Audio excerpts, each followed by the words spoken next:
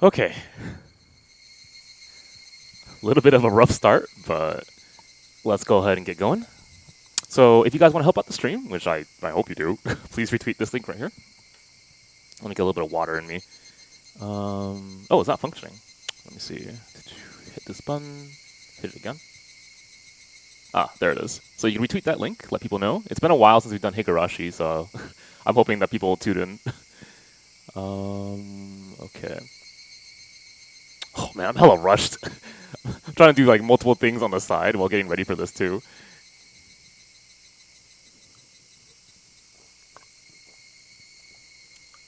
Oh, alright. Man, I do feel a lot better. What doing? I am trying to... Alright. Alright, don't laugh, don't laugh. I'm trying to do Arc Knights on the right, so like nothing doesn't go wasted while I'm streaming this game. So... Anyway. What's up everyone? How you doing?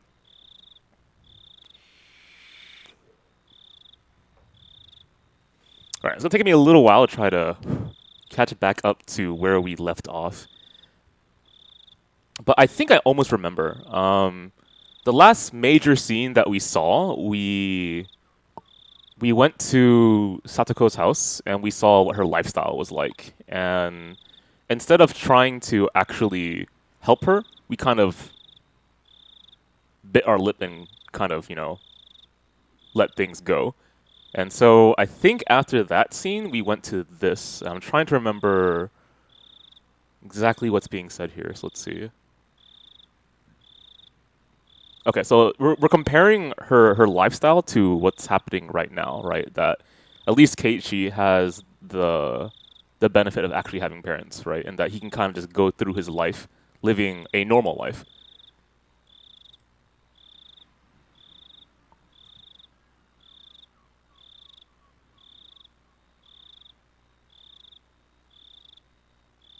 Well, I wouldn't worry too much, Dimitri.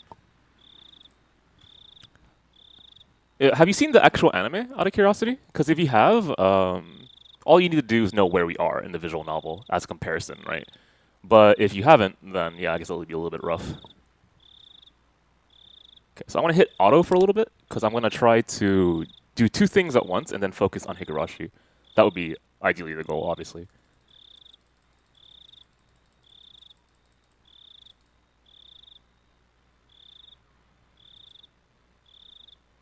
Okay, he's trying to figure out how to deal with the emotion of feeling helpless and not being able to help Satoko, right? So he goes into his head and goes like, all right, I'm going to do this ridiculous option of just shoving her into our house and being like, okay, she's gonna live here anyway. Which was a thought that when was that again? I'm trying to remember. It's a pretty childish thought, right? Because the whole point of this arc was to establish that um,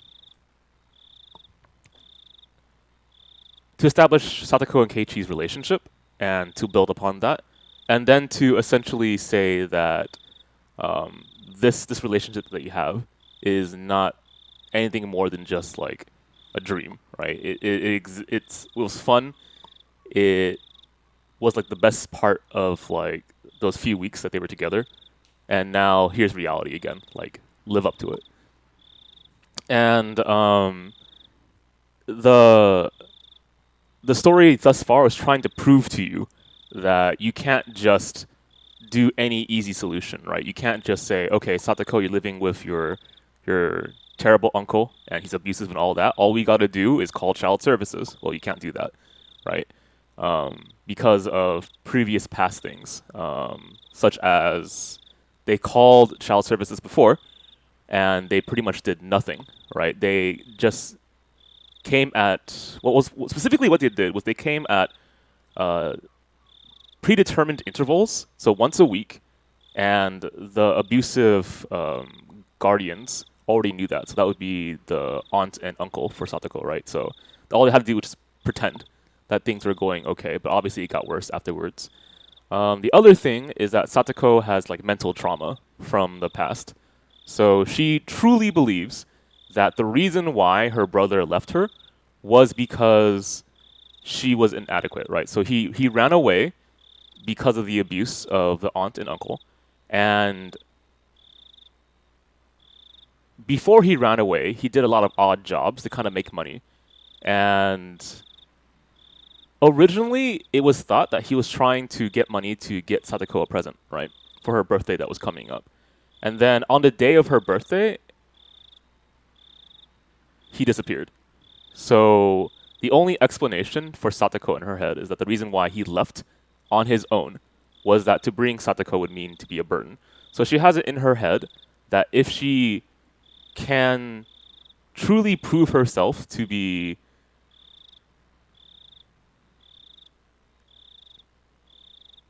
independent, I guess is one way of putting it, then her brother will return to her. So that's the other problem in the story, right? There is the fact that child services won't help. So a realistic thing that you would normally call in the situation won't help. There's mental trauma. There's also like if you think that like the childish solution of just like adopt her, right, into any random family, like anyone can just adopt her, right? Just go. They've also prevented that solution as well because, well, the first thing is that you already know from the previous stories that there's kind of a history with this village, right, and how they treat outsiders. And Satoko's family is they're part of Higurashi. Sorry, they're part of Hinamizawa. But the issue is that they took sides in the dam war, and they were on the wrong side, the side that was that wanted the dam, right? That would flood the local villages, including Hinamizawa. So there's also that problem, right? So you can't realistically believe that anyone in Hinamizawa would just adopt her. So that's also that problem. And I think with that context, you're pretty much caught up now to understand the problem of this particular chapter.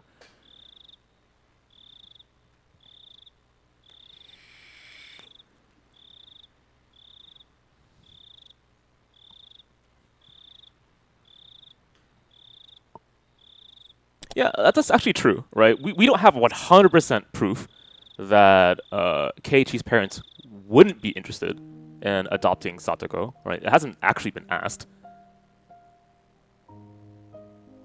Okay.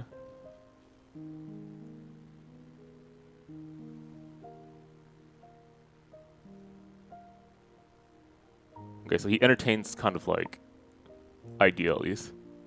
I'd only have to bring Satoko to my house when the public entry said they would wait and see. In other words, if Satoko's uncle continued to be her guardian, if in such a situation word got out that she was here, uncle would barge in and drag Satoko back with him. Her uncle was her rightful guardian, so my parents would hand her over without argument or doubt. So I need to keep it a secret while she was living here. Okay.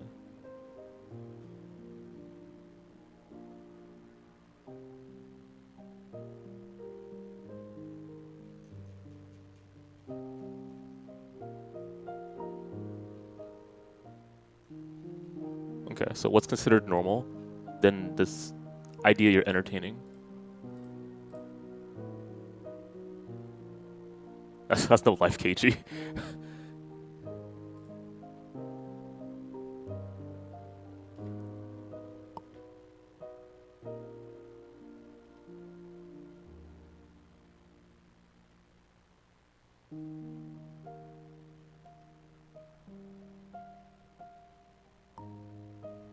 Well, there's also the issue of whether the adoption would go through, right? Because she does have a guardian, and it hasn't been established to officials that uncle is unfit. So there's also that issue, right? All right, let's hit auto. I'm gonna try to do two things at once. Finish this up. Focus. Right.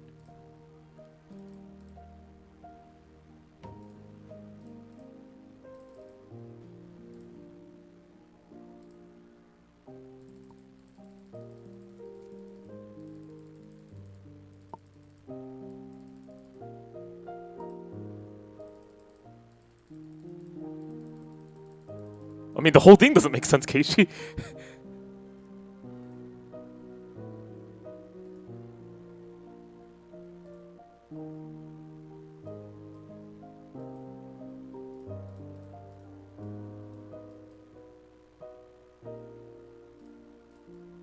Wait, you hear my clicking? Damn, this mic is loud.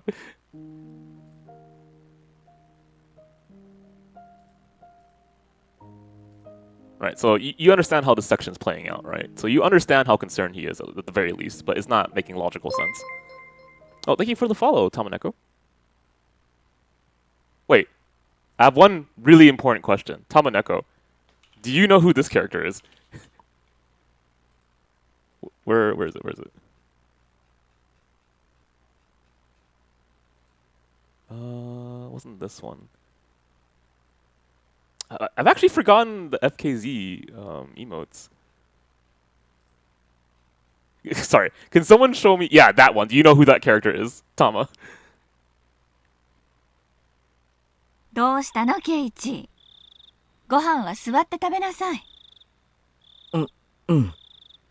ちょっと気分が変えたくなってさ。自分の部屋で食べてもいいかな。ボロボロ落として汚すぞ。食事は食卓で食べなさい。You don't? Aw. ごめん。Oh well. Her name is Miki, but also Tama, and she looks like a cat, so I thought it would be like something that you did on purpose.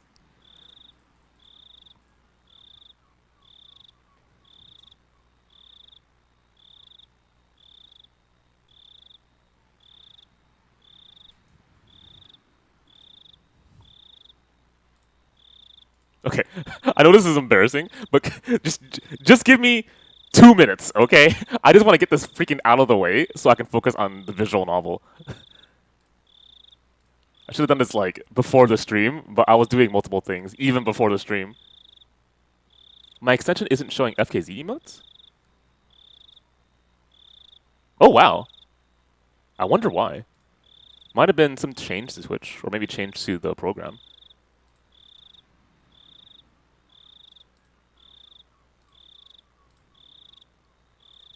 So anyway, I guess while we're kind of killing time for a little bit, how was your day, guys? And hopefully the week has been going okay. It's been a while since we've done Higurashi, so honestly I've kind of missed this for a long time.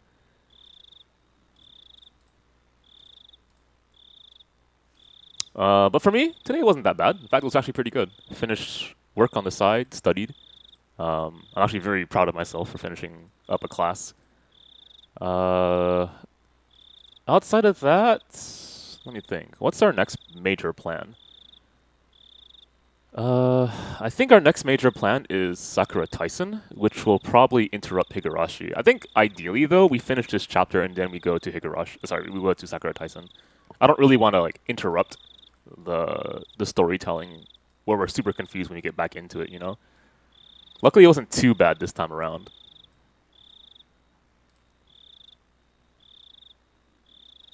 Oof, that sounds pretty rough, I'm sorry.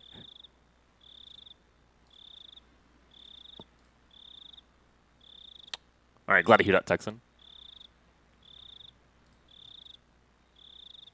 I hope you enjoy Final Fantasy VII. I think a lot of people have a very strong positive reception for it, which is obviously good, right? I'm happy that's the case.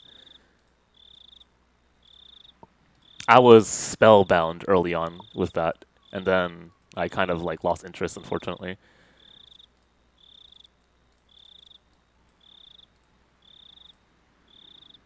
Okay, and we are almost done here.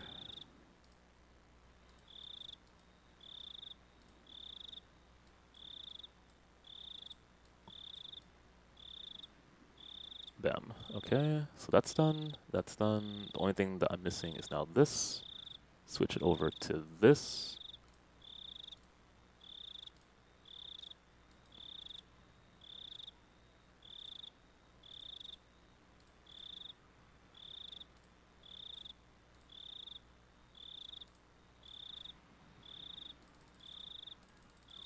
Okay, now we are 100% done. Finally, I can focus on this. Let's go. All right.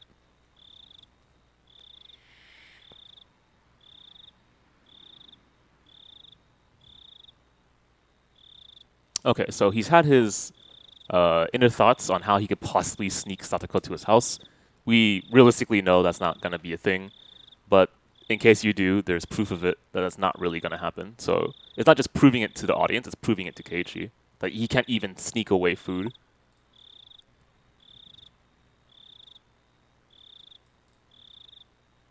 But this is kind of a major growth for Keiichi. At least he's thinking about someone other than himself. Maybe. Alright, we're going to see if that's actually true or not.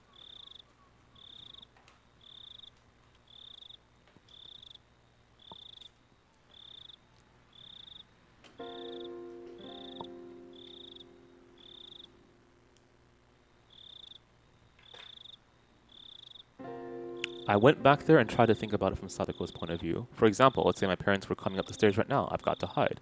I opened the closet. Clatter, clatter. So even this small thing is not working out for him. Okay.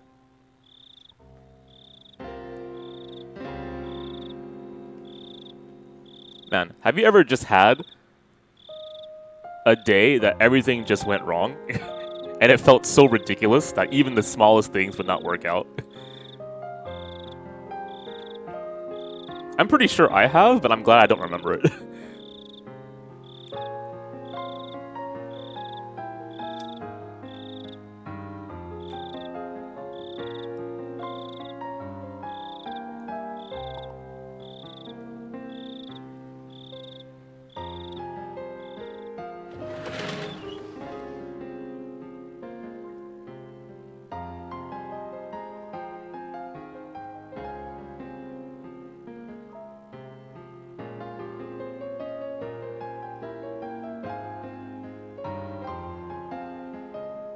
Right. So a lot of things are just not working here.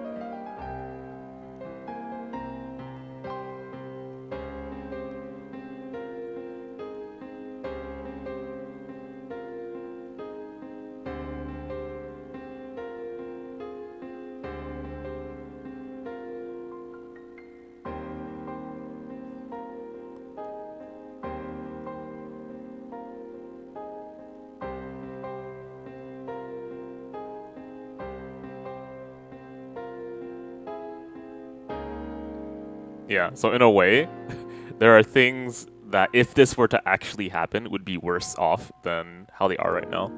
In some ways, right?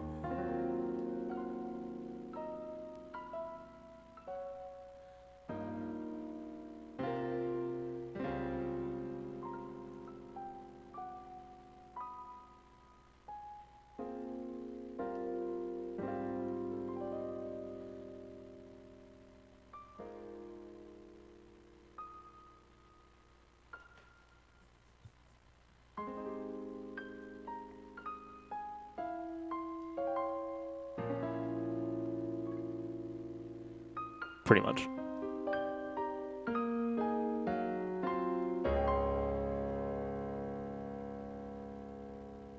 Okay, so he actually has like correctional thoughts now.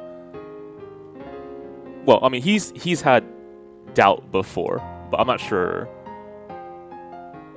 if it's this apparent.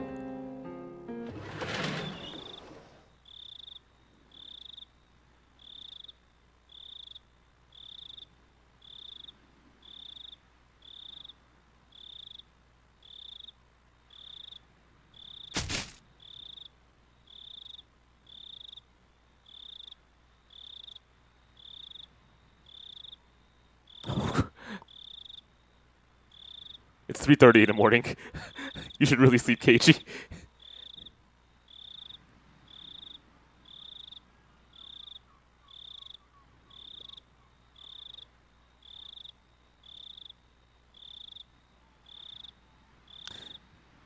So that's how they... Okay, so they have to show his thought process and how he develops into a certain mindset. So I'm seeing it now.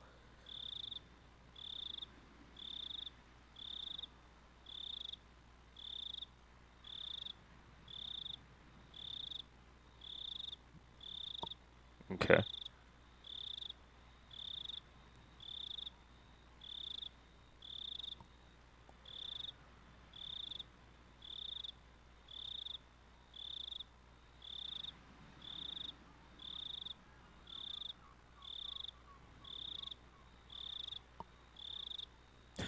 The funny thing is, like, my sleep schedule is so bad right now that it's practically like I've woken up in the morning. Oh man.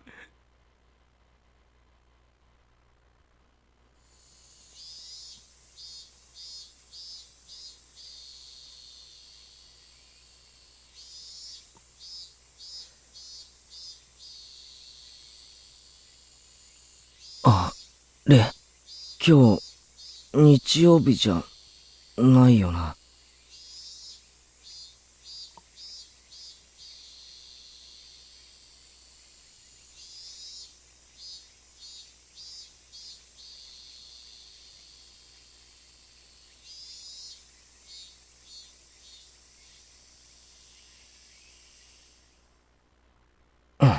I'm surprised his folks didn't wake him up. Was he really just that tired and they couldn't do it? Or what happened? Is today actually Sunday? Did he lose track of time? What's happening? Oh, okay.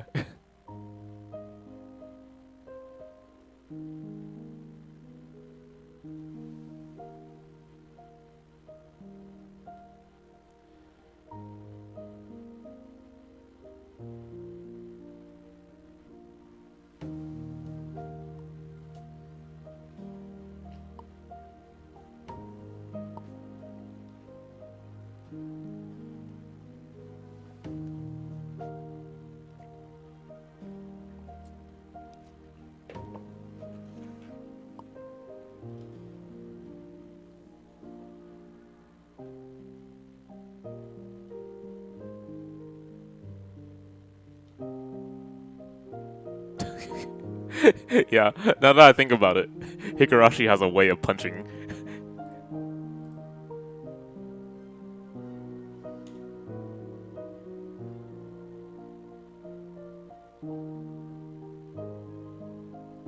Actually, that's one other thing about the visual novel that um, I say unfortunately or fortunately is done better. It really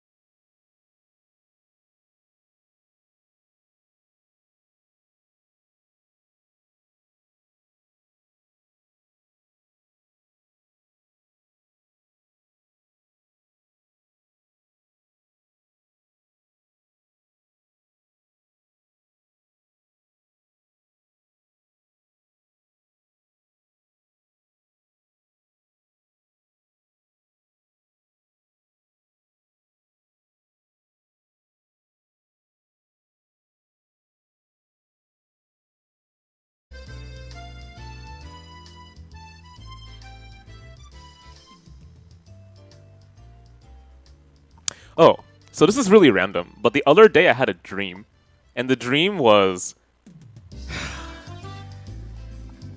Okay, give me a second. The dream was that this whole quarantine situation was over, so obviously that's a nice dream, right? And then the very first thing I did after that was I went to Anime Expo. And for some reason, Anime Expo was having a gigantic gathering of visual novel fans. And I was like, oh shit, I'm glad that I'm here. So I saw a bunch こ of の like 石段を上がれば神社の境内です。 I saw a bunch of like Umaneko fans, and I was like, oh shit, I really like want to hang out with them, but I'm not dressed up as any character, right? So I can't really hang out with them. And then I woke up and I was like, oh fuck. ありがとう。助かったよ。 It looks really cool too. ああ、ちょっと遅刻しちゃったかな。 That's like the only thing that I kind of want to go to conventions for, because I used to work at like anime conventions as like a streamer and stuff like that, and I'll help out with like small event planning for the stream stuff. But I don't know, it's been a while since I've gone to a convention for anything other than just a meetup with friends.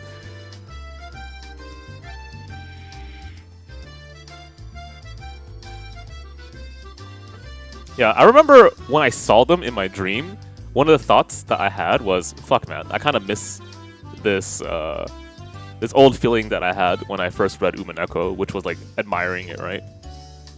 Did my dream have proper cinematography? No. But on that note, I learned the correct term now for something I was describing.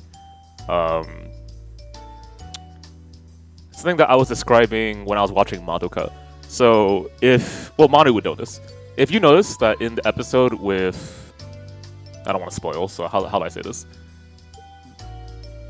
In episode 10, so you don't know which episode that is. In episode 10, they use something that's called a vignette.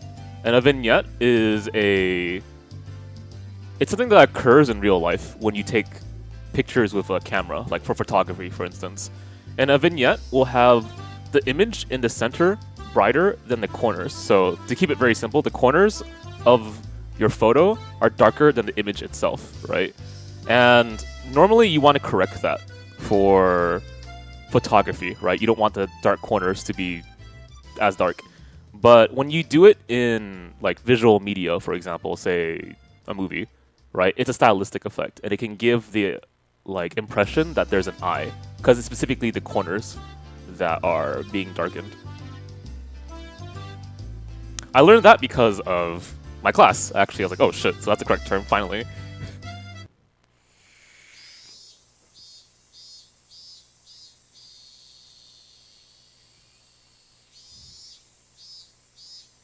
There is, actually. I'm a huge fan of that show for its directing.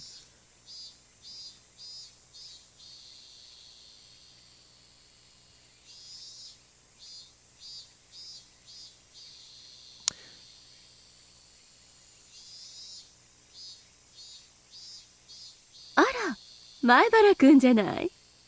こんにちは。今日は学校はお休みかしら。あれ、なんだ、ケイチ君ついてきたのかい？別にそんなつもりはないですよ。ただちょっと時間つぶしがしたかっただけです。あらあら、重役出勤とは優雅なものね。さすがは有名人。今から大物ぶりを発揮してること。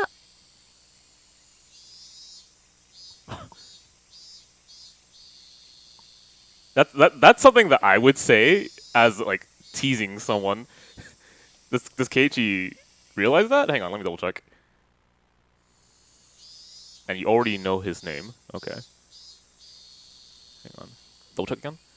School wasn't very far from here. Okay, so it's actually maybe on the way. I don't know. Okay. I went up the steps in pursuit of him. Okay, so he assumed that you left. That's what happened. And you meet up with Takano. Alright.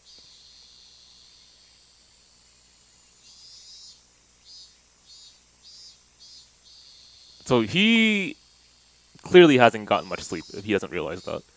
あら、私の名前はまだ思い出せない？高野美代さんだよ。Hey, what's up? 村の診療所に勤めてる。圭一君は健康そうだからあまり病院のお世話にはならないかな。せっかくお知り合いになれたんだから、今度病気か何かできたらちょっぴりだけサービスしてあげようかしらね。 Oh, this game is a horror mystery visual novel. We're in a kind of traumatic chapter of its story right now. Although it might not seem like it.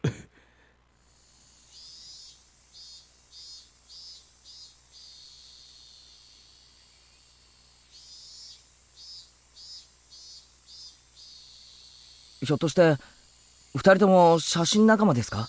あ、それで待ち合わせを。仲間でなんてとんでもない。素人の私に二郎さんが優しくてほどきをしてくださるだけなのよ。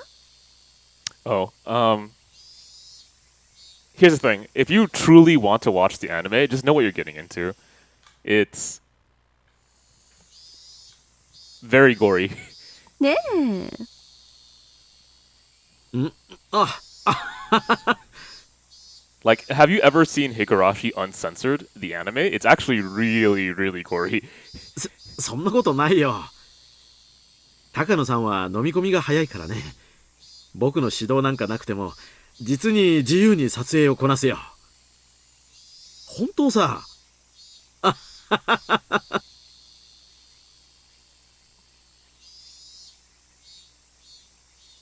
いよいよあさってが綿流しね。今年はいい写真が撮れるといいんだけど。明日の設営シーンからレンズに収めるつもりだよ。そういう準備風景からもお祭りの活力を捉えたいんだ。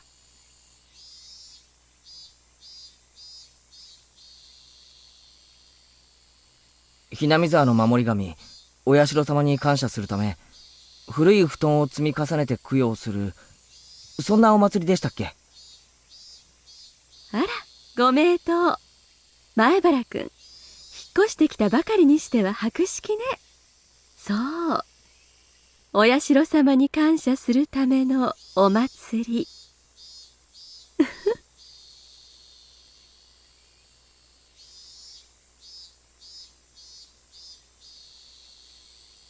やれやれ。高野さんは。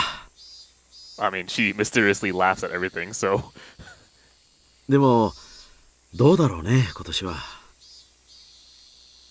二度あることは三度ある。そしてもう4度あったのよ。5度目がないと言える方が何の根拠もないと思うけれど。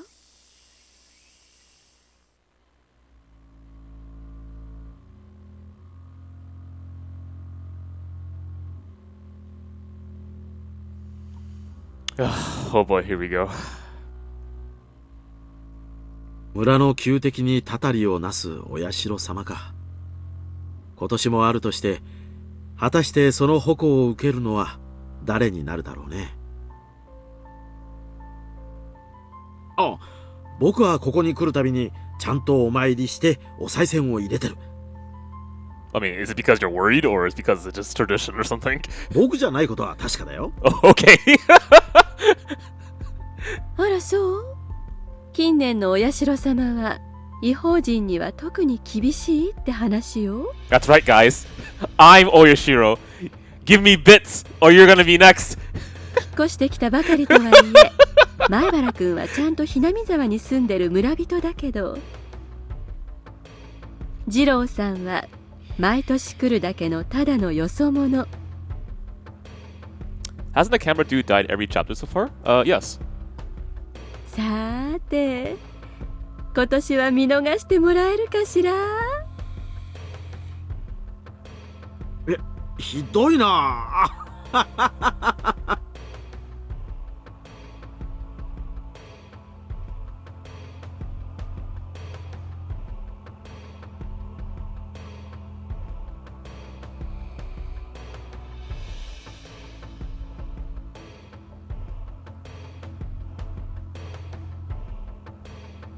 Right, so you could say that one particular person has lost a lot. Alright, Manu. I blessed you with my power. You will not be cursed this festival.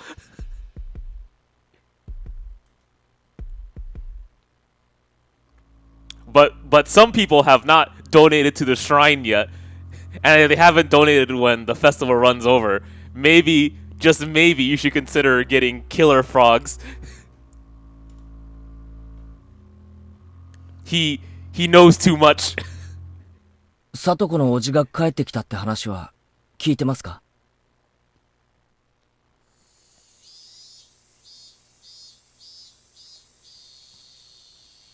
あ、ごめんなさい。今なんて？あ、いえ、サトコの両親がたたり殺されて、おばもたたり殺されて、だったら順番的には次はおじの番かなって思ったんです。You know, that's actually kind of logical. Yeah, you could be like, you know, her entire family has been killed.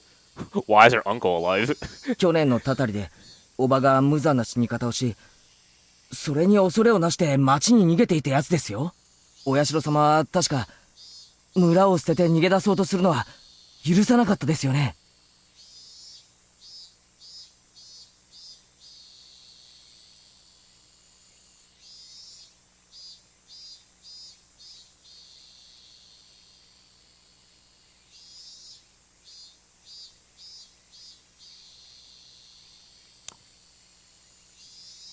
Honestly, I could see that happening.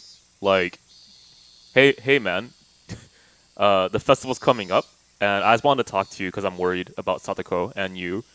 You know, the curse has been kind of running rampant lately, and we're worried that the curse might fall upon this family again. Are you sure you want to be around here?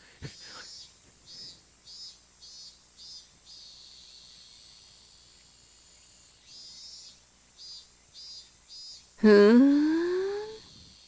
面白い説ね。確かに過去の犠牲者を見れば北条姓が多いのは事実。その延長として考えれば今年は叔父が死ぬか消えるかする可能性は否めないわね。She has a super sultry voice. Oh man. もう高野さんは起こるかもしれない不幸を笑うのは良くないよ。ごめんなさいね。I know that exact feeling too, Takano. Like, when I have friends watching a horror movie or something with me, sometimes I love teasing them about it if they're scared. It's so much fun. でも、お社様のたたりは私のライフワークだし。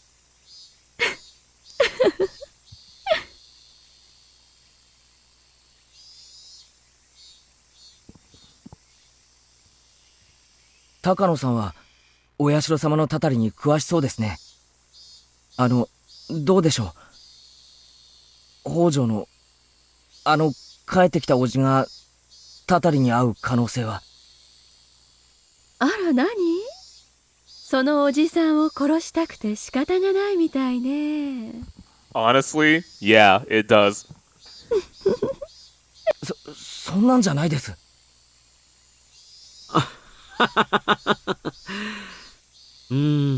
どうだろうね。神様の気まぐれ次第だからね。前原くん、サンタクロースの正体は知ってる？ Honestly, actually, I don't. Please tell me.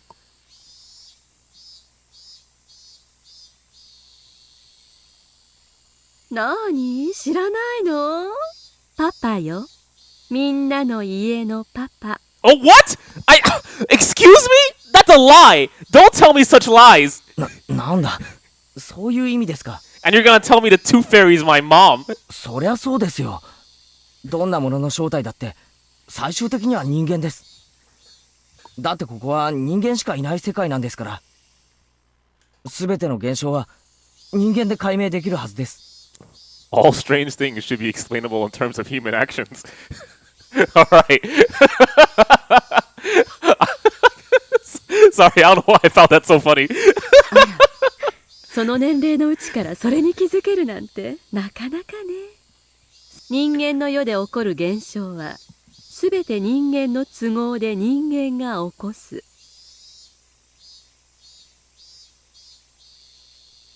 Okay, so she's talking about like profit. では前原くん、もう一度尋ねるわよ。 Especially since the idea that Keiichi wants to kill the uncle exists. 今度はサンタクロースじゃなくてお社様。お社様のたたりの正体は何かわかるかしら？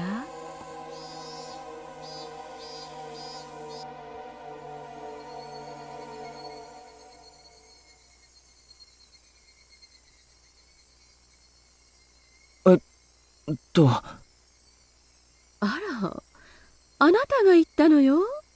ここは人間しかいない世界だって。すべての現象は人間で解明できるって。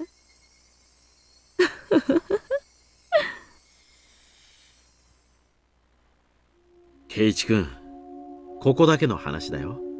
高野さんはね、お社様のたたりをめぐる一連の連続開始事件をね、ひなみ沢の村人が何かの儀式に基づいて行っている人為的殺人事件でないかと見ているんだよ。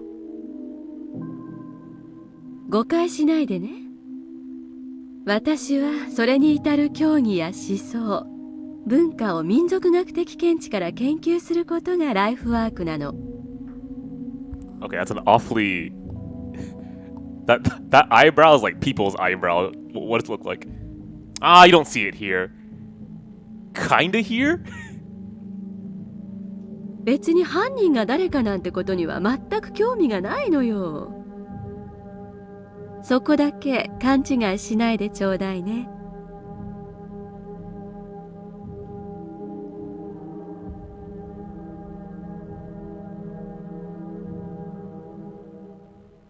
そもそもそれを理解するためには、ひなみ沢村が鬼ヶ淵村と呼ばれていた古代にまで遡らなければならない。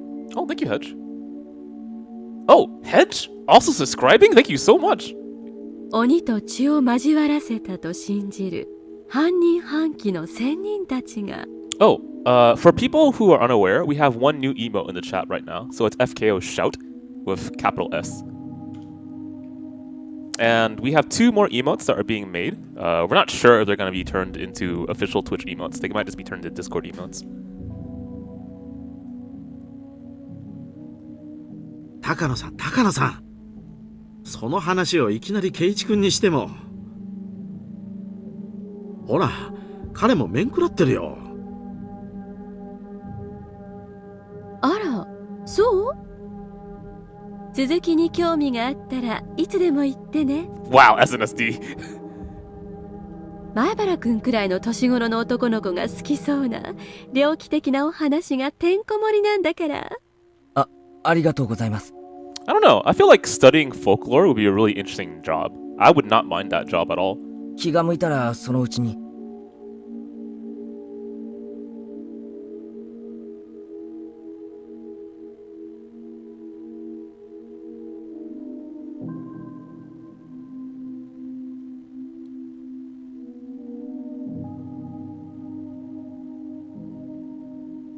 まあ常識的に考えればそうですよね。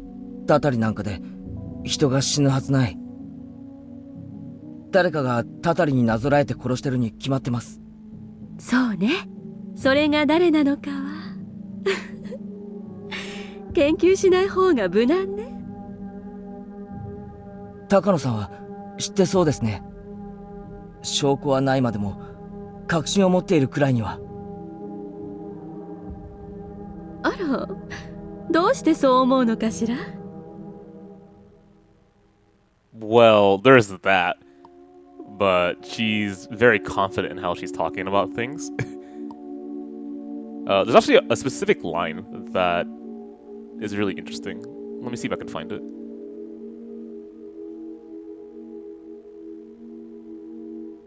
Okay, so we know that she studies folklore, at least according to her words.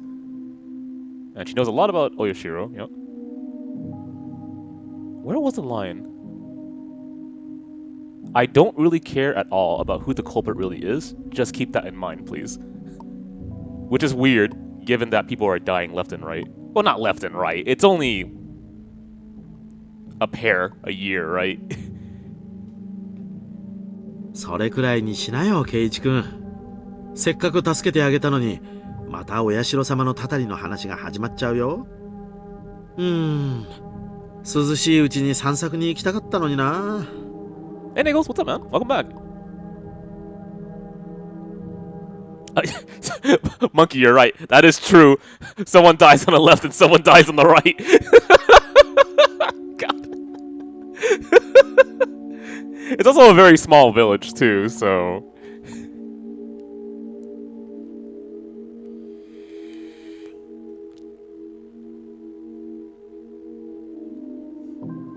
But if only one person died, then you would die left or right.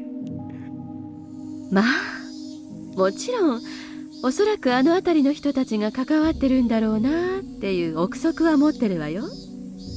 鬼ヶ淵村の歴史を研究していれば自然と至る必然的結末。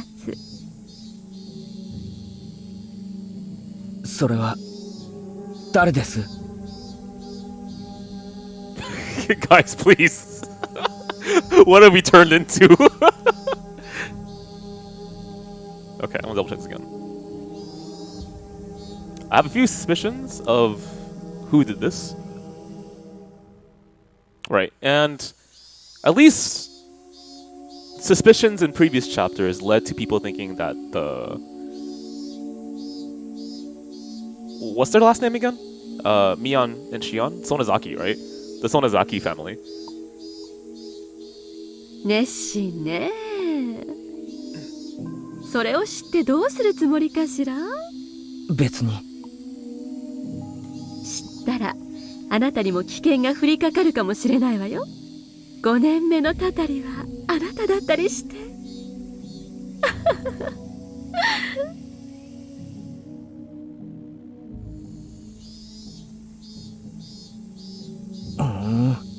偉そうな能書きでもったいぶってますが、高野さんだってよくは分かってないみたいじゃないですか。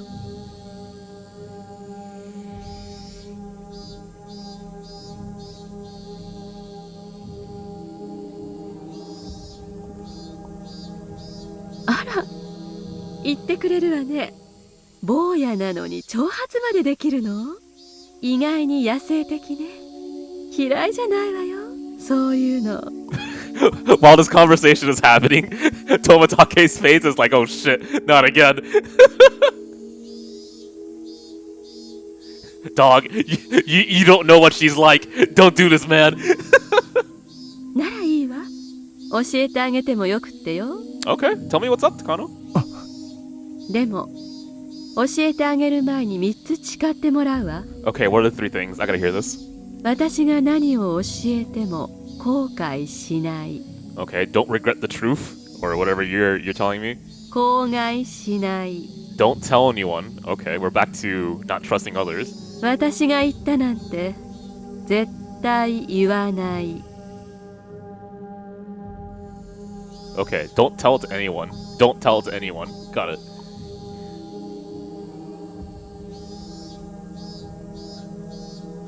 教えてください。たたりを下しているのは誰です？たたる相手を選んでいるのは誰なんです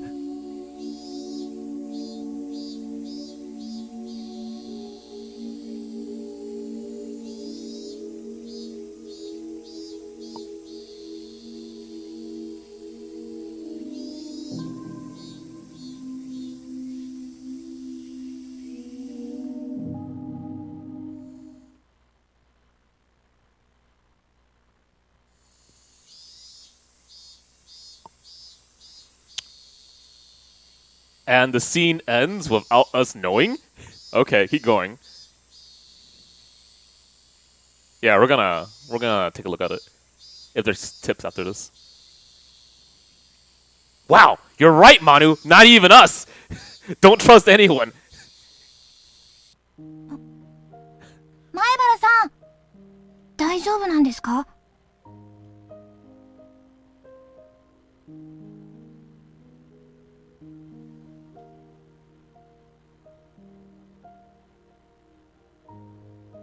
まあ遅刻さ。気にしないでくれ。それより聡子はどうだ？今日は来てるか？ I mean, we can kind of just see how Keiichi reacts after he's been told this knowledge, right? So if we don't even look at tips, we might be able to figure it out.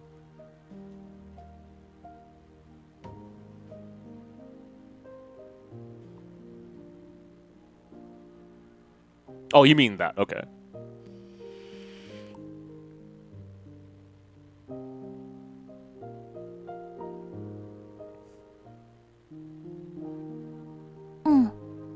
Sorry, one more time? Satoko is also absent. Got it. でも聡子ちゃんから電話があったって先生言ってました。風邪って言ってたよね。 Convenient. Didn't yesterday we saw her yesterday, right? みんな家に帰ったらうがいをちゃんとしましょうって先生言ってました。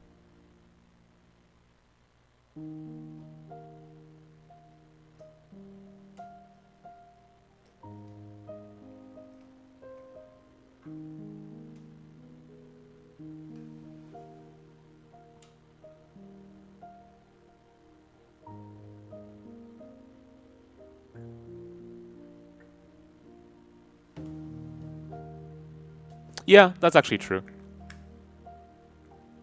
I don't really trust her uncle to be aware of that.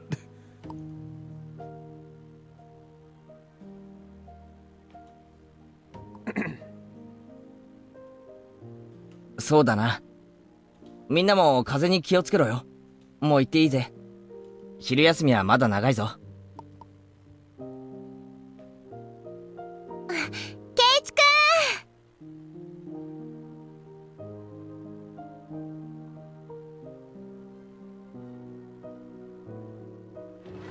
圭一までお休みしましたから、とても心配しましたのですよ。でもよかった。顔色もそんなに悪くないし、とりあえず元気そう。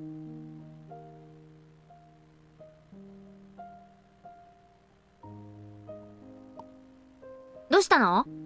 寝坊？遅刻は遅刻だろ。それとも電車の事故で遅刻したとでも言えば許してくれるのか？寝坊？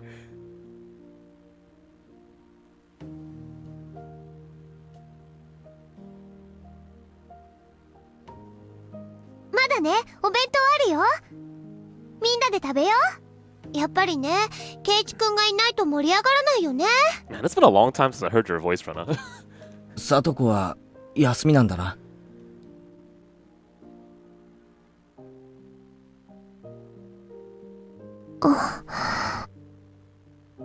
朝、電話があったらしいよ。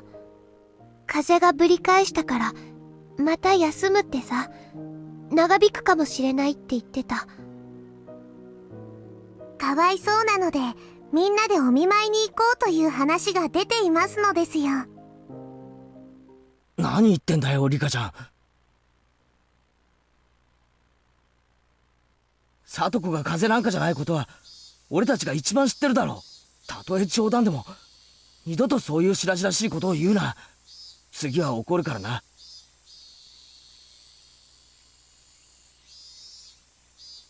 圭一くんだけじゃないよ。みんな辛いよ。俺だけが悩んでるなんて思ってない。でもみんな何もできないのは本当だろ。それはそうだけど。Okay, so that's the flip. Instead of being the one who offers solutions, he's now the one that's doing that. でも Because I'm trying to see I'm trying to see the development of Keiichi in this particular chapter, right? And how they spell it out for you, or how they lead you to understand where he's going. ごめん、謝るから今の話は忘れてくれ。辛いのはみんなも同じだよな。ああ。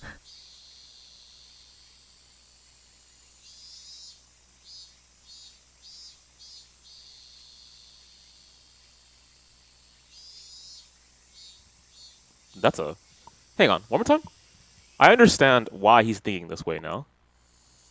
But there was something that didn't make sense to me.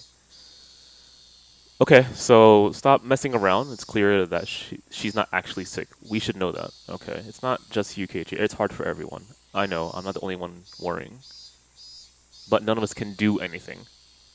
That's true, but I got the feeling I would cause another fight if the exchange went on, so I said sorry.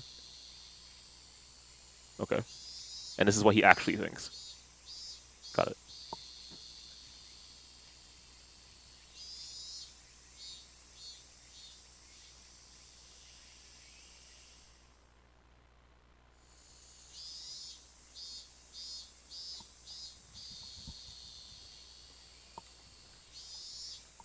投稿してきていきなりこんなこと聞いて気を悪くするかもしれないけど」 Yeah, that makes sense. I'm trying to remember that context again, because pretending the problem doesn't exist was something that was brought up in a previous stream, and I don't remember why it was brought up, other than it was relevant to the story.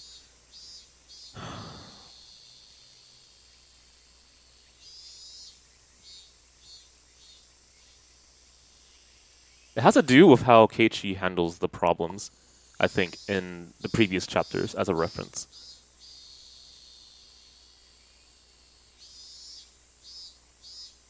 The idea of not addressing something and maintaining the status quo was chapter 2.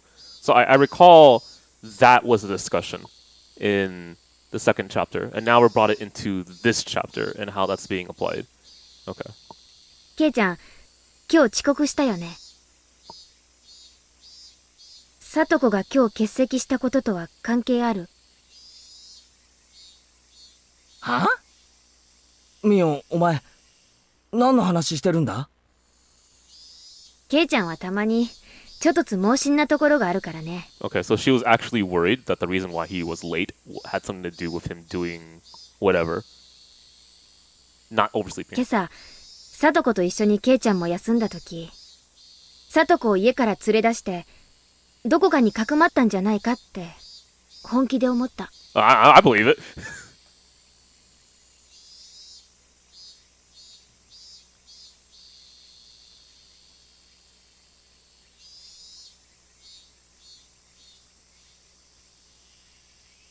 バカかお前。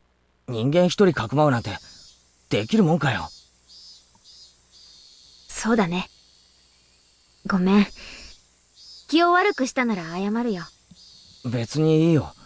それより飯にしようぜ。腹が減ってんだ。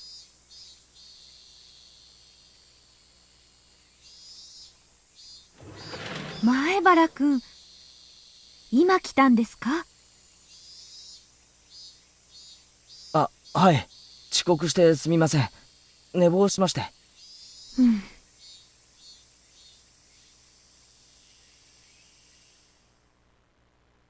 お弁当を食べたら、委員長と前原くんは職員室に来てください。ちょっとお話がありますので。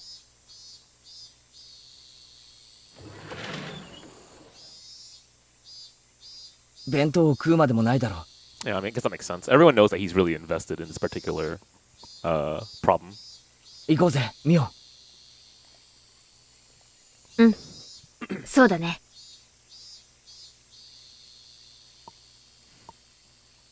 さとこちゃんの話だろうね。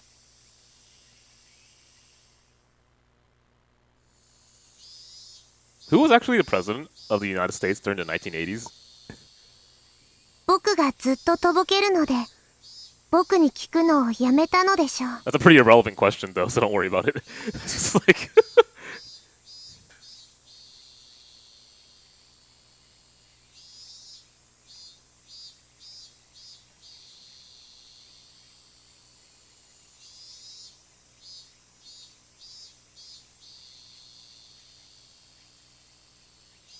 Okay, so she went around asking other people. She went to Rika first, which is logical, because they lived with each other.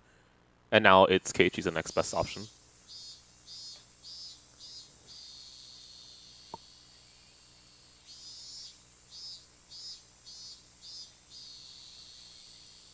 どうする？今のうちに私たちなりの統一見解を出した方がいいかもね。リカちゃんはどうしたい？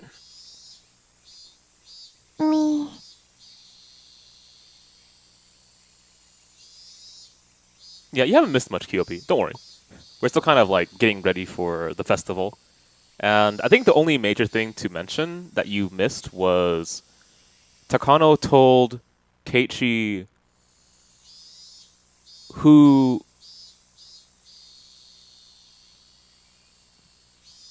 is the culprit behind the Oyashiro curse in her eyes. But before we were given that information, the scene transitioned, so we didn't actually see it.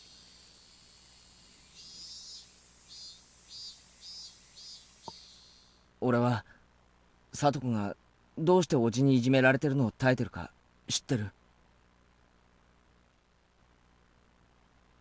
昔の聡子はいじめられるときっと泣きながら兄の背中に隠れてた。でも結局そのせいで兄が逃げてしまったんだと聡子は思ってる。誰に聞いたのかな。監督か。聡子はおじのいじめに耐えれば兄が帰ってくると信じることによって今を耐え抜こうとしてるのかもしれない。でもそんな思い込みとサトシが帰ってくるのは全く無関係なことだ。聡子には悪いがそれが現実だ。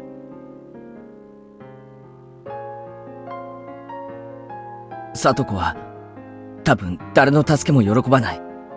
自分一人の力で耐え忍びたいと思ってる。Yeah, there's a volume disparity, which is why I'm trying to adjust it. So I promise you it's not just me doing this, right? It's actually the voices being weird. でもそれを尊重してやるのが果たして正しいだろうか。俺は思わない。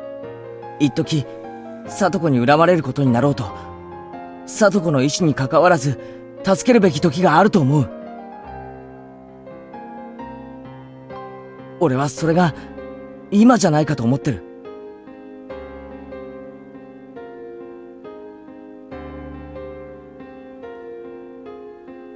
圭一君は話すべきだと思ってるってことだね。もちろん公的機関への通報で聡子が保護されるのが確定してからだ。その確認のないうちは聡子をかえって危険にさらすこともありえるからな。難しいね。先生との会話の中でその確約ってのが取れるわけ？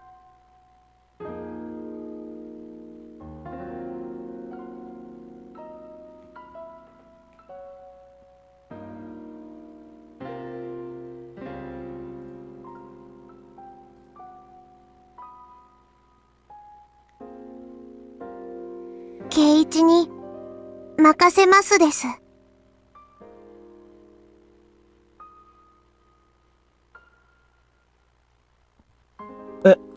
いいのかいリカちゃん。That actually is unexpected, right? Given that Rika arguably is more involved with Satoko than Keiichi. Actually, I don't even think it's arguable. They've lived with each other long enough. 圭一はここにいる誰よりも聡子のことを考えていますです。その圭一が話すべき時だと判断したなら僕は文句なんか言わないのですよ。ありがとう。ミオンもレナもそれでいいか。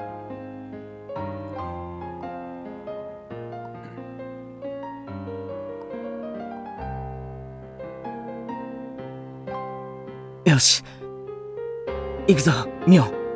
うん。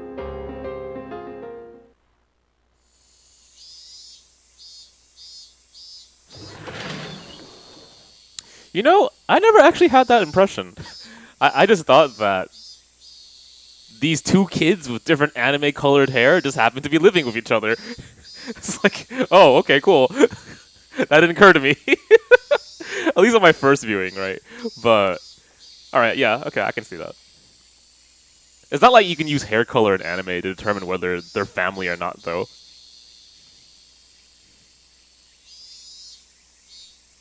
Wow, Manu, please!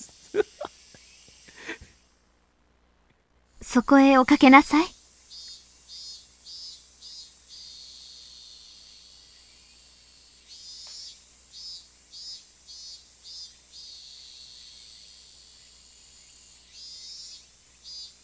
前原くん、今日は午前中お休みでしたけど、何かありましたか？すみません、寝坊です。本当に？先生に嘘言っても。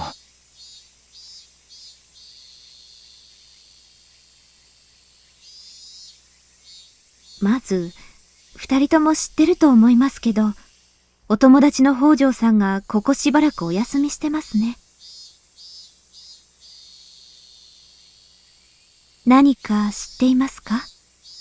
クラスで良くない噂をしている人たちがいます。What? They are? I mean, you're probably saying more than that. Okay, so Satoko is not actually sick. Something else is happening. Okay, I get that. But they're like, Satoko's actually performing for esports in the future or some shit or something. Damn, those rumors. How could they say something so cruel? What's esports?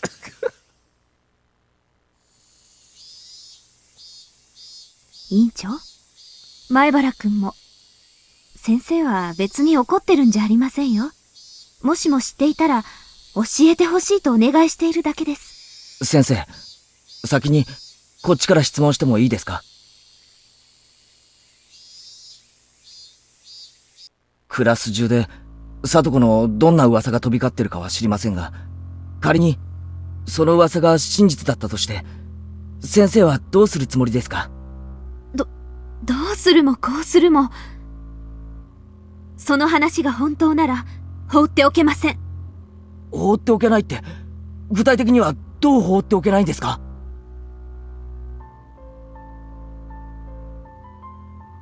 前原くん、先生は真面目にお話ししてるんですよ。先生こそ。Hang on. If you know something, I just want you to tell me. Can we ask you a question first? I don't know what rumors are going around about Satoko, but if those rumors happen to be true, what would you do? Like, are you even gonna do anything if we tell you? Okay. If it's true, then I can't leave it alone. Can't leave what alone exactly? What would you do? As in, okay, I got it. 俺はすごく真面目な話をしているんです。まず答えてください。真実だったとして、どう放っておけないんです？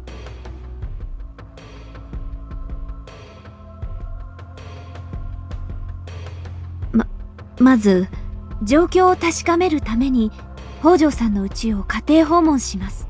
おじに怒鳴りつけられて、追い返されるかもしれませんね。まあいいや。仮におじと聡子に会えたとします。それで？そして、真意を聞きます。その事実が確認できたなら、指導します。指導って曖昧な言い方はやめてください。具体的には何をするんですか？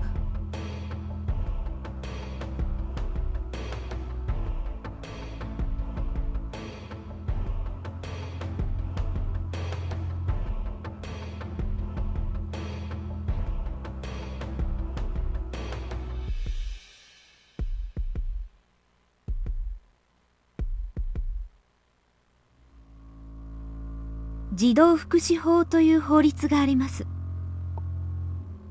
Okay. この法律で児童に対する虐待は何人に対しても認められていないことが明記されています。らしいですね。それで？沖宮の生活相談所へ通報します。さっき前原くんは追い返されると言いましたね。この相談所の職員は必要に応じて警察官を同行させることができます。恫喝には絶対に屈しません。その福祉士というお役所の人は連絡して書類で申請して何日後に助けに来てくれるんです？即日です。 Really? The same day? 彼らの仕事は児童の安全を緊急に保護することですから。知ってますよ。緊急性があると判断された場合ですよね。認められなかったら先生と同じ指導をして様子見をするんですよね。Why a porn game?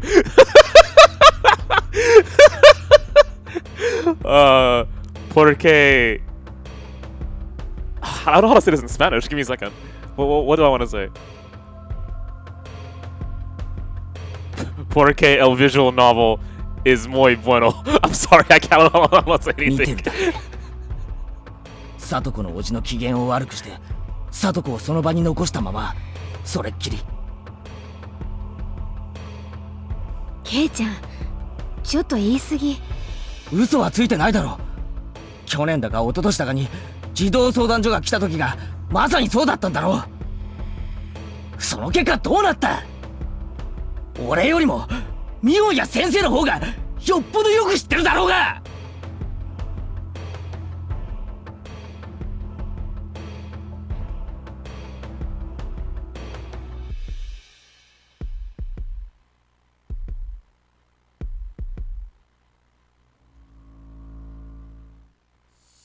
Okay, so we get a way more heightened version of what happened in the classroom, right? So, again, you have to keep in mind that Keiichi, despite oversleeping, is kind of losing sleep right now, so you can understand he's not fully there. He's also extremely concerned for Satoko. He speaks in a classroom, he kind of shoots down suggestions, and he doesn't really believe that anyone else cares about Satoko, at least as much as he does, right? So then he goes into this conversation here. He is more antagonistic about available options and shoots down, honestly, his only way of really solving this problem. Because you already know that he can't solve the problem alone. Because he himself doesn't believe that he can solve the problem alone, right? You can't take Satoko to your house and hide her away, and then you're good to go, right? That's already been disproven, at least in his eyes. The more common answers are also disproven in his eyes as well. The thing, though, is that without having more support, there is no solution to this, right? Maybe this actually could be logically solved if you get, I don't know, the police on the same side, right? You could prevent like the uncle from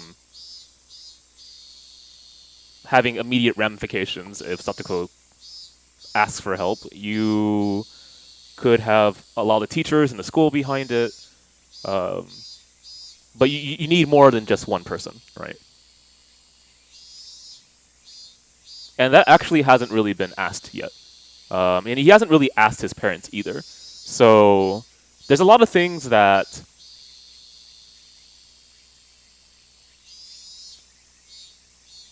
they constructed for this situation to be difficult to answer, but it's not impossible.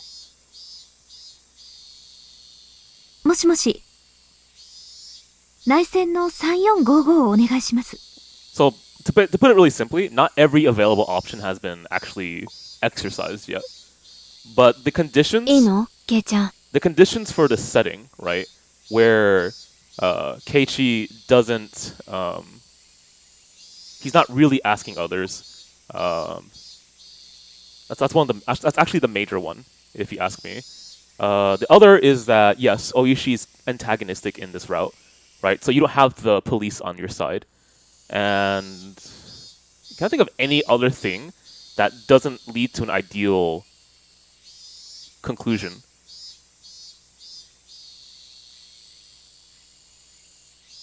A lot of the brunt work is being left to Keiichi. I guess is one other problem with how this is going, right? Because Killer Frogs and I'm pretty sure other people also felt the same way. Isn't that kind of weird that Rika isn't more involved with this? Because she's lived with Rika for how long now? I don't know. At least a year, right? At least. So why isn't she more invested in this? Why isn't she going around with Keiichi going like, dude, we need to do something about Satoko's situation. Otherwise, the problem is still going to continue, right? Because the first person that Chie, the teacher, contacted wasn't Keiichi. It was logically Rika, the person that she's lived with, Satoko, right? Lived with for a while now. So those are the things that we haven't actually exhausted as options yet. They've already been kind of thrown out the door. 本当に大丈夫かな？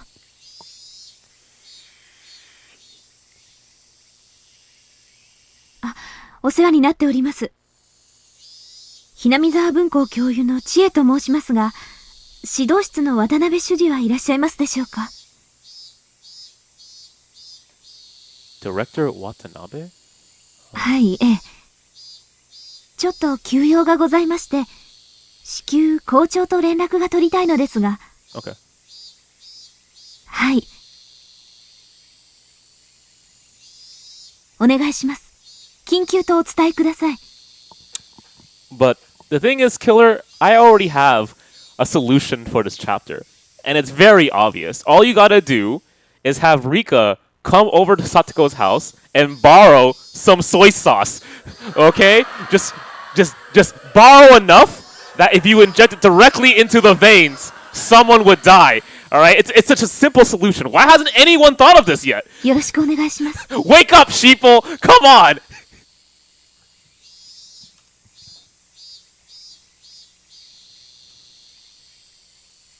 二人にもう一度だけ聞きます。クラスのみんなの噂はすべて本当なんですね。はい。俺は昨日、聡子の家に行って、実際にどういうことになっているのか見ました。あとは、先生に任せてください。Okay, and those words come up again. You can leave all of it to just one person, right? 聡子ちゃんは、きっと先生が何とかします。なんとか？いい加減なことを言わないでください。なんとかじゃない。絶対でなければならない。もしもまた様子見なんてことになったら、先生はどう責任を取るつもりですか？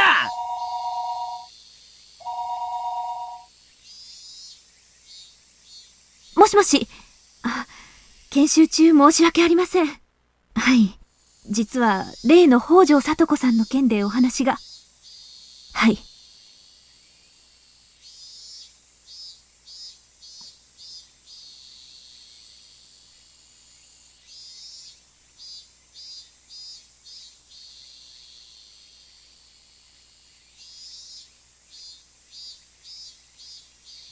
はい。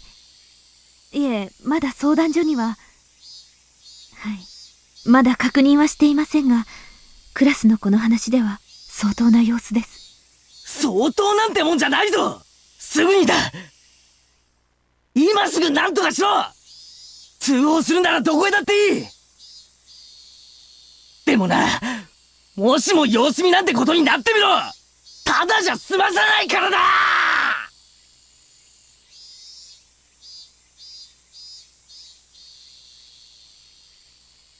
それは分かっています。ちゃんと伝えますから。委員長、前原くんを連れて教室に戻りなさい。I'm surprised you're not annoyed. That was... Let me hear her voice again. それは分かっています。ちゃんと伝えますから。委員長、前原くんを連れて教室に戻りなさい。はい。Yeah, because I definitely understand where Keiichi's coming from. But if I were in me personally, right? If I were in like Chie's situation and I'm trying to like help out someone, then it's kind of disruptive to have someone yelling at me, right? 行くよ、ケイちゃん。あとは先生たちに任せよ。Wow, killer! 絶対だぞ。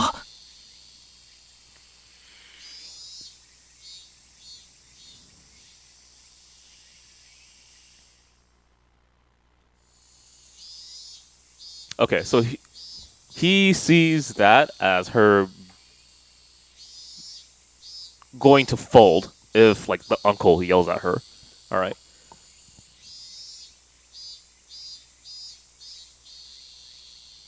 Like her resolution isn't strong enough, I guess, is one way of looking at it.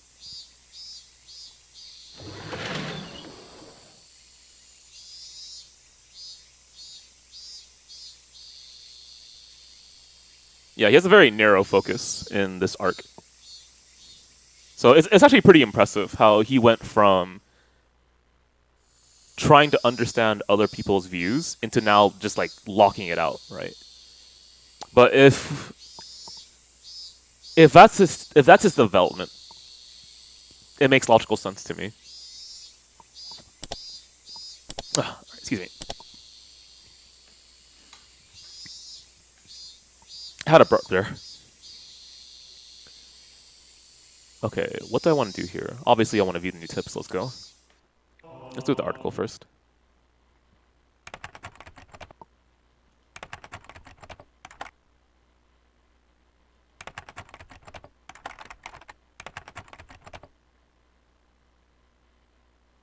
A person who exercises parental authority, a guardian of a minor. Okay, so this is what a person.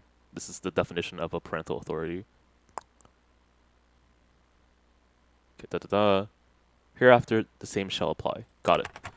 Against a child, meaning a person who's under 18 years of age. Hereafter. Okay, so definition of what a child is. Okay. Okay. Assault the child in a manner that will cause or is likely to cause external injury on the body of a child. Okay, so physical damage. Engage in decency against child or cause the child to engage in indecency. Well, I know what that means. Substantially reduce the amount of food for the child or abandon and neglect the child for a long... Well, that one right there. Abandon and neglect the child for a long time period in a manner that may interfere with normal development of the child mentally or physically or otherwise. Okay, so neglect. Okay. Speak or behave in a manner that would be significantly traumatic to the child. Okay, so far, let's just double check here. Has the uncle hit Satoko? Well, I think so. She had wounds on her arms, right? Engage in indecency against a child. I'm not sure about that yet. Substantially reduce the amount of food for the child or abandon neglect. Well, that, yeah, check. Okay, so at least 2. Speak or behave. I think so. Yes, that's 3. So 3 out of 4 at least guaranteed. Okay, Article 3, prohibition of child abuse. No person shall abuse a child. Law number Act number 82 of 2000. That's a lot of them. Okay.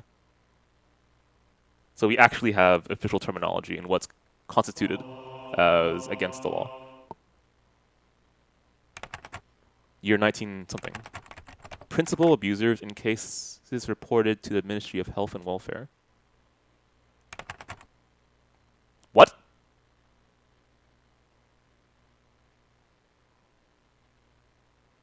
In this year? This many?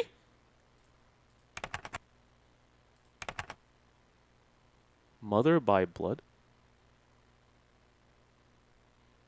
55% is mother not by blood. 3.8%. What?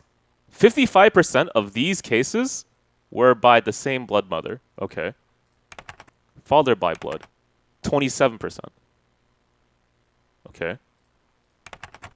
Father not by blood. 9.1%. The next year? Or maybe the same year. Who knows? Instances by type of abuse. In case reported to the Ministry of Health and Welfare. Maybe it's the same year? Okay. Physical abuse. So that's over half. Neglect and abandonment, a third. Psychological abuse, 8.6. Forbidden from going to school, 1.4. Okay, so hang on. Are we doing the checklist again? Physical abuse, check. Neglect, check. Psychological, I think so, check. Also not going to school, check. She's literally going through every single one of these. Still not sure, but the music tunes in, which is the implication that yes, it's happening.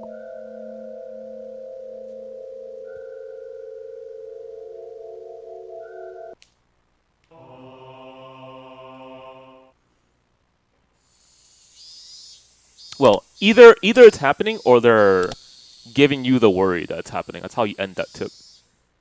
Okay, so not only has most of her family members died or disappeared, she's also going through literally every single checklist for what's considered abuse.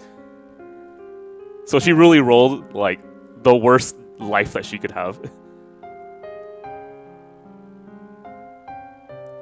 Yeah, even the smallest probability she is suffering is ridiculous.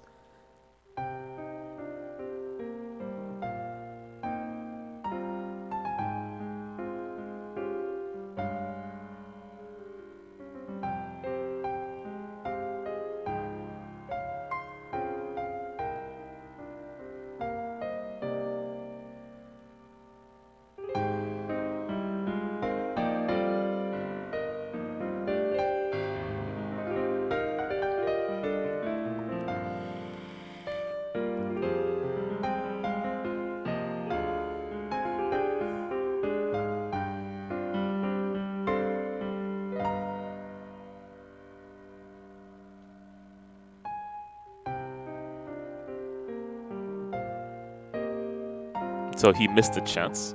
Is that how it's been explained? Maybe I should have stayed silent and left everything to Mion.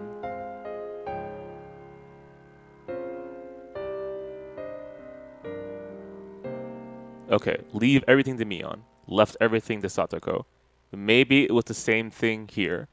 I was impulsive, so maybe I should have just shut my mouth. Okay.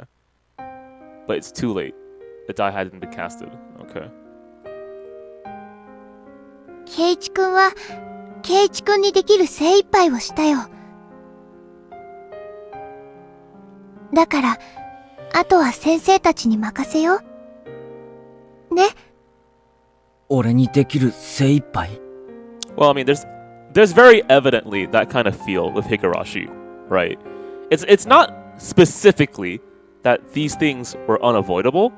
It's specifically that you have this tone control where the audience, I'm pretty sure, doesn't believe that a happy ending is going to happen. 本当に俺が死に物狂いに精一杯だったら、里子を夕べのうちに連れ出して、どこかの廃屋にでも隠れてる。そうならなかったってことは、俺は精一杯じゃなかったってことだろ。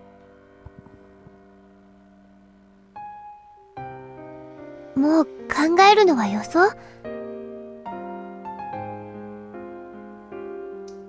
Well, let me think about that a little bit more. Is that true? Because I do believe that at this point in the story, a new reader would have the same conclusion, right? Or at least the same impression that this story is not going to end up happily because you have proof of it twice already. What happens twice happens a third time. That's what Takano said, at least. And then she was talking about the festival, but that's also applied to this particular situation. Hang on. Sorry, I had to sneeze there. So, hang on, what was that question again? I was saying that I believe that a new reader would believe that this story is not going to end happily, and then you have context for that with the previous stories. Okay, sure. But I also said that I don't think... How do I put this? That the context of these situations are not unavoidable. But if something is unavoidable, and it leads to the same... Fucking, I don't know how to put that. Hang on.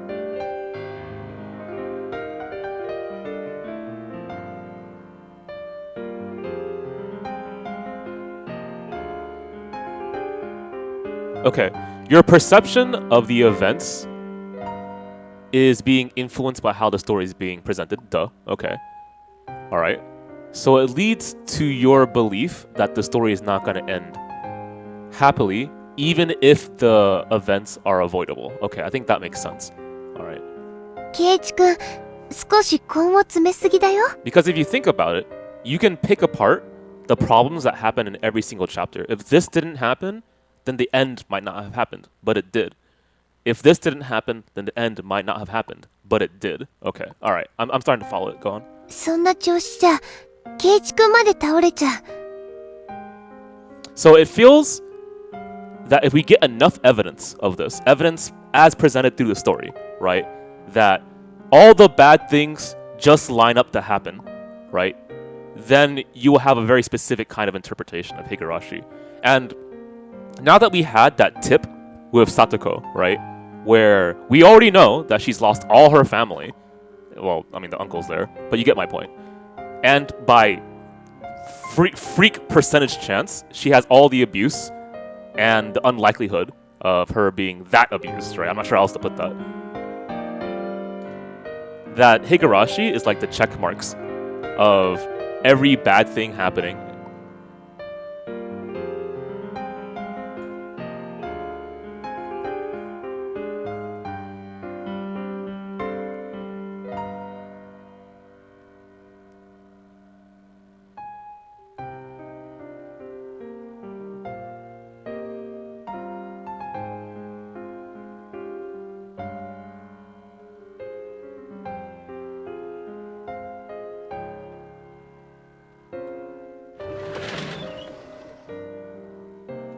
今日は何度も電話で本当にすみませんでしたね。では今日はこれでおしまいにします。院長、号令。起立。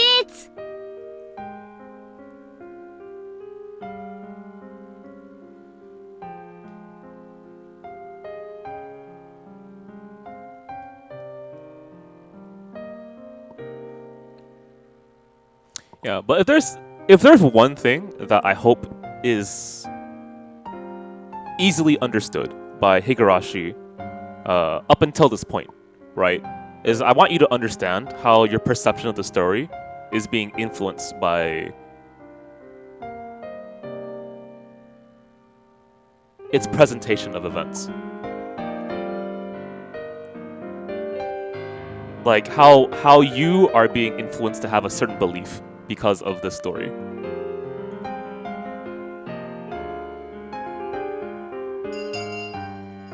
And that's how ケイちゃん、帰ろうよ。 that's how literature works, at least in story, right? Like fiction, for example. They have to provide evidence to lead to an interpretation. That's how visual media works as well, right? It has to convince you through enough evidence of something occurring that it can curb your understanding of the story. 部活する気も起きないでしょ。みーちゃん、部活は誰がかけても面白くないよ。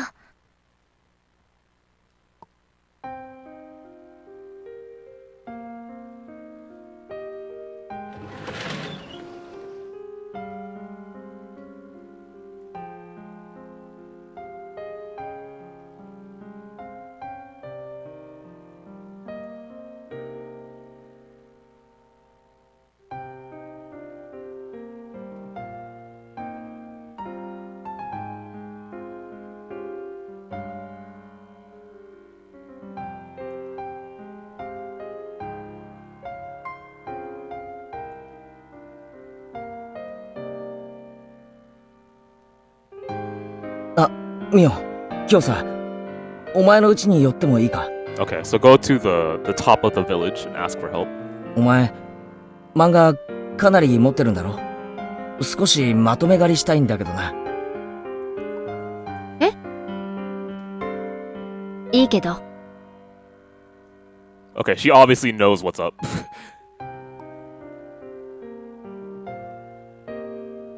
みーちゃん、ケイチくん、早く帰ろう。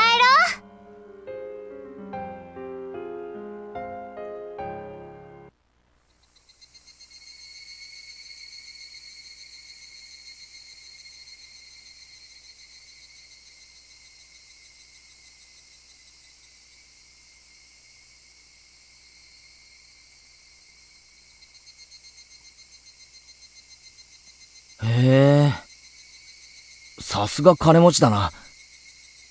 お手伝いさんなんか雇ってるのかよ。私とバッチャしか住んでないもの。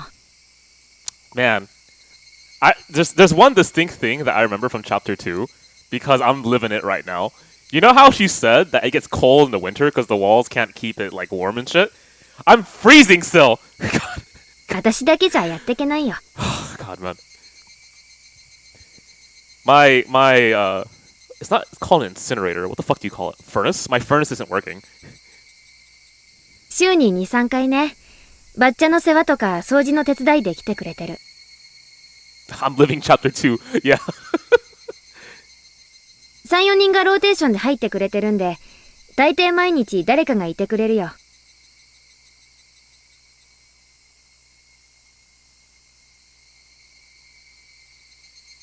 Oh, I don't know why that didn't occur to me. Yeah, you have to have people take care of your grandmother because she is the head of the village. But that's why you have housekeepers. That makes sense. And you have to cycle through them. 夕方までだけどね。あ、宴会とかがあって人手が欲しい時には別途に呼んでるんだけどさ。Wow, Manu. I'm saying these walls are very thin and it can't keep the heat in.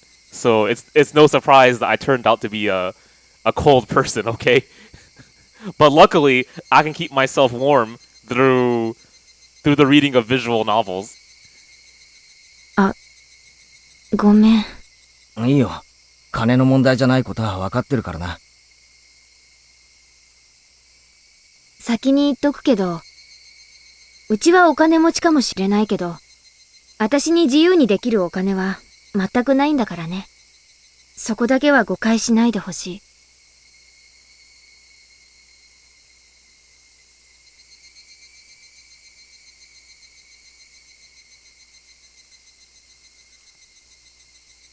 Man, even this looks like I'm bullying her. How about this one? Oh, come on! Every single sprite is the same. Okay, fine.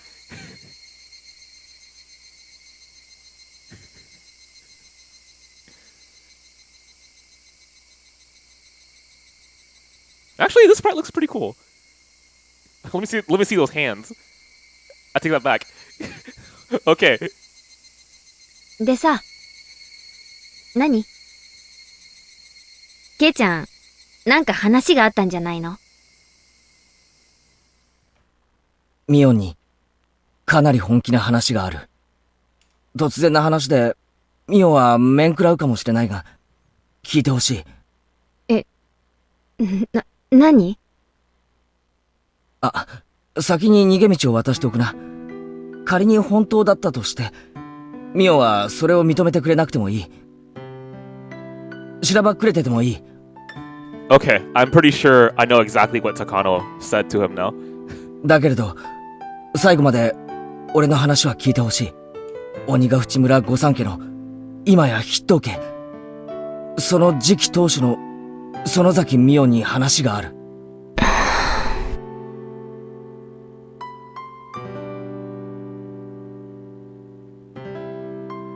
どこで聞いたの？それは関係ないことだ。Okay.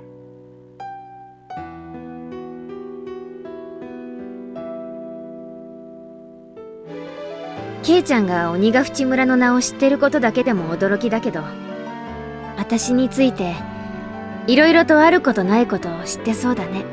ああ、あること、ないことだ。俺が勘違いしてるだけなのかもしれない。でも、それでもいいから聞いてくれ。そして、もしも本当なんだったら。ケイちゃんが何の話をしようとしてるかわからないけど、とにかくケイちゃんは大きな勘違いをしてる。だからできるなら、私はケイちゃんの話も聞きたくない。聞いても何も叶えてあげられないからね。でも、話すことでケイちゃんの肩が少しでも軽くなるなら聞くよ。本当に聞くだけ。何も起こらないよ。それでもいいね。ああ。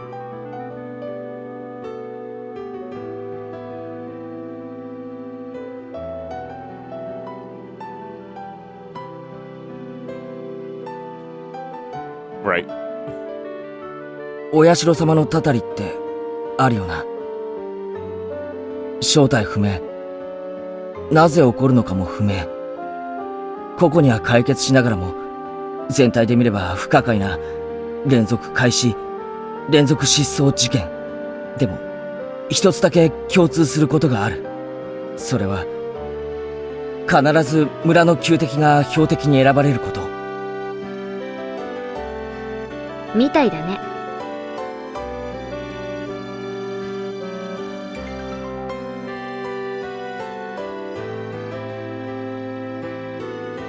あさってだろ、綿流し。今年のたたりの犠牲者ってさ、もう決まってるのか？ Well, Keiichi, you're asking the wrong person, buddy. Why don't you ask the person that people are donating towards, right? I own that shrine. All right, guys. Tell you what. Give me give me 420 bits, and I'll consider granting Keiichi's wish.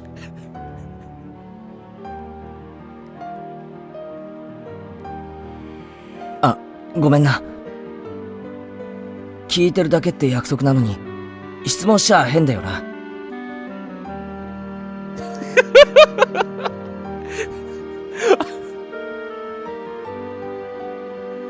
もしも今年のたたりが聡子のおじじゃなかったなら、だって去年は聡子のおばだろ。順番から言えば決しておかしくはないだろ。そうだね。そういう順序もあるね。第一あいつ、去年のたたりでおばが死んだ後、里子を放り出して丸1年、町に逃げ出してたじゃないか。Man, this must really suck. So, like, I understand why he's asking this of Mion, but on the flip side, imagine Mion is innocent in all of this, right? And she's hearing this out. Because if I were Mion, I'd be going like, okay, so he believes this of me. So now I can never really, like, talk to him about how I'm really bothered by people having this perception of me, thinking that I'm this household person who is responsible for the deaths of people that go out through every year. そんなやつ、もろにお社様のたたり確定じゃないかよ。今年のたたりに選んでも不足はないはずだぜ。そうだね。今年のたたりであいつが死んでも、多分みんな納得するね。It would be super convenient, yeah. 俺、聞いたんだ。お社様のたたりってのは、その、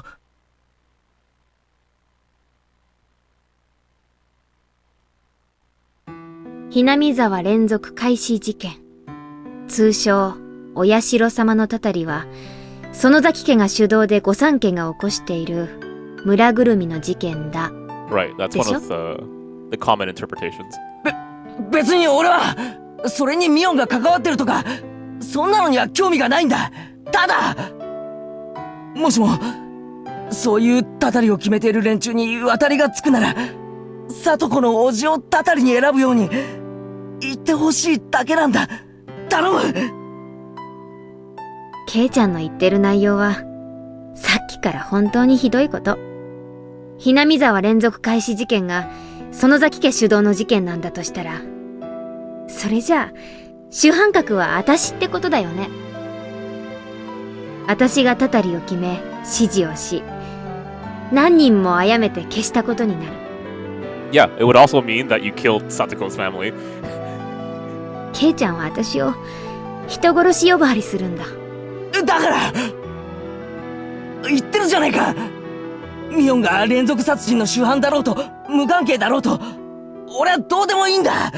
たとえミオンが殺人犯だって俺の親友であることには何も関係ないじゃないか。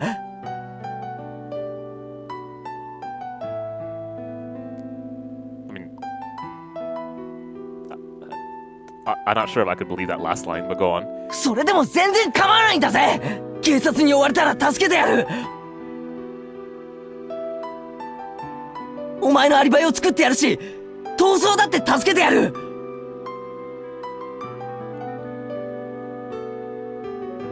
You know what? Yeah, right. You're actually right about that, Manu.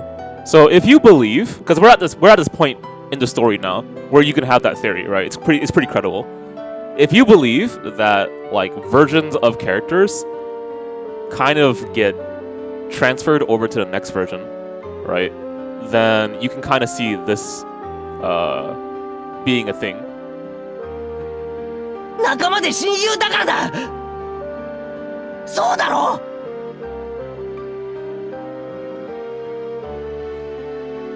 いきなり共犯宣言？ケイちゃん、かなり大胆だよ、それ。いいから話の腰を折るな。佐藤の叔父を今年のたたりに。ケイちゃん、ストップ。そろそろご飯の準備をしたいから、今日はこれくらいにしたいんだけど。ミオン。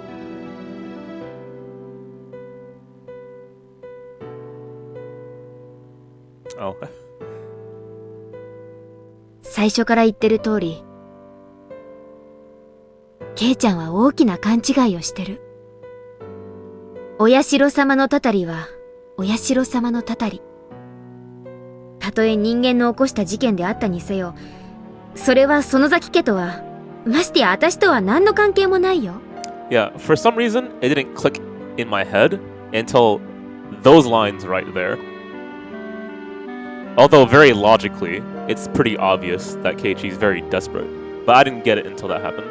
ああ、それは分かっているさ。だからケイちゃんの必死の訴えには胸を打たれるけど、それだけ。私が叶えてあげたくても叶えてあげられない。それもわかるね。あでもケイちゃんの気持ちは痛いくらいにわかったよ。 Honestly, now that I think about it, that's actually the really strong reason why it had to be these two genres, right? It had to be mystery and it had to be horror. Well,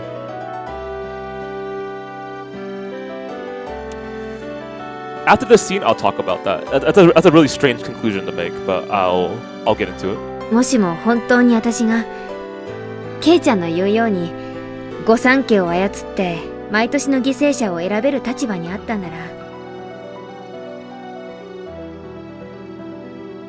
きっと私はケイちゃんの願いを叶えているよ。ミオ！でも現実は違う。私はただの園崎ミオン。確かに園崎家はいろいろな意味で悪い噂を持ってひなみ沢を影から支配している一族だけれども、連続開始事件とは何の関係もない。ダム闘争では確かに少々過激な抵抗もしたけれど、それだけ。人殺しなんて大それたこと絶対にやらないよ。そんな悲しいこと言うなよ。せめて今だけでも嘘でもいいからうなずいてくれればいいじゃないか。ケイちゃん、夢を見るのは勝手。私がここでうなずいてみせれば、ケイちゃんは里子があさっての夜に解放されると信じて肩の荷を下ろすことができるんだろうけどね。でも無情にも里子の叔父はあさっての夜も超える。来週になっても再来週になっても居続ける。それを覚悟してね。私は綿流しの次の日になぜ殺さなかったなんてケイちゃんに詰め寄られたくない。ミオ。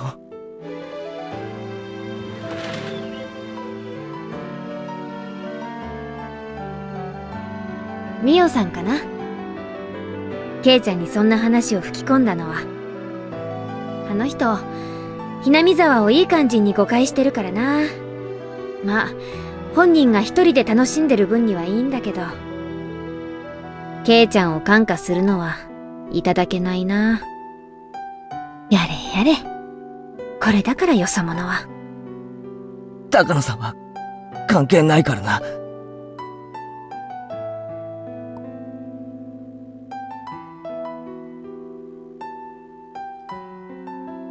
はいはい。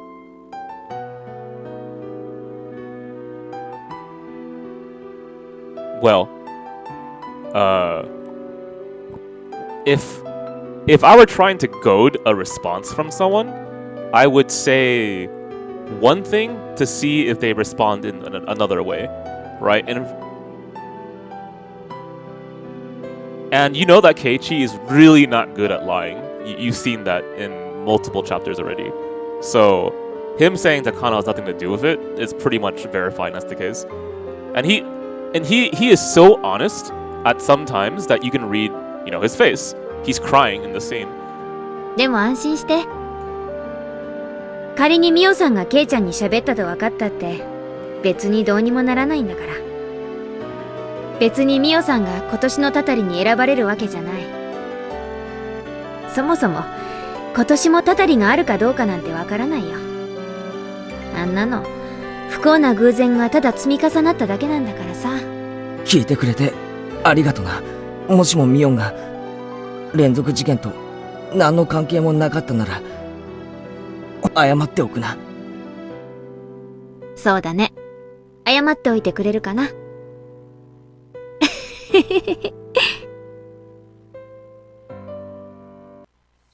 I really love that scene. That was so well done. Okay, so I made some really weird comment, and I think it might not make any sense, so I'll try to explain it. I said something like, that is the reason why this story must be horror, and it must be mystery, right? And slightly different words, I guess. So the reason why I said that was I'm thinking from the thought process of the author Ryukishi and how this story was constructed and how to convey an idea to an audience. So that's usually how I break down works in my head, right? What's the purpose of this scene? What's the effect of writing it this way, etc. So then I thought about when Keiichi cried. And you know how I said that I didn't get that he was desperate until I saw that line, right? And it was very evident that that something clicked in my head. And I realized that I had been trying to observe this story, a very emotional story, distinctly different from chapter 2 and 1, where it's not trying to portray as much of a mystery, in my opinion, as the previous chapters, right? We're not trying to solve who's really the killer here. We're trying to save someone, right? That's the primary focus of this chapter. So taking on the mentality of chapter 1 and chapter 2, where you know nothing and everything is out to get you, right? I have to solve the mystery and figure out who's the killer. Is Oyashiro real? Is Keiichi being crazy? Is it Shion? Is it Mion? Is it Shmion? Etc. Right? All those thoughts go into your head, trying to like verify truthful information.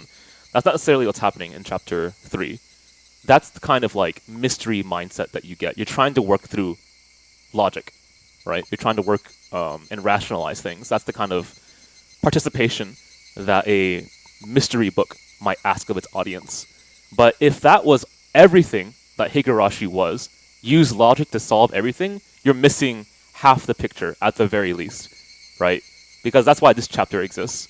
If you didn't have this, you might have gone into the next chapter trying to do the exact same thing that I just did there, and you might have missed it, right? So that's why the horror aspect has to be part of this story as well. If Ryukishi one day woke up in the morning and said, I want to write a story in which people have to use their logic but also confront their emotions, then what would be the genres that you think of? Well, maybe the first one would be mystery, right? That makes sense. But what about confront your emotions?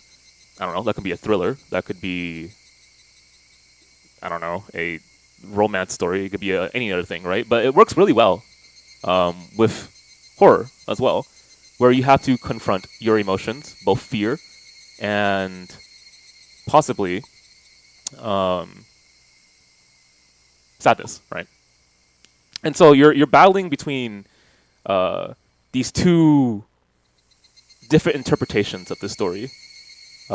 One logical, the curses are perpetrated by humans. Curses don't exist.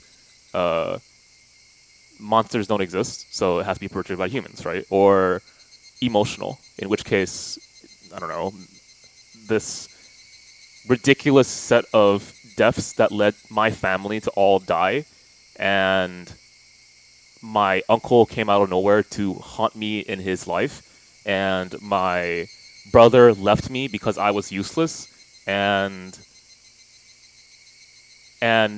my friends don't love me. That's very, very emotional, right? That's something that, sure, you can analyze logically, but to get the picture that is trying to be explained to you, to make you feel not just how frightening that would be, but also how am I supposed to say this? I'm trying to figure out how to explain this. To put you in the same position as her, right? The thing that ultimately I feel is what perpetrates most of these endings. You have to get there emotionally. So that's why I said I think it had to be mystery and it had to be horror to get to this position here. And that kind of like two sides of the same coin kind of idea in Higurashi, I promise you, something that I'll talk about a lot more. And I've also admitted a lot of times that that I don't really participate in the mystery genre, right? It's something that didn't interest me when I was a kid, but I've been trying it out given my interest in visual novels, and obviously Higurashi's one of those, but also 999 was another, and there's other works that are mysteries that I at least found fascinating. So it's slowly something that I've been trying to work into my readings of of any media, actually, right? Because it's really hard to figure out how to do this. I have to juggle an explanation in my head. Okay, so when I'm reading a work, I try to go from the perspective of the author creating the work. I try to go from the perspective of a first-time viewer, which could actually just be me, right? Maybe I really am experiencing something for the first time. And if that's the case, I also have to check emotional responses. How do I feel about the scene emotionally? Was that by whim or was it by actual choice by the director, right? And then I see if that's logical. So I use my head too to see if having the response that I had for this scene ties in logically to what the director is trying to do, as an example. Do you see what I'm trying to say here? It's 天に神様がいるならさ、 a really weird thing. きっと、ケイちゃんの強い思いは伝わるから。あ、今日は変な話をして、本当にごめんな。今日の話は、なかったことにしてくれていい。Yeah, but the TLDR is bounce between the work as a craft, bounce between your experience as a person experiencing the work, obviously, and try to fit in both your emotions and logic and see if it makes sense within what you're experiencing. If you do all of that, then I personally think how you analyze works will be a lot better, if that's something that you're struggling with. 忘れておくよ。じゃあ、明日な。バイバイ。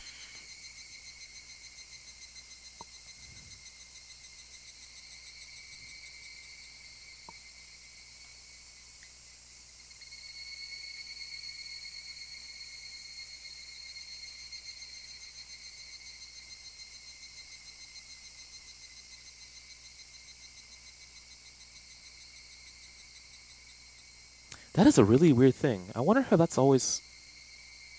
I mean, again, I don't know, because I'm not that experienced with mystery, but I always had this impression that if you did mystery, you want to make sure to be as objective as possible, and so you want to make sure that your emotions might not be swaying your interpretation of something.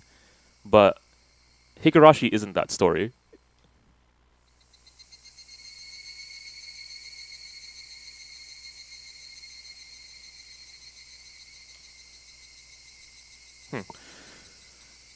Huh. I don't know, I'm still thinking about that. Okay, anyway.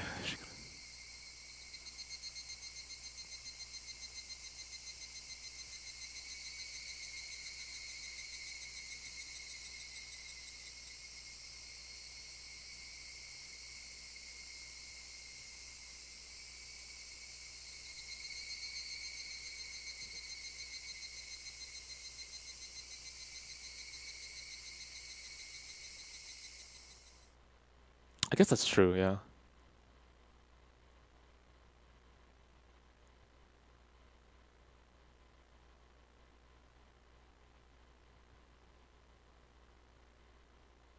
But I find it's a really good, strong blending of genres. Hang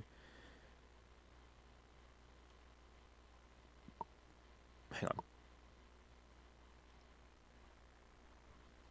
I want to double check the last few lines of that section.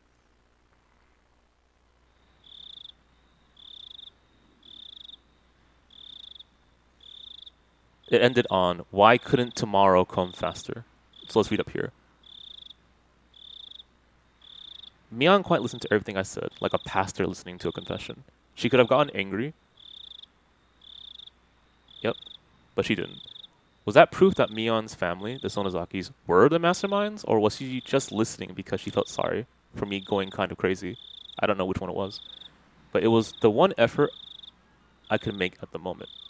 It was another form of insurance. Should worse come to worse, and the public agent decided to wait and see. It was completely useless resistance, literally grasping at straws.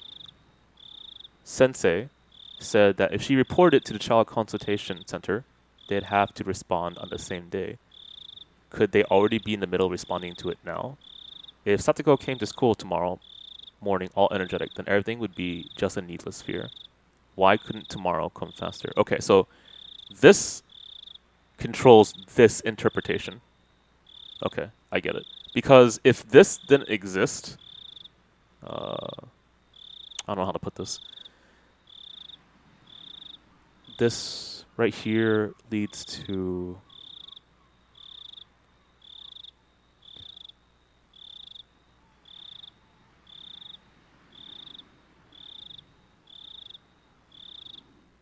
Okay, I'm gonna keep going.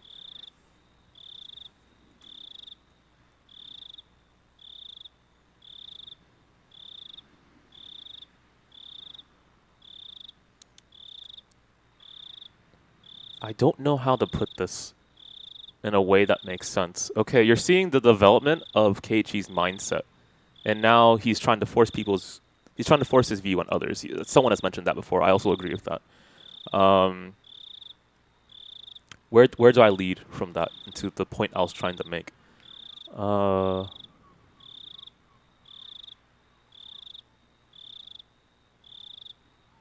He is becoming a lot more desperate. That's obvious, right? He is seeing his options, in his opinion, start to narrow down, right? And so there is an implication that's happening of where the story is going to go. And if you can figure that out, then you can do so via how tone is constructed. And one way to construct tone is to leave a strong punctuation at the end of a scene. So I'm trying to figure out how to explain this. In script writing, okay, so in script writing, for like a movie, as an example, a good script writer can punctuate a scene by having like an inverse pyramid, okay? So take a pyramid and put it so that the point is facing down and its base is facing up, obviously. The very top of that base is all these ideas for a particular scene, okay? And then as the scene continues forward, then the ideas of that scene start to narrow until it reaches a singular point. That singular point is the message of that scene that the audience is supposed to get. So when I say punctuate a scene, I mean hit the very strongest message of that scene at the very end so people don't get confused. And it carries over very strongly if you give enough emphasis on that so you're not confused about what is being said. And it leaves a thought in your head that can influence the adjacent scene, for example.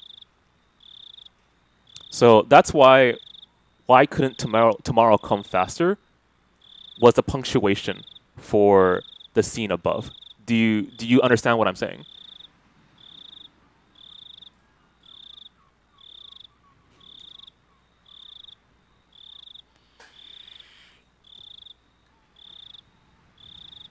Okay.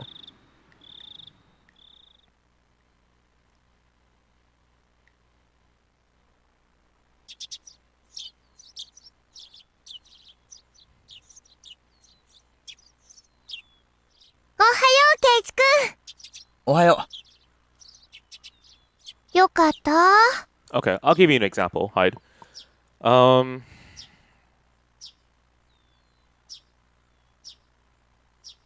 god. I'm going to give an example that makes me cringe. Are you ready for this?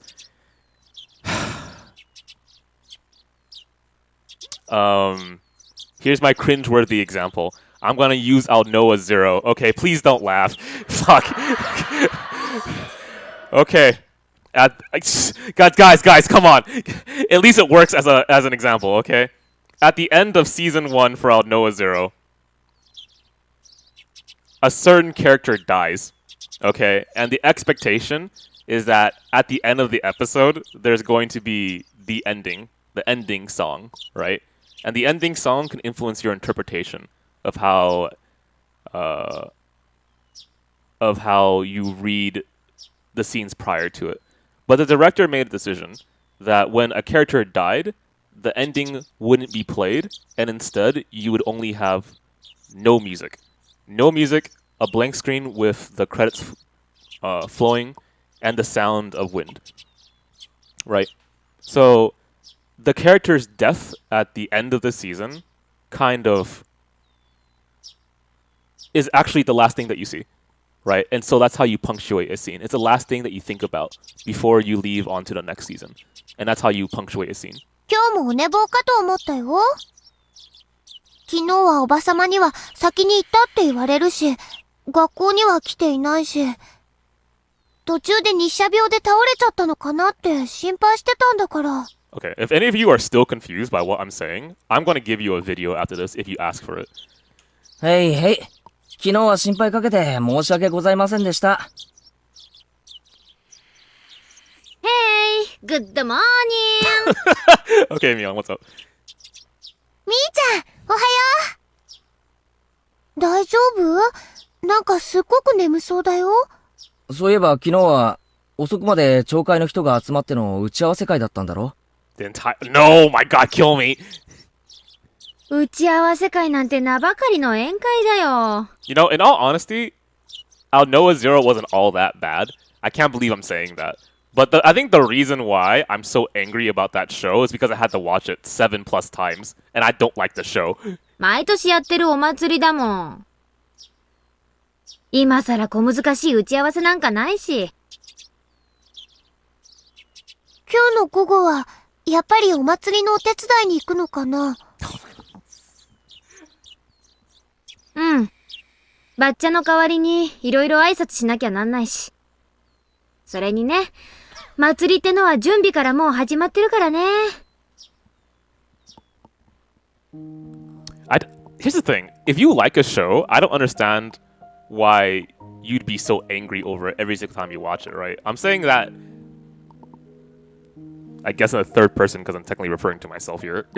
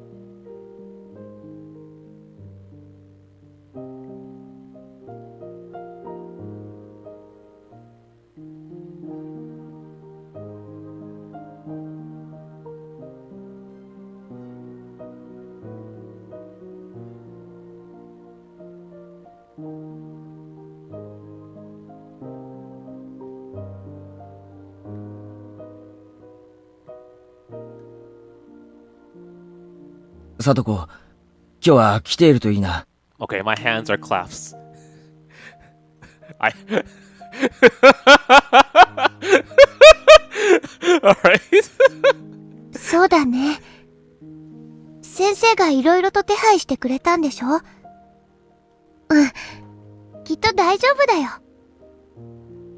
ひなみ沢地区の民生委員が私のおばさんなんだけどさ。ゆうべ、電話して聞いてみたよ。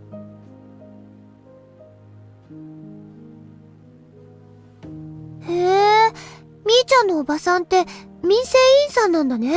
I mean, I had no idea either. それで、さとこちゃんのことなんて言ってたの？うん。先生があの後、直接沖宮の生活相談所に電話してね。担当の職員さんが夕べのうちに訪問したらしいよ。私のおばさんにも今後定期的にアプローチするようにと連絡があったって。小難しい話はいいよ。それよりさとこはどうなったんだよ。保護されたのか？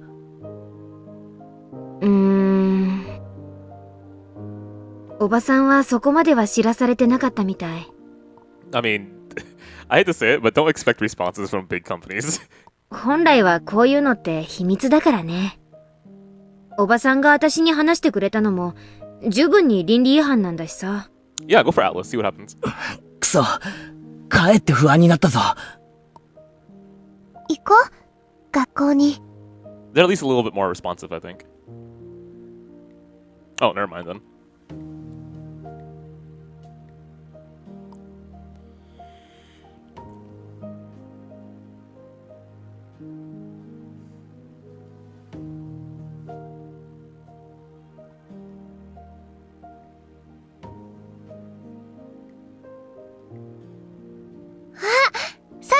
の靴、あるよケイチくん、さとこちゃんは来てるよ。よかった。来てるだけじゃわからないだろ。さとこの顔を見るまで何もわかるものか。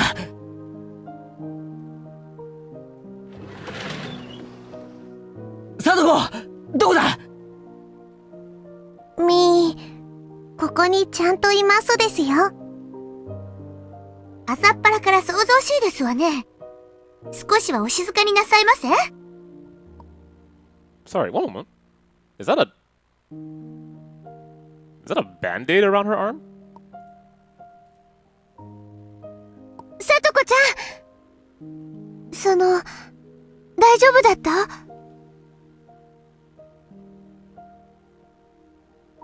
あのさ、さとこ。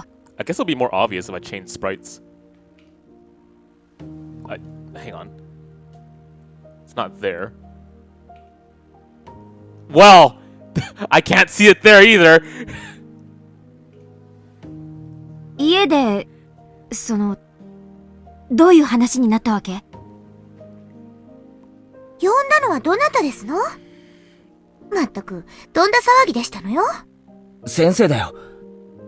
あれだけ欠席すりゃ心配もする。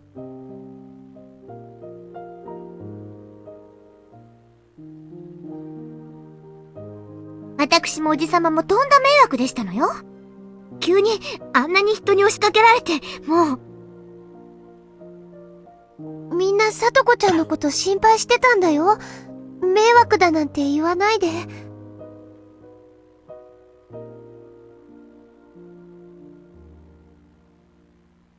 Okay, so maybe Keiichi's influence made that happen.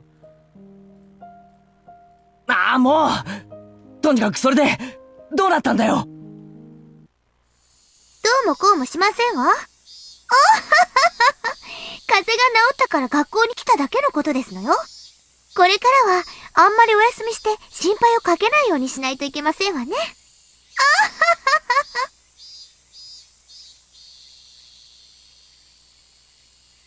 おじさんはどうなったの？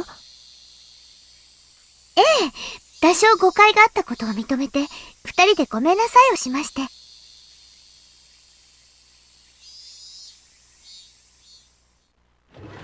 なんだよ、リカちゃん。リカちゃん、あれはどういうことだよ。さとこは、何でもないと言って追い返してしまいました。バカ野郎！なんで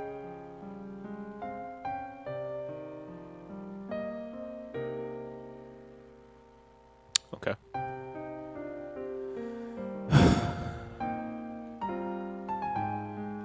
だけど、監督に聞いた話じゃ、保護士ってのは本人の意思に関係なく緊急保護をすることができるんだろう。いくら聡子が虐待を否定したって、虐待は事実。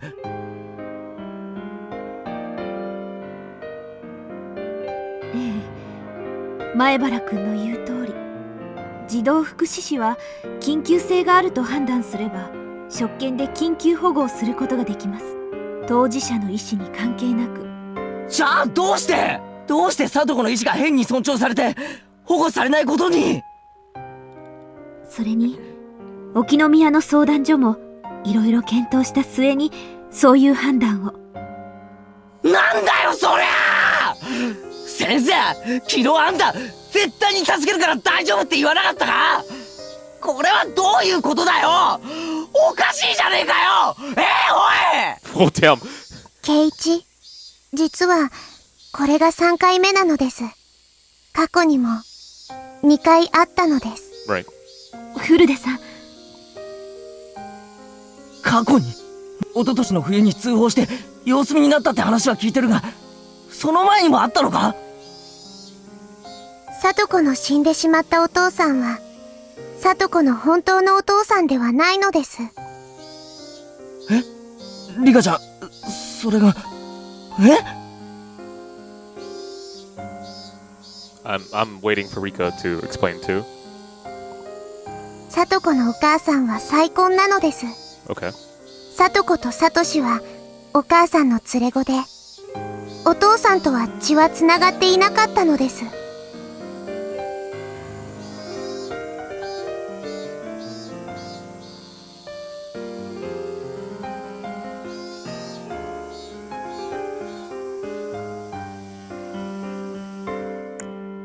Okay. つまりどういうことだよ。聡子はおじ夫婦に預けられる以前の家族の時もあまり良好な家族関係ではなかったのです。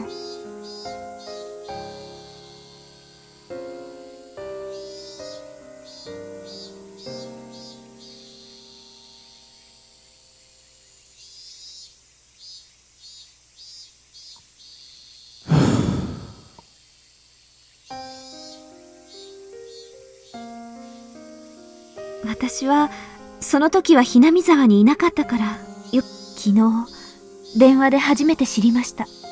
先生が聞いたのはどんな話ですか？聡子ちゃんが両親、特に義理のお父さんを陥れるのを目的に嘘の話を作って自分で生活相談所に電話したって。 Okay, so that's the reason why they don't just jump in. 自称と作り話。聡子は嫌いなお父さんを追い払うため嘘の電話をしたのです。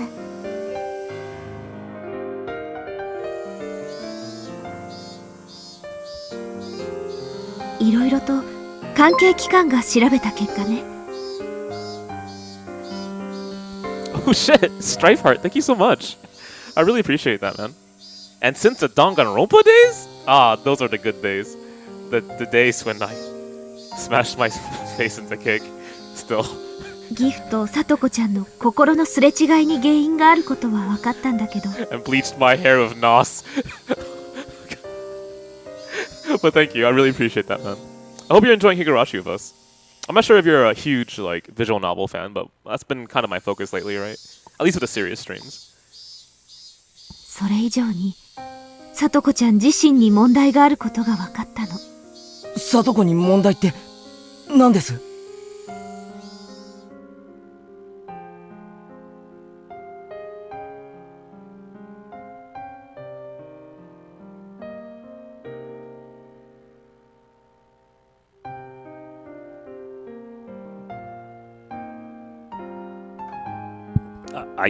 ？I don't think this is mentioned in the anime. I had no idea this was her past. Okay, so in a way, I think... okay, I get it. Go on, go on. Alright.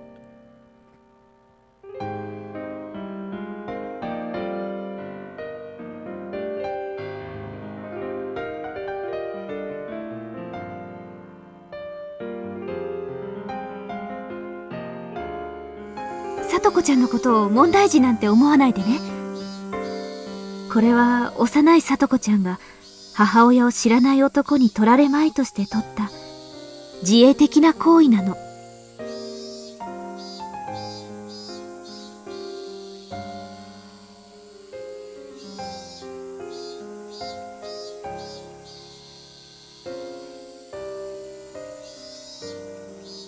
聡子ちゃんはわざと体に傷を作りお父さんに虐待を受けているとね。でも結局聡子をいじめてたわけだろ、その義父は。いいえ、虐待の話は全部聡子ちゃんの作り話だった。義理のお父さんはもちろん少し感情的な叱り方をしてしまったかもしれないけど逸脱しているほどではなかったの。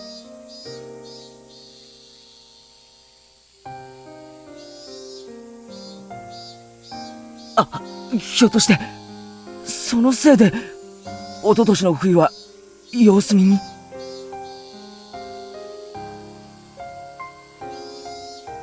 No, it's not that the teacher thinks that Satoko is faking it. It's that the child welfare services, they think she's faking it. Because she's cried wolf 2 times before, and now this might be the 3rd time, right? はい。ちゃんと昔の記録が残ってましたですから。聡子の嘘の可能性もあるから慎重に、ということになりましたのです。なんだよそれ。つまりなんだよ。聡子は嘘をつくかもしれないから慎重に、だから様子を見ろってことになってるのかよ。狼と羊飼いさんなのです。Did I finish Final Fantasy VII Remake? Nope, sorry. ふざけんなよ。昔のことなんか全然無関係だろう。今現在起こってる事実だけが重要なんだろうが。聡子は叔父に虐待されている。どうしてその事実が昔の出来事で歪められなきゃならねえんだよ。 Well, that's actually a lot of Higurashi, isn't it? とにかくそれを慎重に判断するために保護士さんが昨日訪れましたのです。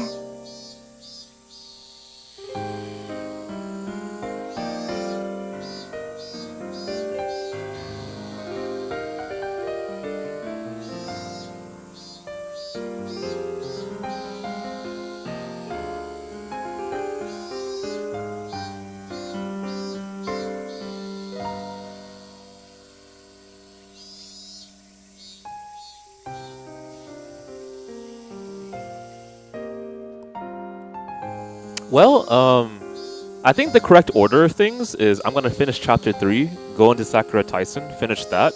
Then it's gonna be whatever you guys vote for the next game, and then back to Higurashi. So that's a lot, I admit.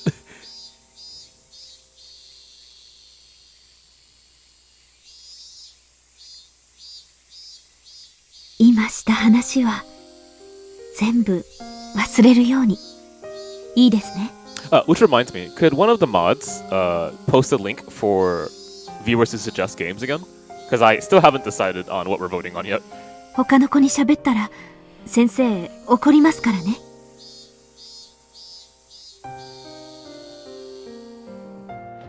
圭一、聡子のことをかわいそうな子なんて思わないでくださいです。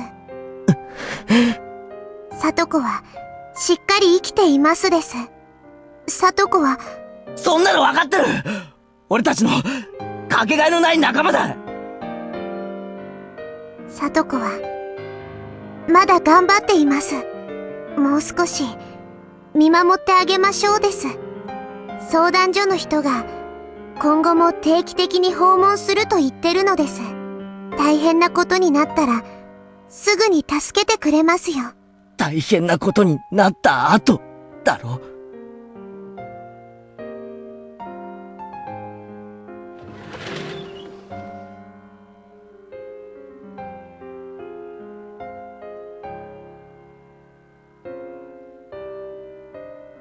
There actually is Strife Heart. Go ahead and join us. In fact, anyone can join us. So if you're interested in knowing when streams and events happen, I highly recommend our Discord. And if you haven't followed us on our Twitter or Facebook yet, that's the next level for knowing when we stream. There's also the bell, apparently, on Twitch that you can activate if you want to know when we stream as well.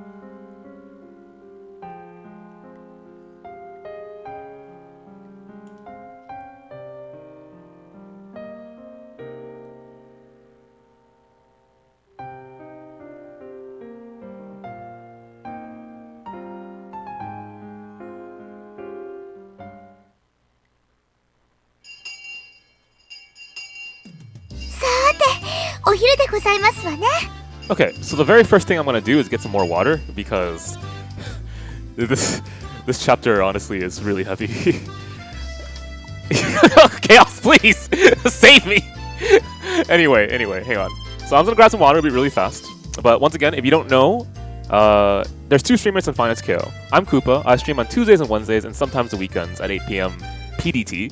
And Scott, aka Spirit Juice, streams on Mondays, Thursdays, and Fridays, also at 8 p.m. PDT. So if you ever forget when we stream, 8 p.m. PDT.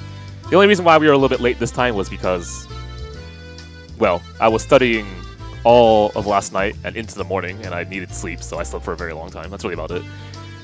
Alright, I'll be right back. Just gonna grab some water.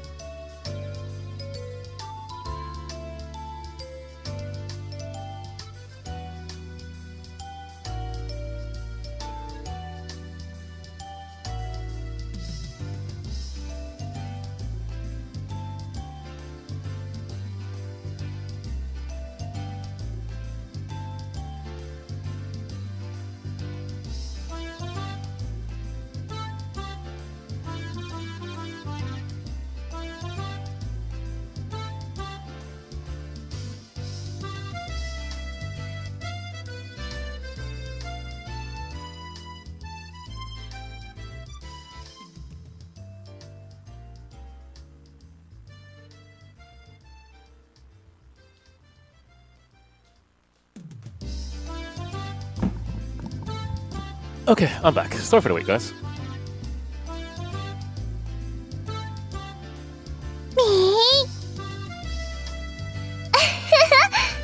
5人揃ってのお昼は久しぶりだね。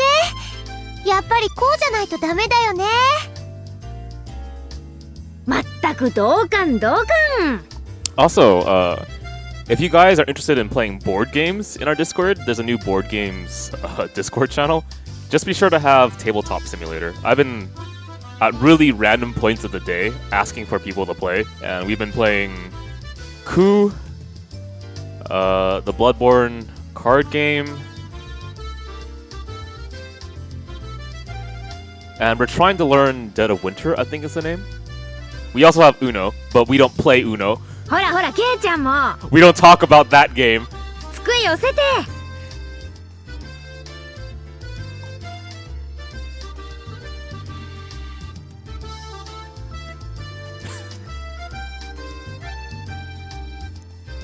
いつまでもリカにお弁当を作ってもらっては悪いですわね。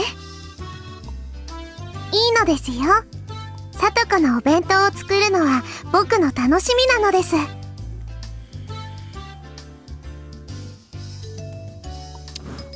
So speaking of board games, on a really random note, I finally learned how to play Monopoly correctly. I don't ever want to play that game ever again, but I learned really fast that the best way to play Monopoly is you hoard up houses because there's a limited amount of houses, and then you transition to a hotel or what the hell it's called whenever you want. So other people can't buy houses, and then you're the only one who can transition when you want to. And that's such a big fucking deal. And then the other thing is that when you land on a space and if you don't buy it, the house goes up to auction. So I can't just be like, well, I'll buy this the next time I come around. No, it's like everyone wants that space. Oh fuck, I gotta buy it to stop them, right? The other thing that I noticed was that there's a specific set few of spaces that are stupidly good, and it's the hot zone, I guess is what it's called. It's the red/orange and sometimes yellow area. Those spots of the board are what you want to control, and after that, it's kind of like have fun. 僕に大きなハンバーグを入れて。 Monopoly is not a fun game. I don't know why people enjoy it. Do they even enjoy it? I don't even know. さとこには焦げたのを入れて。さとこだけかわいそうでニパー。Be perfectly honest with me. During this quarantine, have you played Monopoly yet with your family or something? It's not. Oh my god, I don't like Monopoly. It's not fun. Don't ever ask me to play that game.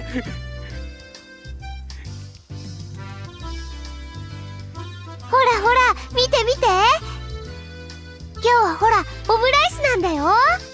マッシュルームとか美味しそうだよね。ハウ。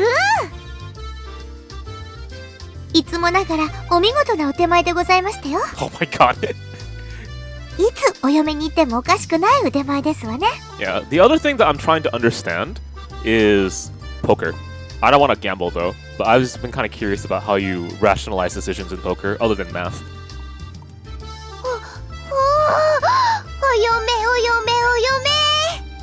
お嫁を食べると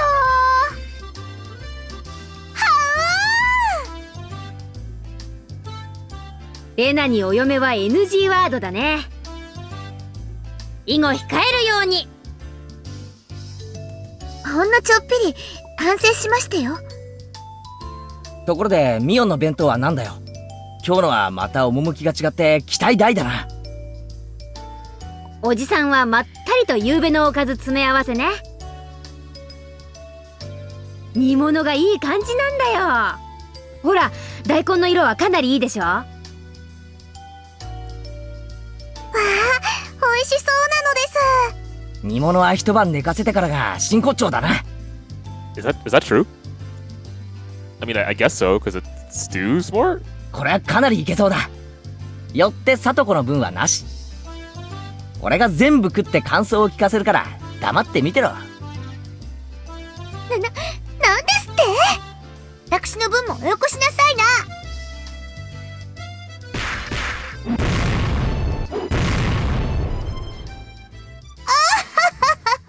Yeah, I've been learning that kind of mentality with Ku. right? Because it's essentially a bluffing game. 密着距離まで入れば私の有利は動きませんわね。 the only problem that I don't know how to stop is this kind of mentality where it is, what if he thinks that I think that he thinks that I think, that kind of like extra layer, like where do you stop that? ケイチさんの分のお大根が実に美味しいですわ。ちっくしょう。バトル開始時から密着でいきなりコンボとは。無念。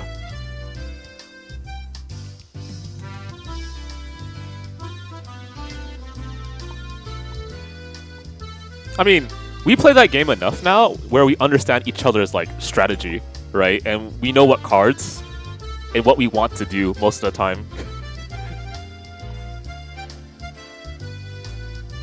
I claim Duke is my favorite bullshit or truth to say.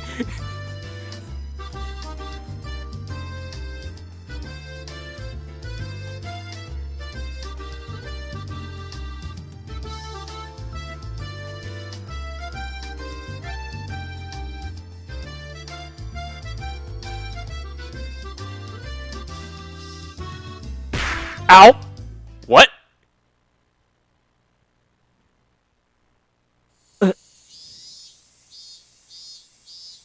さとこちゃん？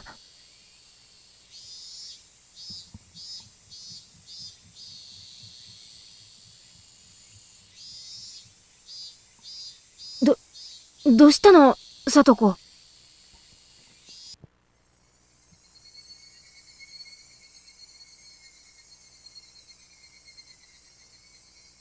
どうしたさとこ。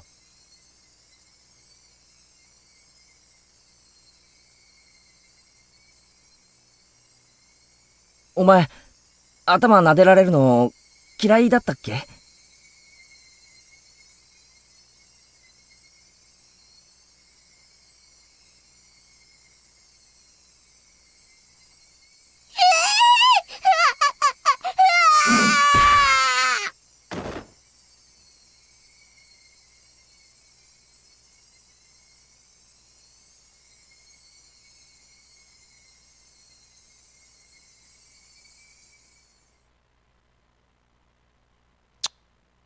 ？Okay.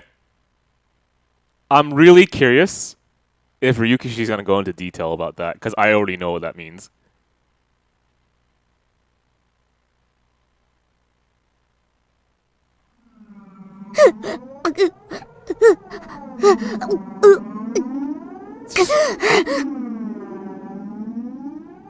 I thought she was sounding like she was gonna throw up. Okay, wow.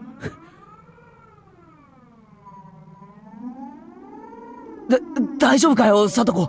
具合でも。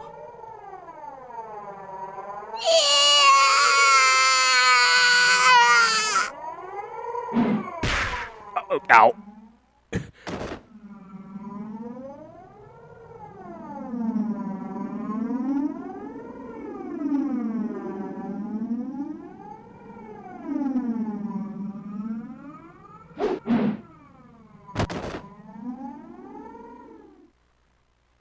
Just ちょっとやめなよ、さとこ。あんたどうしちゃったの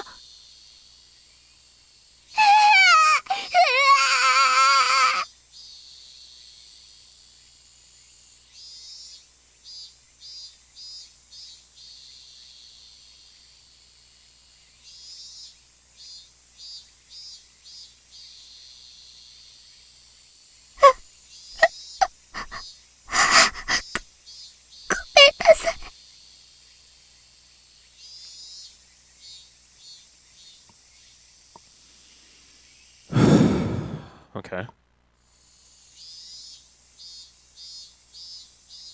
Man, this chapter is so heavy. Let me get some water.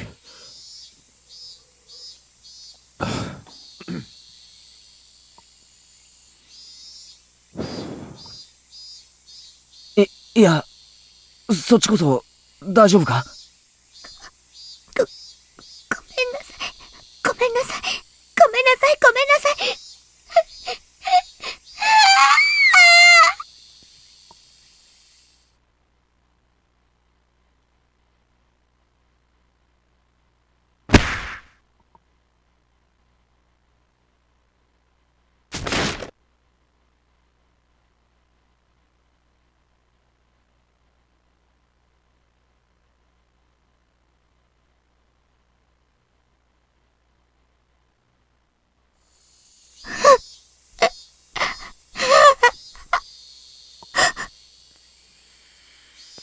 めんなさい。ごめんなさい。ごめんなさい、ごめんなさい。私じゃないです。私じゃないです。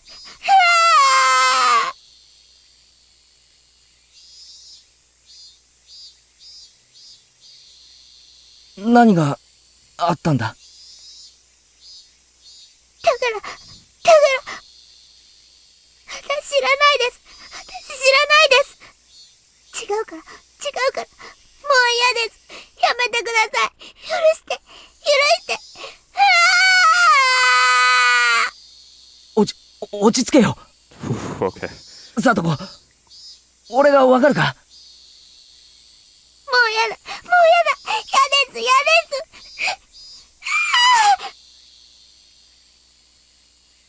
す。さとこ、俺だよ。圭一だ。わかんないのか？お前に危害なんか加えない。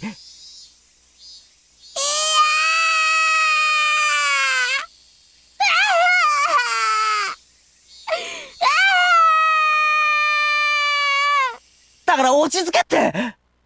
大丈夫だ。俺はお前の味方だって。助けて。怖いのやだ。痛いのやだ。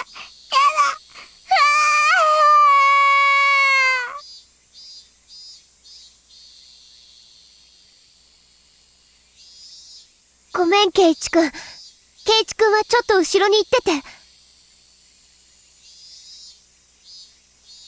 大丈夫だよ、さとこちゃん。もう怖いことなんかないよ。ほら、安心して。やだ。もうやだ。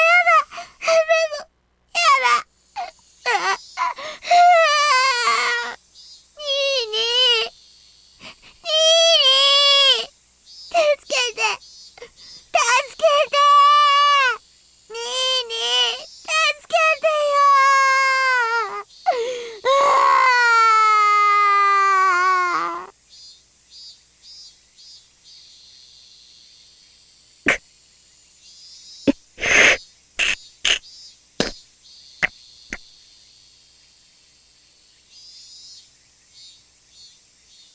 どうなってんだよ、これ。昨日で全部終わったんじゃないのか？今日からまた元の生活に戻っていくんじゃないのか？ミオ！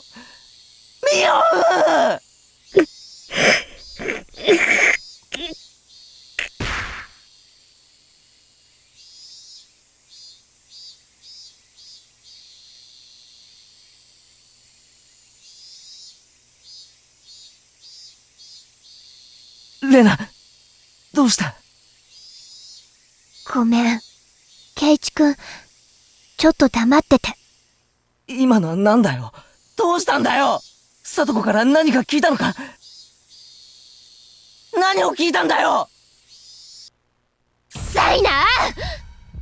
黙ってろって言ってんでしょ！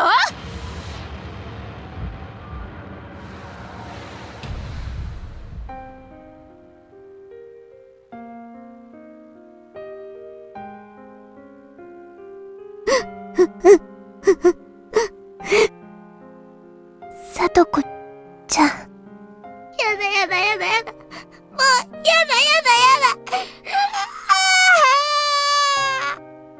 許して。何もできなかった私たちを、許して。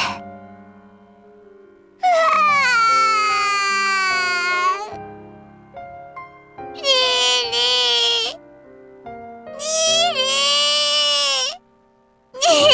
にーごめんね。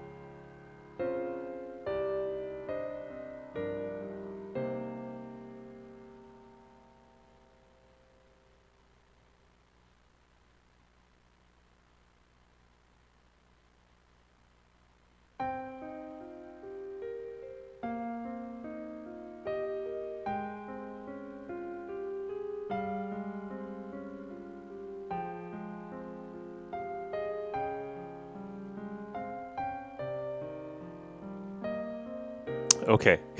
At least I can breathe. Give me a second.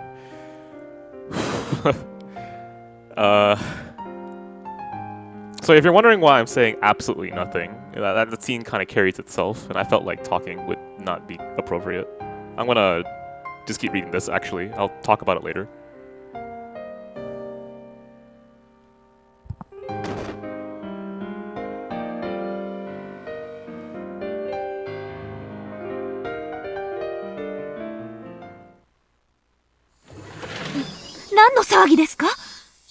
Okay, I guess we'll call that the scene ending.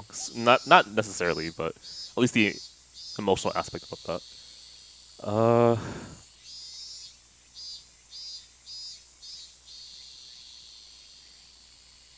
I feel like it's inappropriate to talk about the elephant in the room, but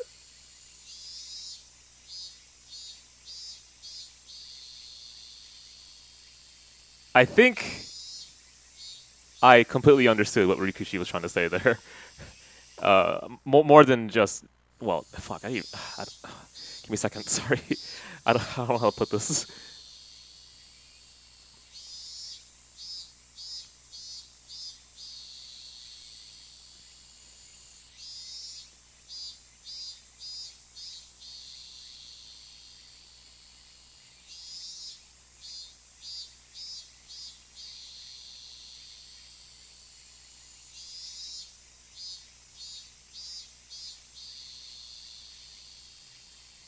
Does anyone understand why I'm having so much trouble talking about this right now?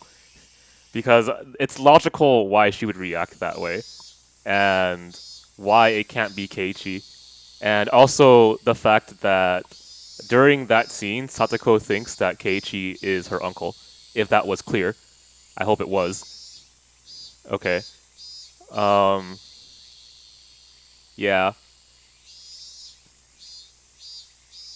Yeah, the sound file talking about the one thing that I wasn't sure was obvious yet is the reason why I feel incredibly uncomfortable right now.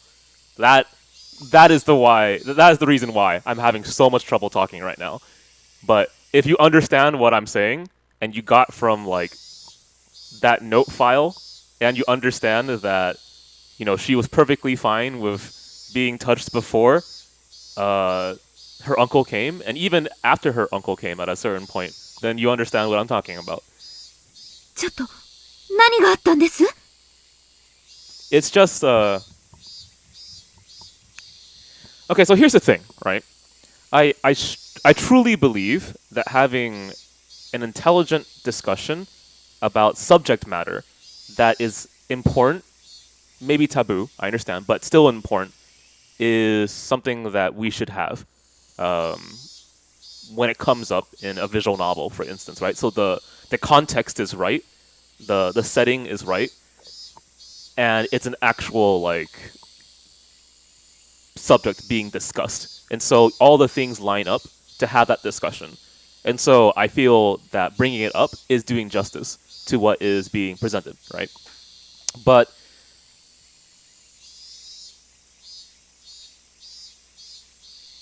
I feel so vastly uncomfortable right now that I don't know how to express it. All I can say is that you now know what I believe, right? And you now know I'm even stuttering my words, Jesus. Okay. But I hope that you'll understand that I don't really feel like talking about that because it's. But I feel fucking that's such a weird feeling. So that's a weird thing, right? I believe it's very important to talk about, but I feel so uncomfortable about it right now that I can't talk about it. So what do? I don't know. We're in the right context, we're in the right setting, we're in a story that wants to talk about it, but I don't feel that I can.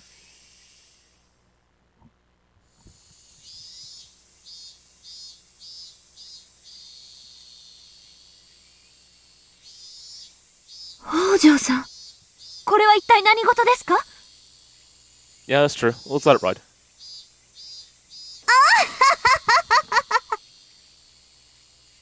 ちょっとレナさんと喧嘩になってしまっただけですのよ。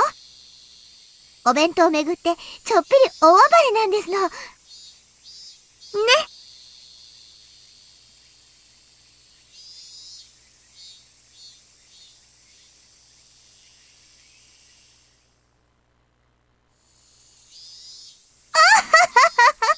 っと悪ふざけをしただけなんですのよ。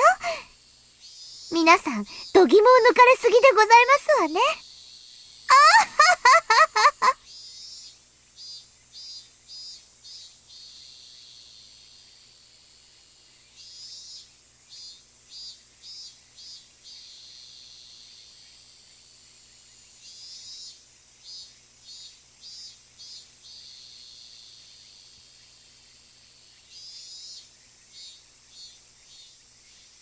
私たちが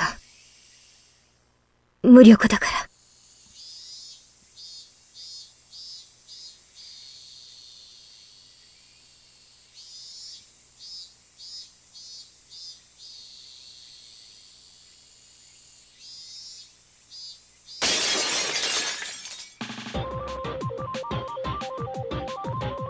This is a really interesting song choice. All right.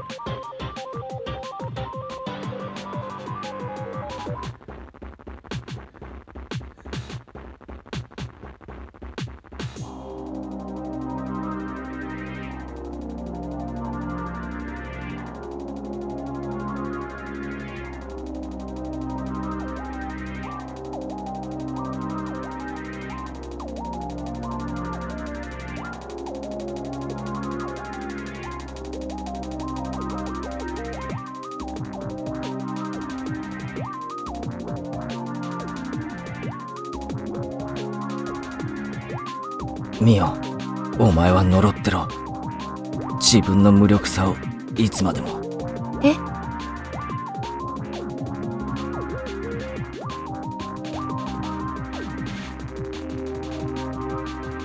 ？Cha-ching! What?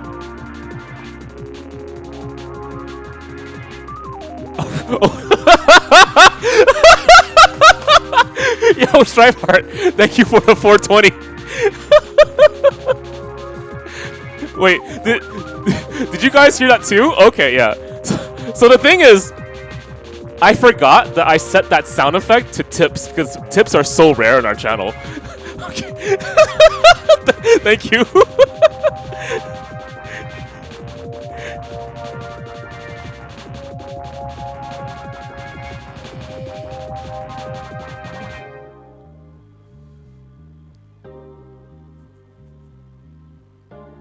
There was a message attached?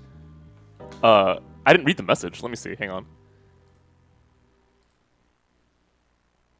Okay, I'll be honest. Like most of you, we were all kind of thrown out because of the music, right? Which is bad sound direction. But hang on.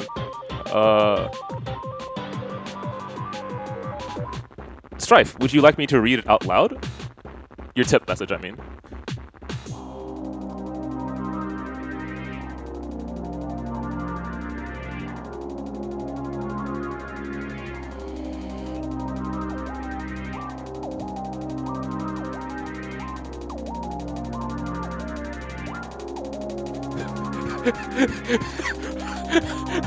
Okay, Strife, I understand why you gave me 420. I'm gonna use that money in a productive way. The only way to save Satoko is with money, right? Exactly. I understand. Keiichi, don't worry, man.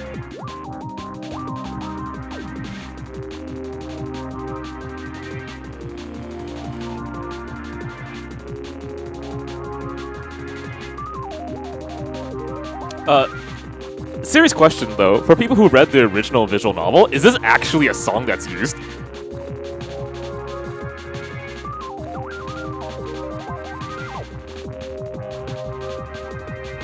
Oof. Man.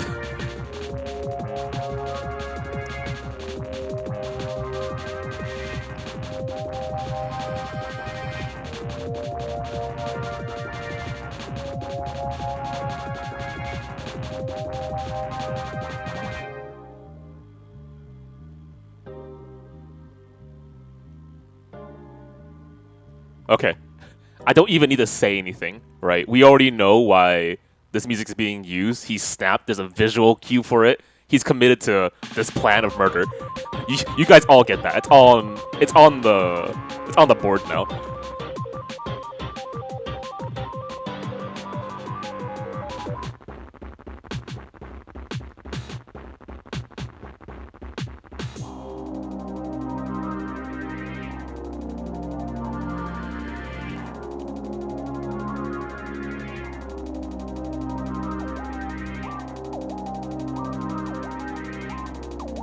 Okay, he's walking home, and he's thinking all these thoughts, and he's calculating it. All right.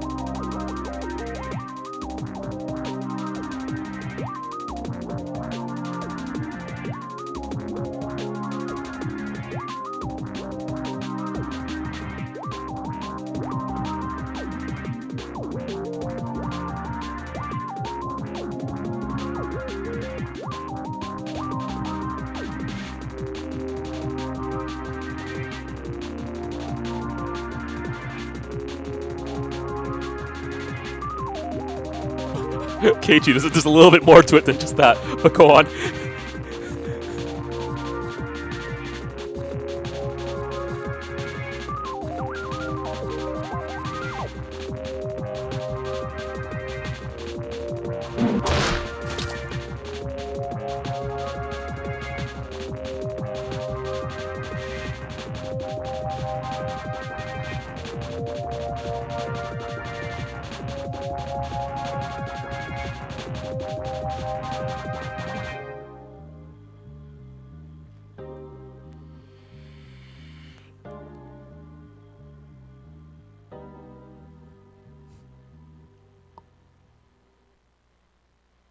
Well, what Manu said, right? He's not in his right mind. You can already tell by his logic.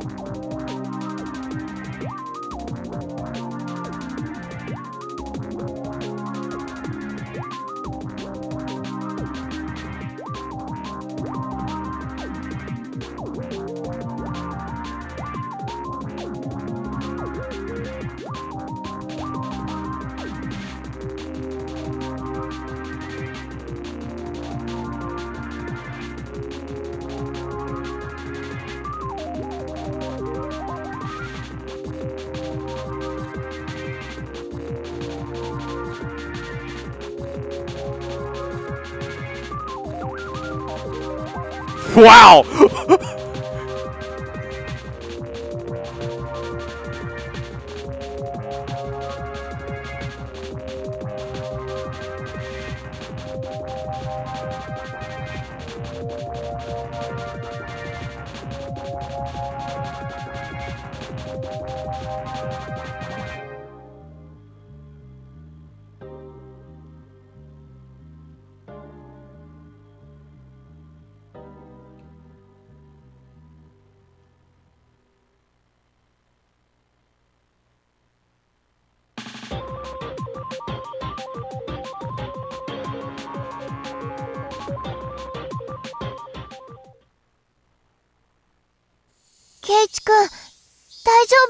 Damn, I legitimately thought he was walking home already. Okay, where the fuck are we? In class? Okay, hang on.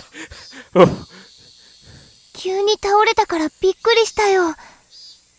うなされてなかった？うなってたよ。Was it the mushrooms inside the bento box?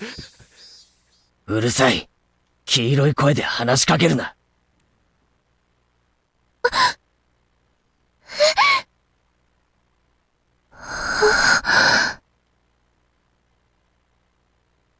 Okay, yeah, sure. I think maybe later. なんだよ。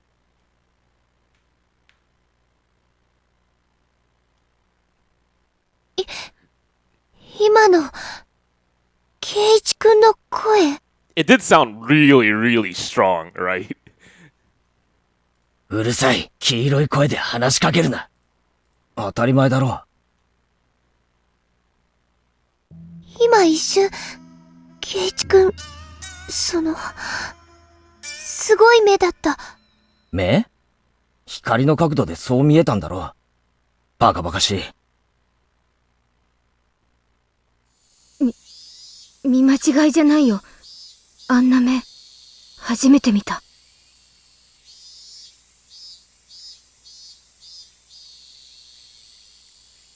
前原圭一くん、だよね。Oh man, this is brilliant. I finally get to see how other people see him. .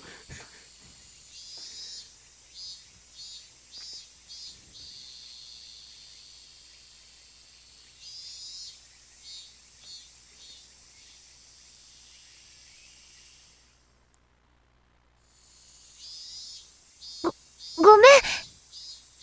気にしないでね。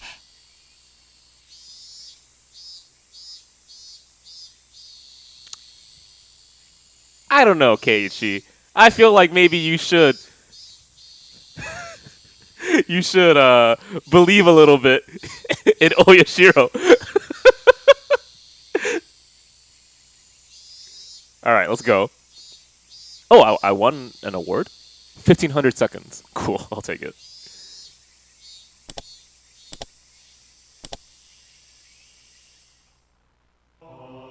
Emergency and D23 number 44. I'll do this.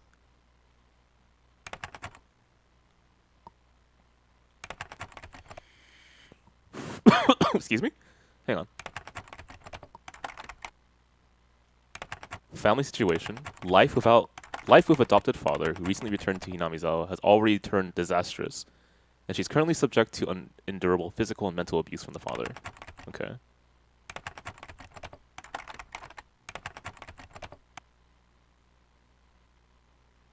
Okay. There's a disconnect. Alright. Status of concerned child. Child already appears to be suffering from an outbreak of something close to neurosis or manic depression. Well. Alright, yeah, that's starting to kiss.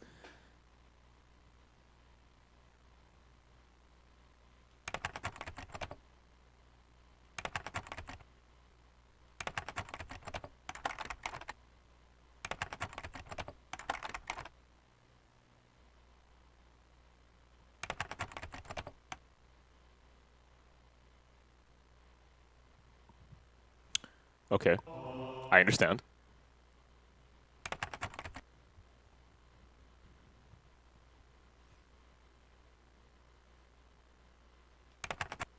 $1977. Okay. So this is the year... They just mentioned 1977. Come on, man. Okay, go on. Child named Satoko. Yeah, okay.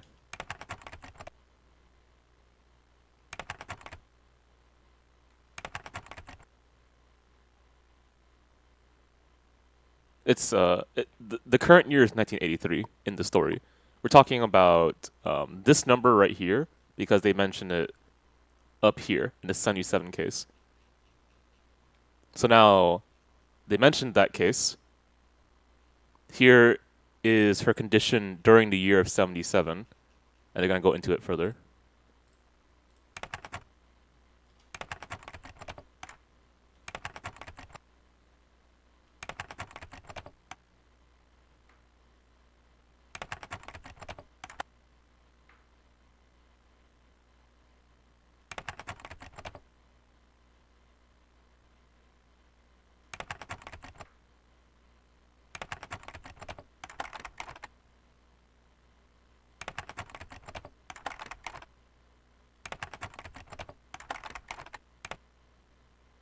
Okay.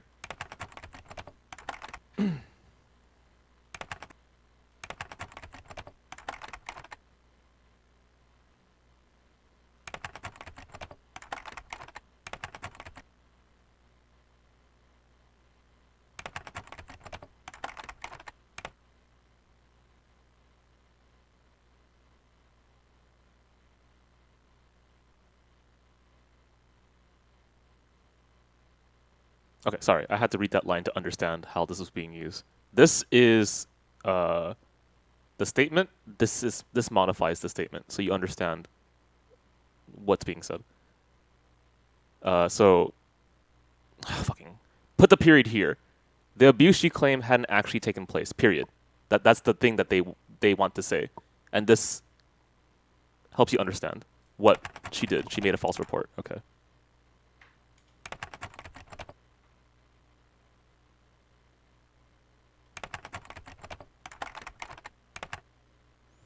The problem appeared to be more with the daughter. Chief Investigator F of the city's Education Consultation Office said that most of her stories of abuse were likely fabrications. Okay, so now I understand where we are.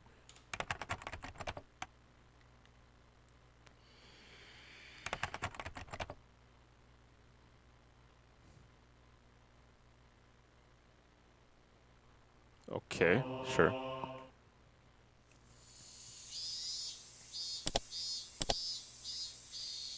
I feel like I definitely missed something there when I was reading through that.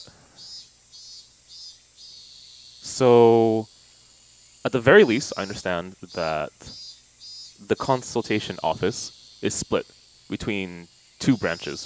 There's one branch here, and then they have a higher up, so you have to adjust. And it tells me how she was treated in the year 77. Okay.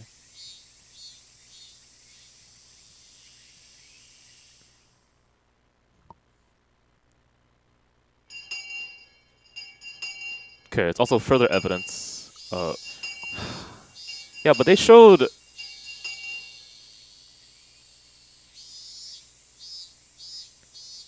Okay, I'm gonna take a pause there, and you're gonna help me through that. So, I apologize. I clearly missed something.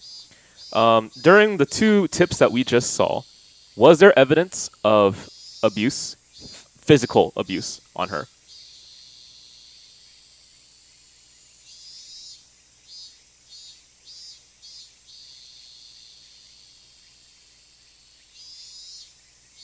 So yeah, I'm struggling to see. Like no physical evidence. Okay.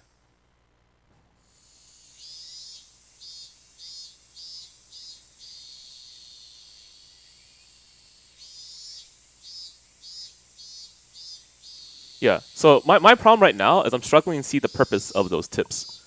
What did they do to add to the story? Is it just reinforcing information?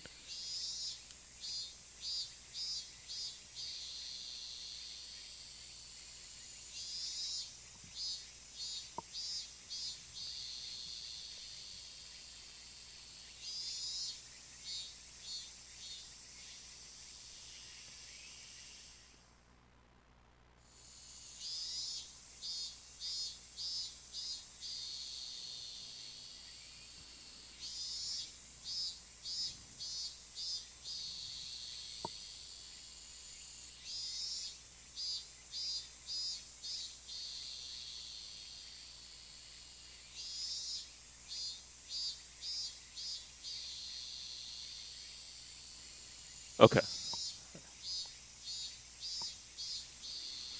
Whew.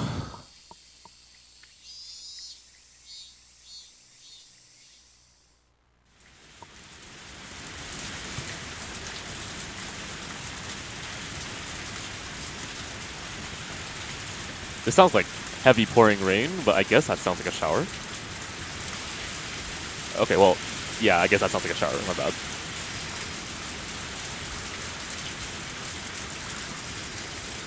What is that weird?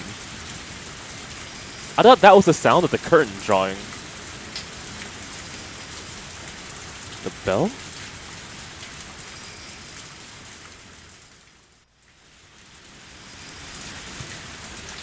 Okay, hang on. I'm gonna take a stop here because clearly I'm missing way too much now.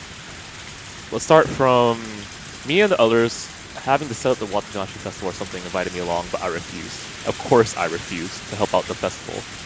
How could they be taking it so easy and setting up a festival? Mian had a lot of nerve.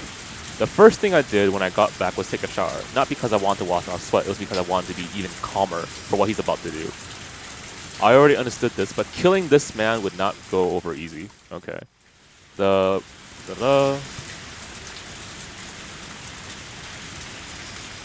Okay, he's contemplating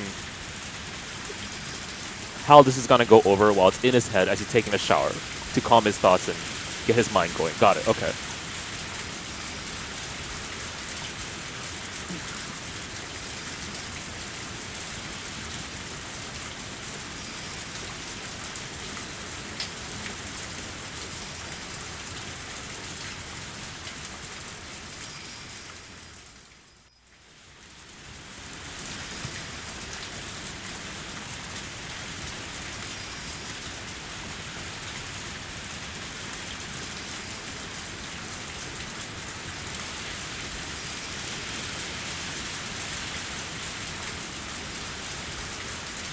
Okay, 100% arrest rates do not exist. I've read this, that's why I believe that.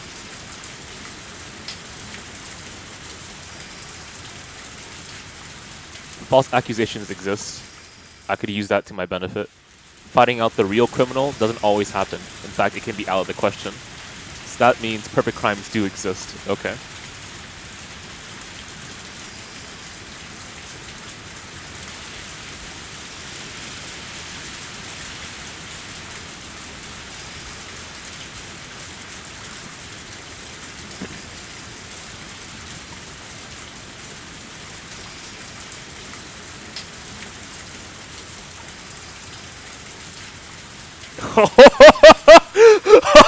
Oh boy!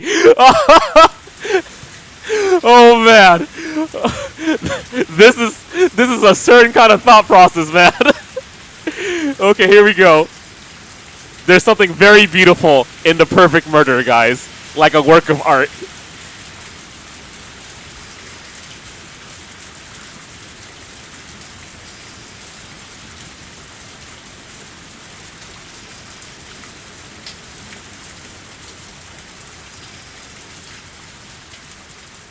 How the... Oh man, it's so hard to understand him. They dealt with all sorts of difficult to solve... Okay, yeah. I want us to understand this jump that you made. They wanted to show the beauty of a perfect crime. There was something divine in the flawlessness of the word perfect. Yes, perfect crimes were the skills of the gods. And in that sense, the... Oh, Jesus! So is that... Okay, I understand the logic that you're making. Perfect crimes are like art. Perfect is associated with godliness. So in a way, these freak deaths are the work of divine intervention. I am doing this crime. No. I am doing not a crime. I am doing something in the act of God. Got it.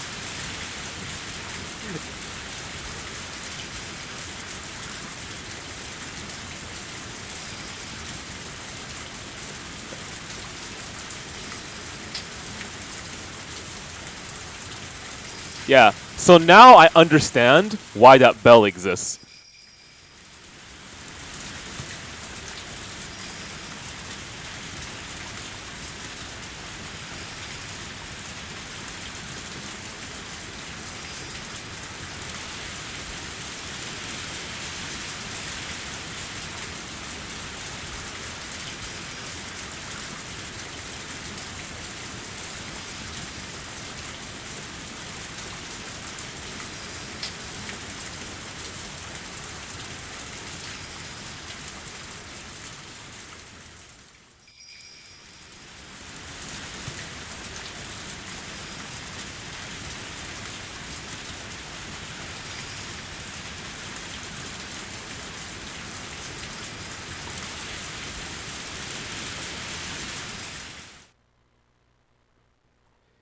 これまでの推理小説の中で、母さんが一番よくできたと思った完全犯罪?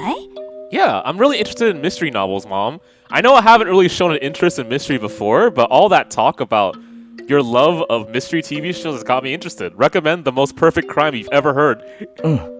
母さんって結構たくさん推理小説を読んでるでしょ? And don't worry about spoiling me, Mom. そういうの詳しいかなって思って。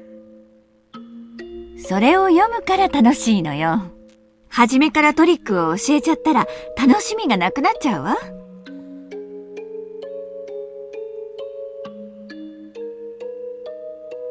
そうね。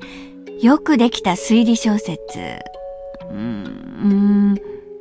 結構どれもこれもいろんな魅力があって、どれが面白かったとは言いにくいけど、強いてあげれば、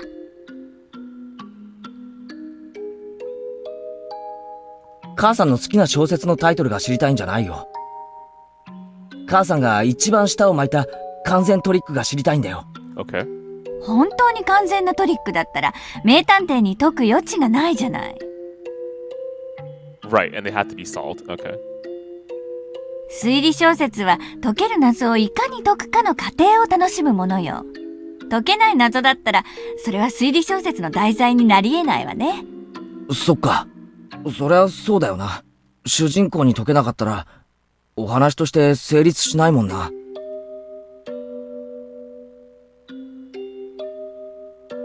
Hey, Keiichi, I'm gonna give you a little bit of a hint, since I'm Oyoshiro after all. Alright? Wink, wink. My hint is, go ahead and copy a crime from a mystery novel. All you gotta do afterwards is just kill the detective. Oh man, I'm excited. Let's go. You know what, Keiichi? You're right. The perfect crime is like art.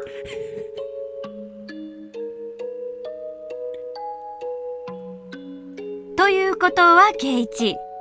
真の完全犯罪は物語にすらならない。というのがわかるかしら？ That's obviously something for the reader to know.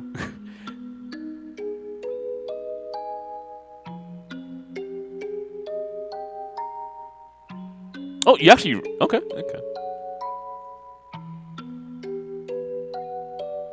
圭一、物語の最低構成要素は？起承転結。正解。特に肝心なのは当たり前だけど、木に当たる部分よ。スタートの木がなかったら、そもそも物語は始まらない。そりゃそうだよ。何も起こらなかったら、何も始まらない。そう。何も起こらないから事件にもならない。探偵も呼ばれないから推理もない。推理がないなら解決もない。I will say this. I'm really happy that they shoved the problem of the chapter way earlier. つまり、これが究極の完全犯罪。I mean, that's not to say that it didn't exist in like chapter 2, right? I understand that, but... ちょっと待って。もう一度説明してくれるかな。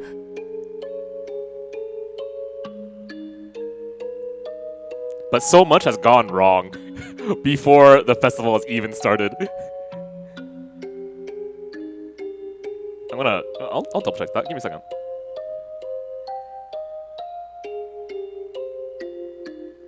Right, nothing happened, so there wouldn't even be an incident. That's why the beginning must exist. Okay. Detectives wouldn't be called, so there wouldn't be any mystery. There would be no mystery, so there would be no solution. In other words, it would be the ultimate perfect crime. Alright, someone's ready for Danganronpa. そんな難しい話じゃないわよ。Ultimate perfect criminal, Keiichi.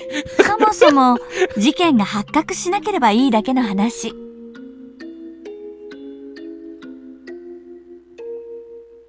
そもそも発覚しない事件。Yeah, functionally it makes つま sense. り、例えばよ。Oh, sorry. So functionally it makes sense, Etika. Why that's the case. 誰も立ち入らない深い森の奥で、おじいさんが一人暮らしをしているとする。But it also, what's the word I'm looking for? It also shoves the urgency a lot earlier, which gives the perception that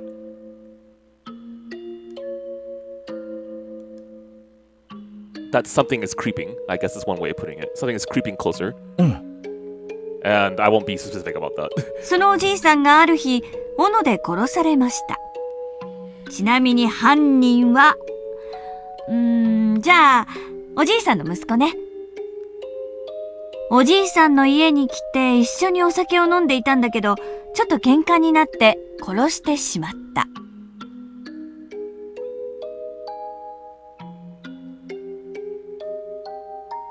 Yeah, but You know, actually, yeah, that's it. That's a good observation.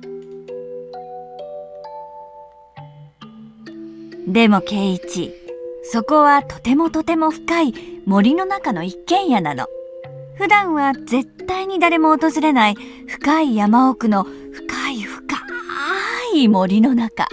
さて、殺した息子は町に帰ってきてこう言うの。おじいさんは元気だったって。それのどこが完全犯罪なの？ I mean, guys, think about it. When's the last time you've actually seen my face? If you think about it, it's been quite a long time, hasn't it? What's there to say that I'm not actually Scott? Does Koopa even exist? Koopa's doing fine. 圭一、Koopa's doing fine, guys. この事件はね、おじいさんが殺されているのが見つかって初めて木を迎えるのよ。もしもこの後、誰もおじいさんの家を訪れなかったら、永久に木は訪れない。だからつまり、物語は始まらない。事件が発覚しないから探偵も呼ばれない。そもそも誰も不審に思わないから謎も起こらない。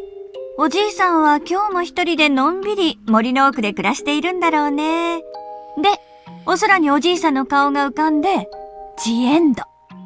どう？こんな感じで。すごいじゃないか。それちゃんとしたトリックだよ。でも娯楽小説にはならないわね。推理小説は所詮娯楽書。完全犯罪の指南書にはなり得ないんだから。Ugh, I guess we have to expect a very boring end to this mystery then, right, guys?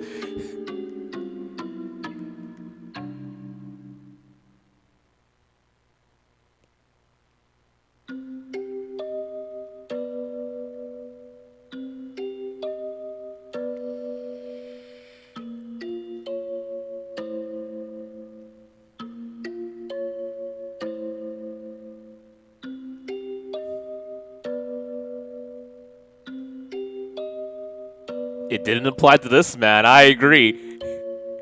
If you think about it, how convenient would it be for this mysterious death? Oh, I'm sorry, not a death. This is the perfect crime after all. Nothing ever really began. He simply just left. I love the way you think, Keiichi. We're ready.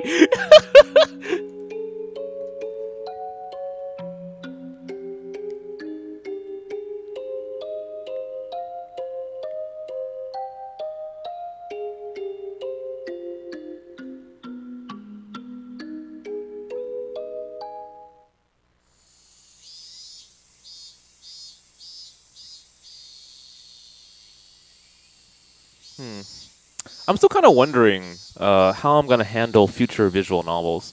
So Higurashi's going to take quite a while, right? We're on chapter 3 and we spent... How long did we spend so far? I don't really know. 16, 32, let's say 12-ish hours of this. 44 hours?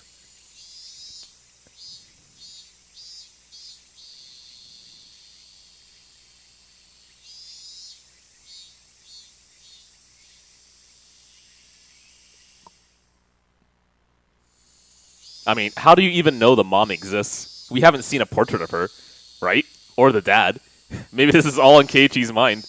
Has, like, the parents ever met, like, his friends? I'm not even sure about that.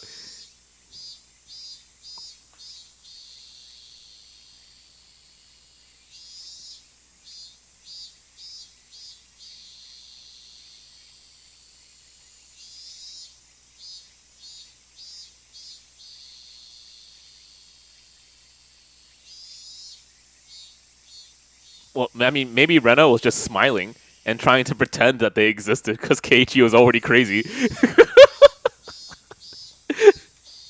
Yeah, your mom looks amazing, Keiichi. Her, her straw hair looks really wonderful.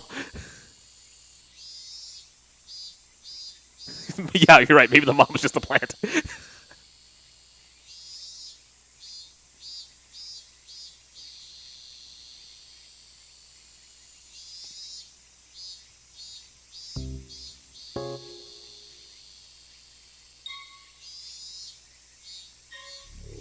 What the fuck?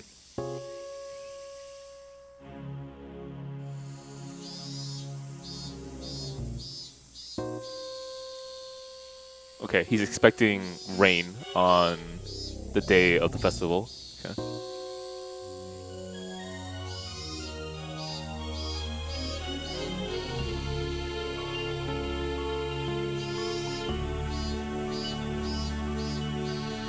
Okay. You know what? You're right. Maybe Keiichi doesn't exist. Let's go down this deep rabbit hole.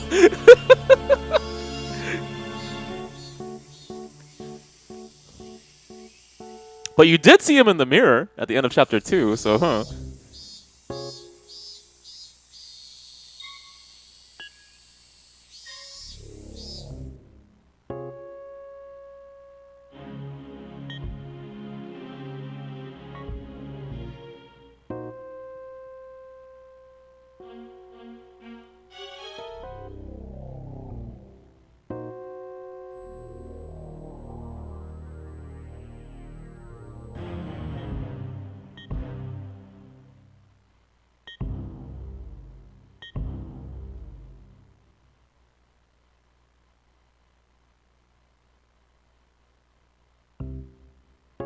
Well, I'm thinking of a metal bat because don't worry about it. Go on. Repeat the past.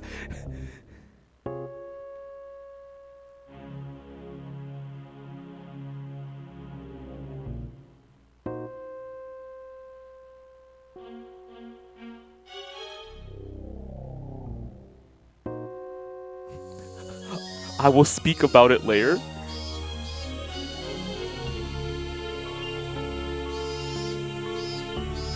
Alright. So his inner thoughts are also assuming there's an audience. Exactly, right?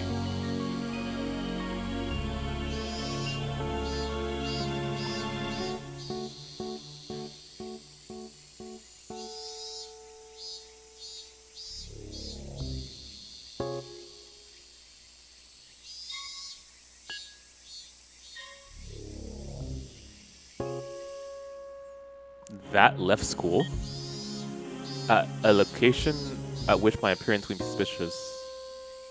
Oh, I understand. Okay. I can't call this story. That means the only thing left was school. Okay.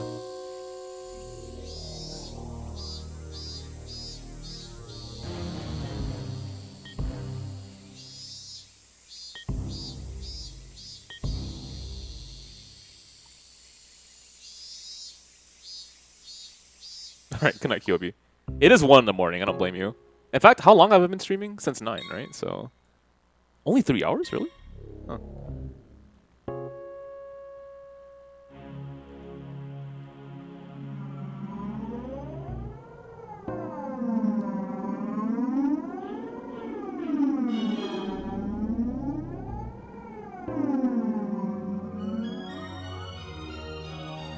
How's he describing this? What the fuck? The empty room was full of strange stagnant air that you couldn't feel normally. An empty classroom with nobody here. Maybe while no one was around, the desks creep about of their own accord, licking the floors clean of dirt. What? If I suddenly... Okay.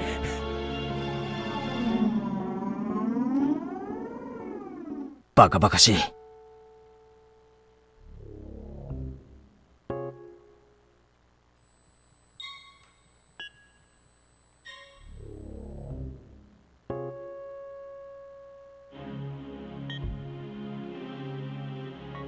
あった。北条。間違いない。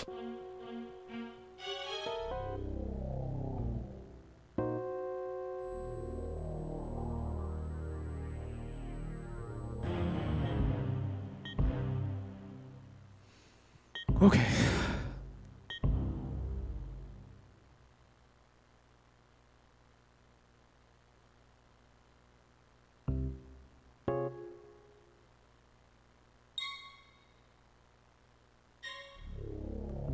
But now I had, dare I say it, awakened.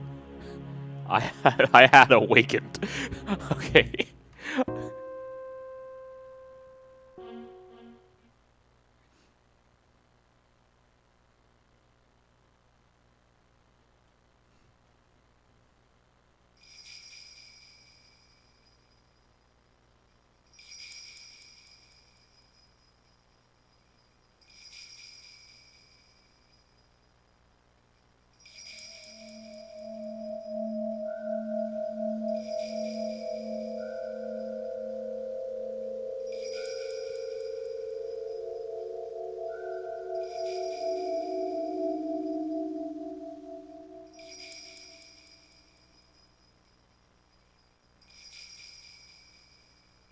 Oh god, this is getting... I'm actually getting creeped out. Obviously, kind of the point, but just reading through this, I have so many errors in my head. I'm like, does not register.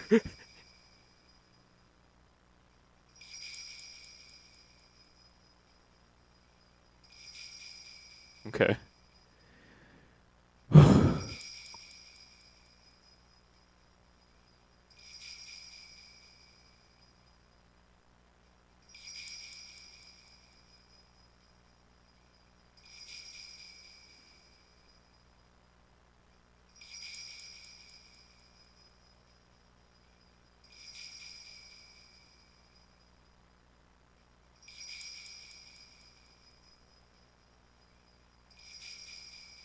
Right, so you're hoping that no one will see you, I guess?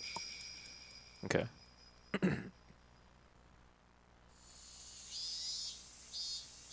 I mean, would they lock the school? I don't know. But at the same time, apparently they don't lock many stuff in this village, so I guess you'll get through.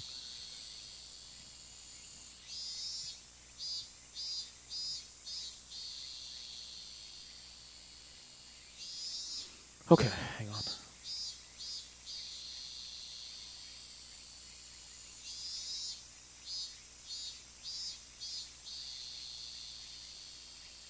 So you're gonna put it in there. Okay, so that avoids it being locked in school or something.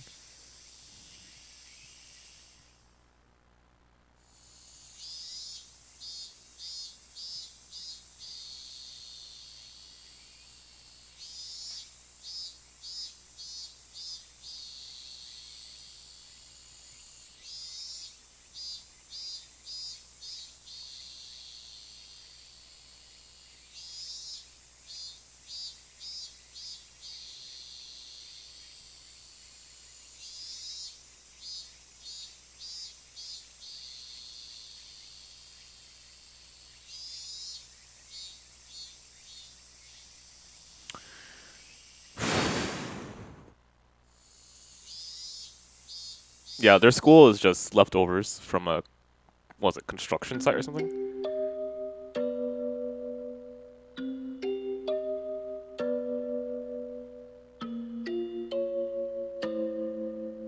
I want to say they were brought in during the damn war to help with construction. And then, well, that didn't end well, so they're just left over.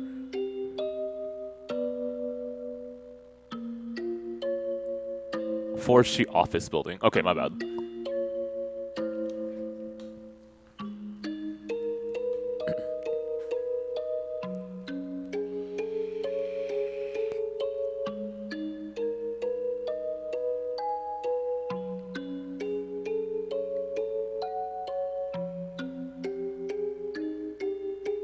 Okay.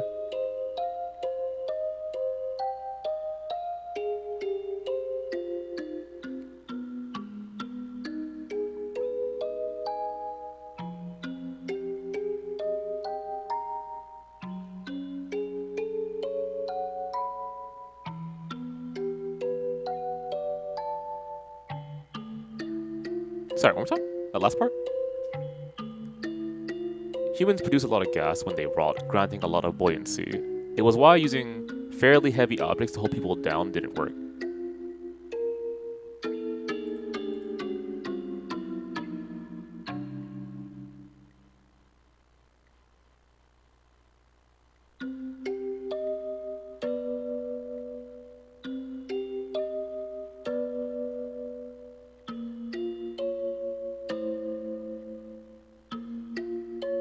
I guess? Okay.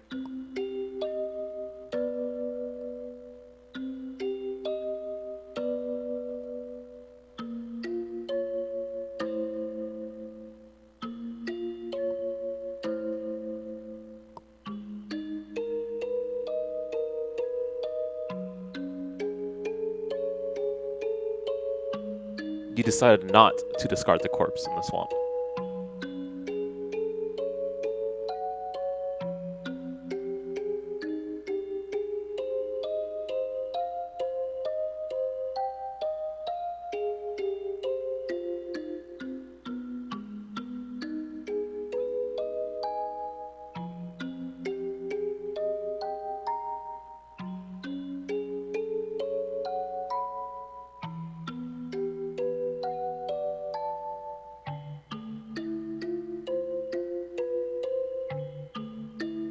Okay, so you're gonna bury the corpse instead of dropping it in the swamp. Alright, okay.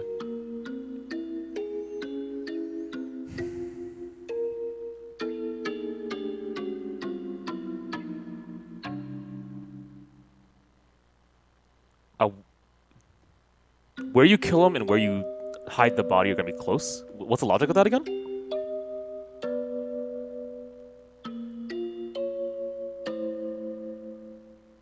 Okay, the preparation to dismember a body is difficult with the time that you have. So therefore, I must kill him and then bury him relatively close. That's okay. Or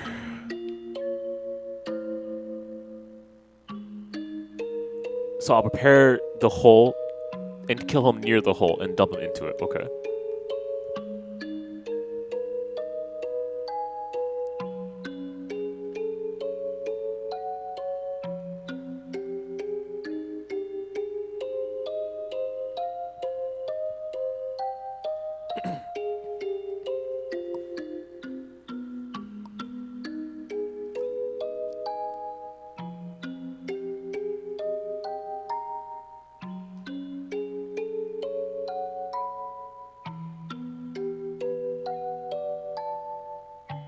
Okay, so you call him to a location that requires him to go through the woods.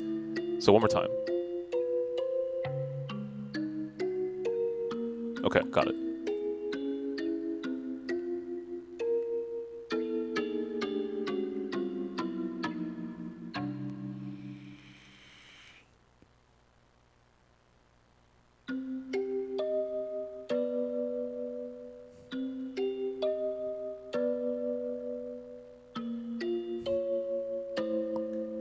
Nah, come on, guys. I've got his back. I'll just make the corpse disappear like I always do.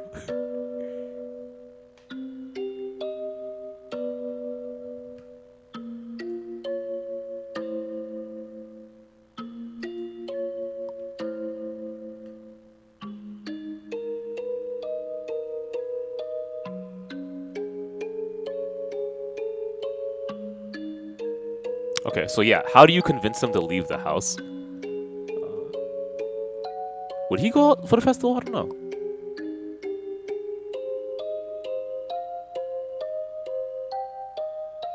Okay.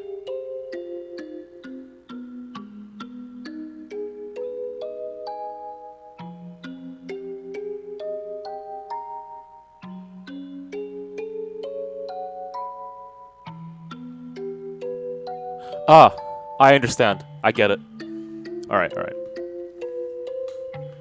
There was a scene that happened earlier, I won't mention which one, in which... Well, I can't talk about it now. Okay, there's a scene that happened earlier that gives me a good understanding for why it needed to have existed. There we go, sorry.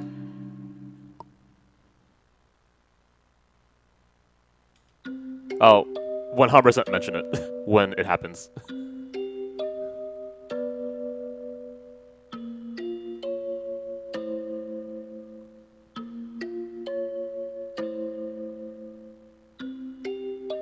Okay, so how... So we're on a line of thought, how do we get him out of his house? Okay. And we established that we think SATOCO is actually going to be outside the house, so all we gotta do is get him out. Okay. The other day he was visited by a probation officer. Got it. Okay, so that's how you get him out.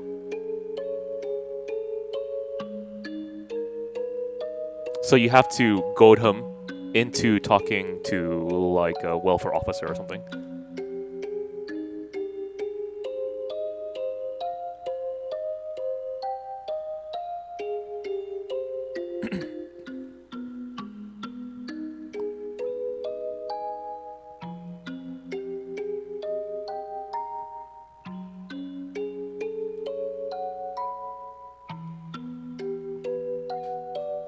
Oh, but he's in the probation. Okay, whatever, keep going. I understand at least the logic of it.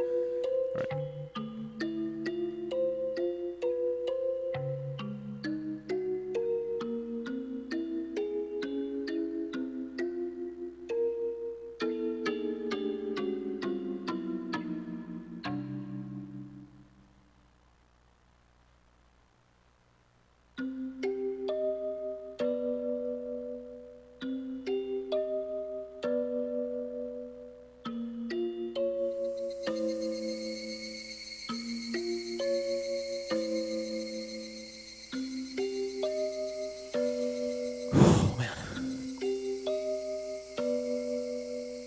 穴を掘るか。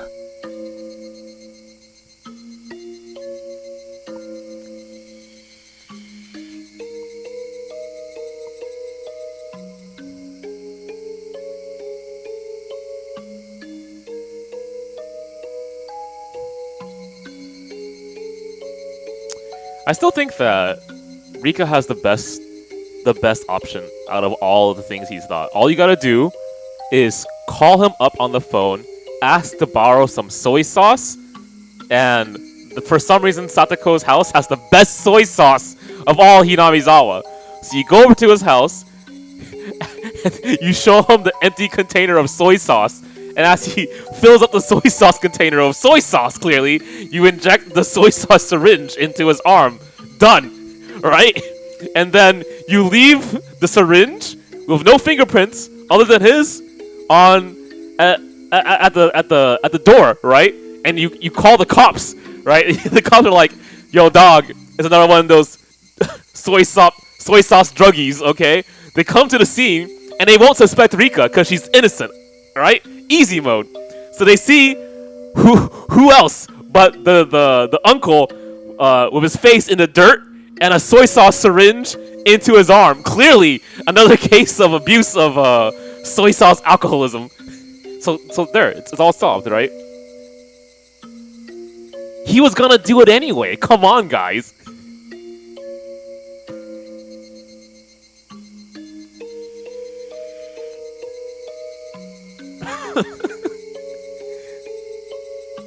Honestly, I haven't really used soy sauce in a long time. So recently, to kind of make breakfast taste better, unsurprisingly, I'm using soy sauce, so it's been kind of nice.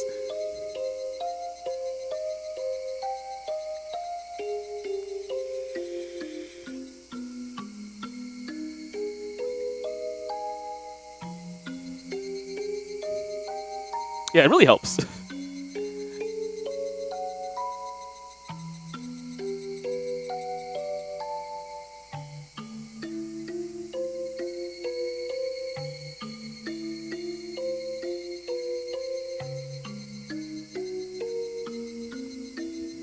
I mean, just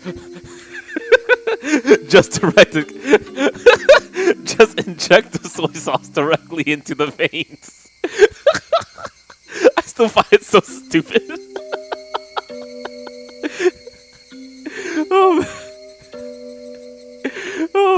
Rika's the real murderer. After all, she's the what was it? The Miko shrine, whatever, shrine maiden of Oyashiro. So she's the true culprit. She goes around killing people with soy sauce. It sounds so stupid. I love it.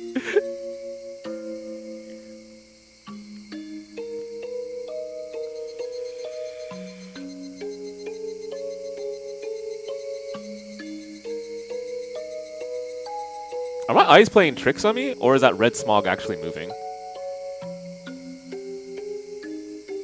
I'm gonna keep my keep it right here just to see. Visual tricks, I think, yeah. It's not actually moving.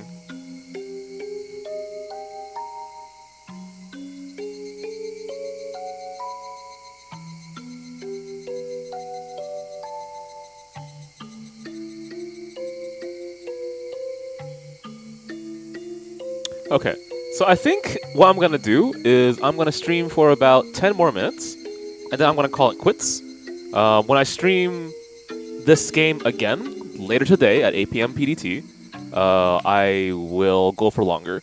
But tonight, I kind of wanted to just relax, given first the heaviness of this chapter, and second the fact that I studied a lot. So, if you want to join me for board games after this, I'd be down to have you. Well, Chaos, here's the first question. Are you down to teach Dead of Winter?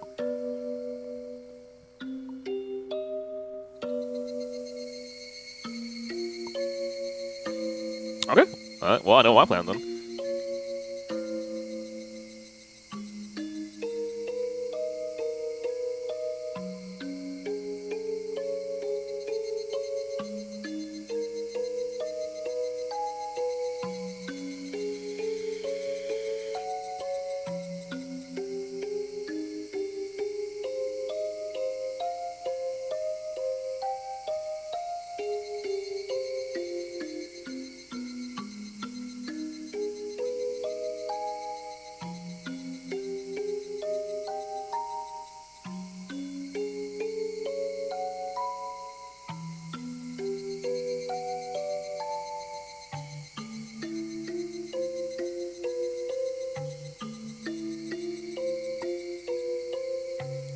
Okay, interesting.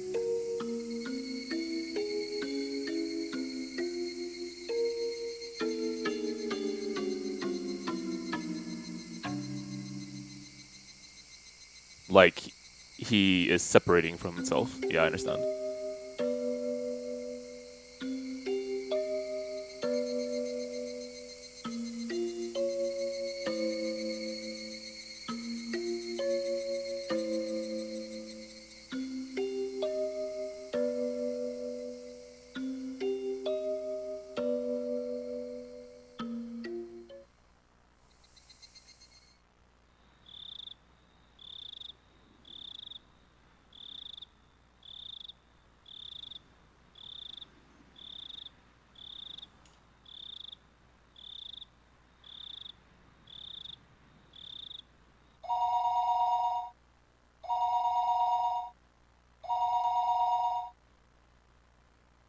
はい、その時です。あ、夜分遅くにすみません。ミオンか？どちら様です？俺だよ、ケイチだ。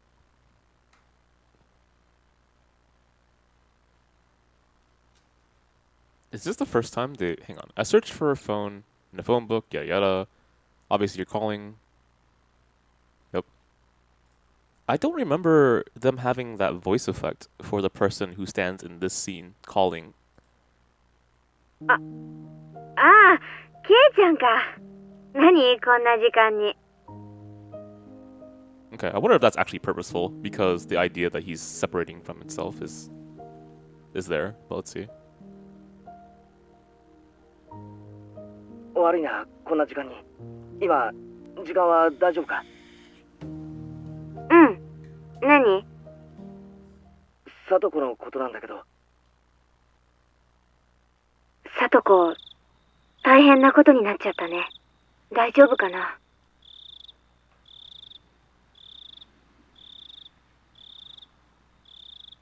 大丈夫なわけないだろう。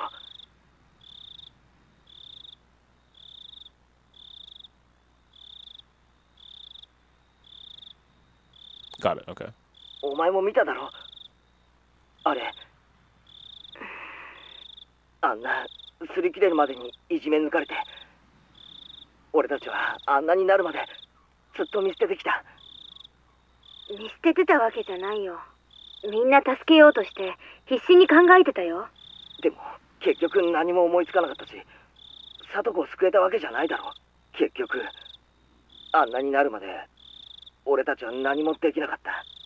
そうだね。私は結局見てただけかも。だからさ、せめて一夜くらい遊ばせてやろうじゃないか。え？遊ばせるって？あいつもいろいろと参ってるのわかるだろう。だからさ。Yeah, that's the point that I was trying to make. Except not exactly, right? So, if we were in this room with Keiichi, then we'd hear his voice normally. And that's why I was so curious about why it sounds this way. It could be a mistake. It could be purposeful. It could be because the idea is that we're monitoring their conversation, and we're in a different room or something, where we've hacked into their line and we're listening to this conversation as policemen ready to arrest Keiichi. I 明日 don't の know. 綿流しのお祭りにあいつを連れて行ってやってほしいんだ。それは構わないけど、どうして？どうしてって。Yeah, it could be, right? せめて祭りの夜くらい息抜きさせてやりたいじゃないか。たとえ一夜でもあの意地悪なおじの元から離れられるなら、短い時間でもきっとさとこは喜ぶ。だからどうして？どうしてって何がだよ。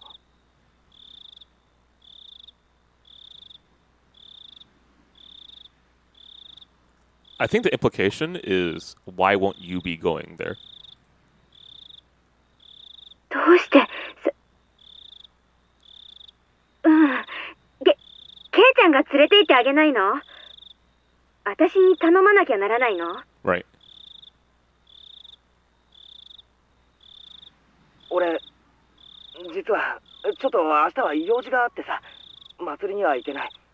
だから聡子、ミオンが連れて行ってやってほしい。用事って。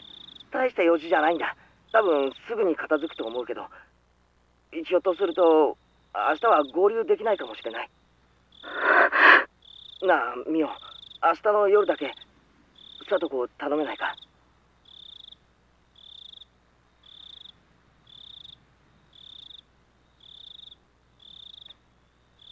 Okay, so he can't even notice the obvious. いや。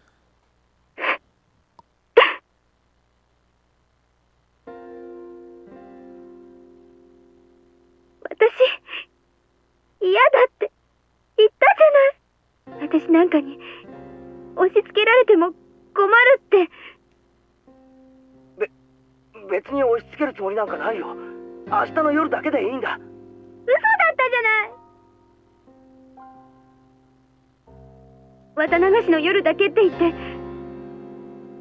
結局ずっとだった。嘘つき。でもおあいこかな。私全然あなたとの約束守ってないから。あの子はずっとほったらかしだしね。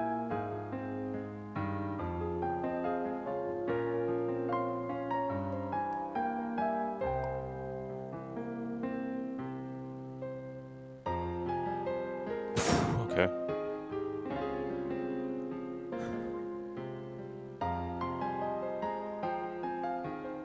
あれからずっと帰ってこないのに、あの子のことをもう一度押し付けるためだけにまた電話をしてきたんですね。本当にずるい人。ねえあなた、サトシ君なんでしょ。ミオン、さっきから何の話だ。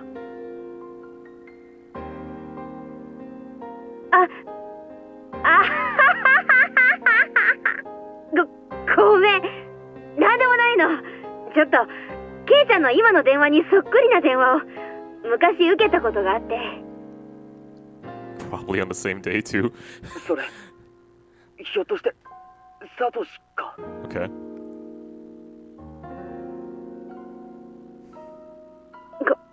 ごめんね。ちょっと私寝ぼけてるみたい。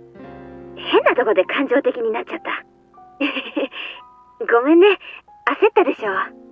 Alright, good night, Haidu.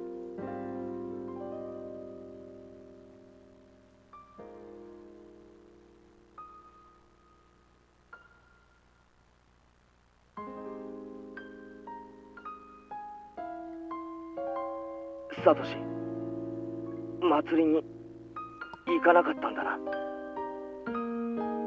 うん、用事があるから自分は行けないって言って、代わりに私に聡子を祭りに連れて行ってくれって。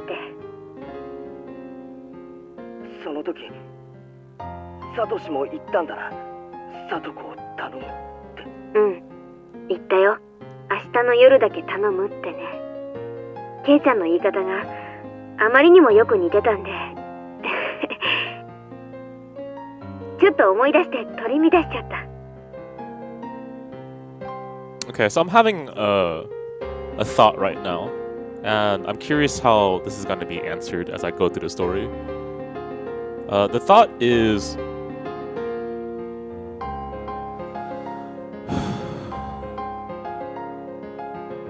thematically, why is it important that Keiichi mirrors Satoshi?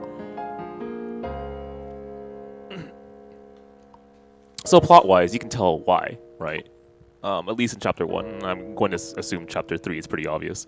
But I want to also understand how that influences a theme later on. I think I already have an answer for it now that I think about it, but I want to sit on that thought. そうだったな。サトシはその数日後に消えた。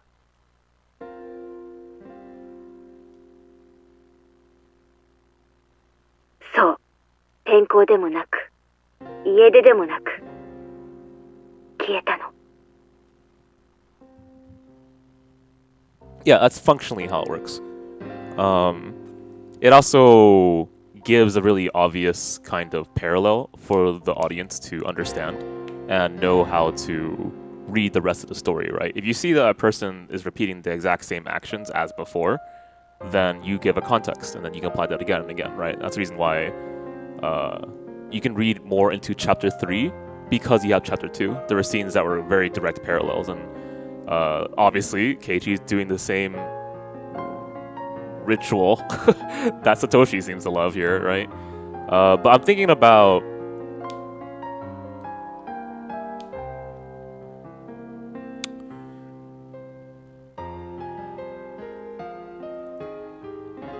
the flip side of that argument. So, if you say that Keiichi and Satoshi are being used to have as reference for each other to invoke a fear out of the character from Keiichi, and ideally the audience as well, then if Higurashi is a story about two sides of something, then what's the flip of that? I mean, you might not agree with me in that interpretation that Higurashi has, at the very least, two sides to a coin, right? But, I don't know. I really feel like after Chapter 2, you can definitely say that. Okay.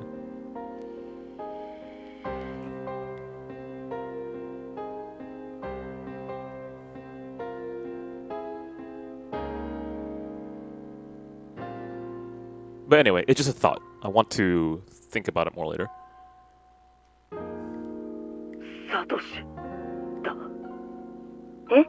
何が？ I'm also trying to remember what scenes did I use the word surrogate. I want to say for sure in Chapter 3 I've used that word, but I feel like it existed in Chapter 2 as well. It was most likely with Mion and Shion, but also why? Why? I don't understand. Because Shion was in place of Mion during events that Mion should have heard. Okay, sure. Okay, so then you apply that to Keiichi here. So why is that effective? Because it forces a character to be in the position of another person. And by doing so, you have to think about how the other person would think. Okay, got it. Thank you. Okay.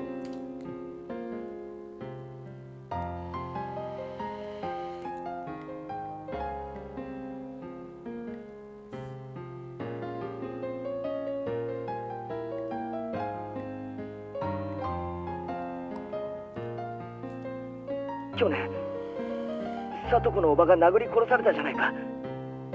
あれサトシってことは考えられないか。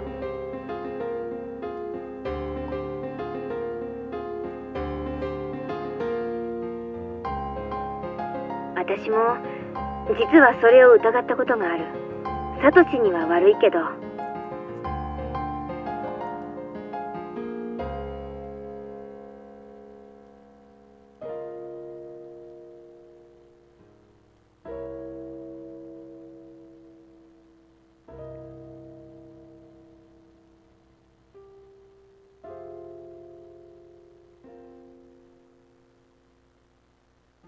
Okay, so you cut off. Actually, I actually consider that as well, though it'd be mean to Satoshi ... So you maybe have cut off Mion and what she was going to continue saying with your thought in your head. Okay, go on. Which means that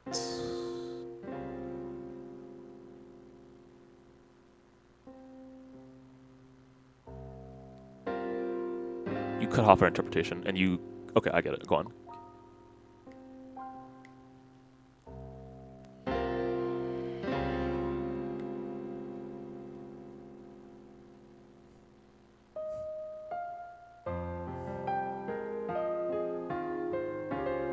I guess you're right.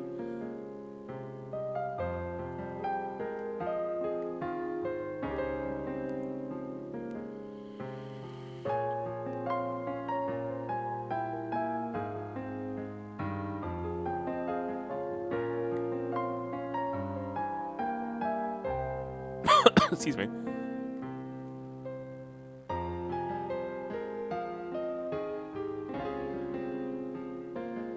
All right, so that's how you interpret it now, right?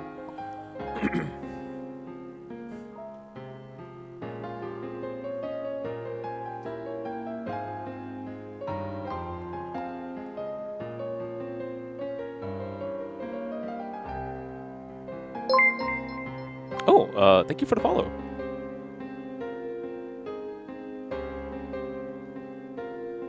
サトシはそれで消えたのか。それはわからない。大石なんかはそう思ってるみたいだけどね。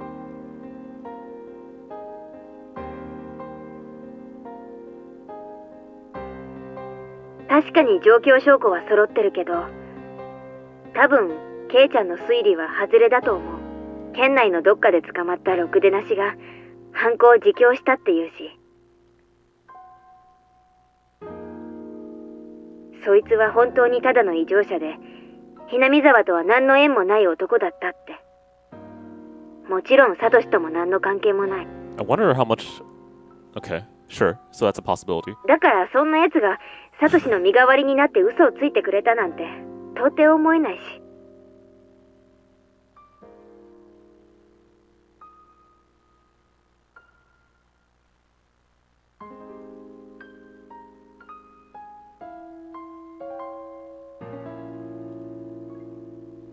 それにサトシには逃亡資金なんてなかったと思う。サトシが預金を下ろした日、これは誰に言っても信じてくれないんだけど、サトコのために買うと言ってたぬいぐるみが売れてショーケースからなくなってたの。きっとサトシが買ったに違いない。ちょっと待てよ。逃走資金に使わないでぬいぐるみを買うために使ったなら、サトコのところへ帰るはずだろ。ぬいぐるみを買ってそれを届けもせずに蒸発するなんて考えられない。 Right. うん。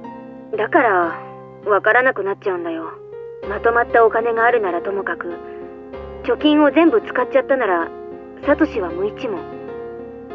お金もなく逃亡生活ができるほど世の中は甘くないよ。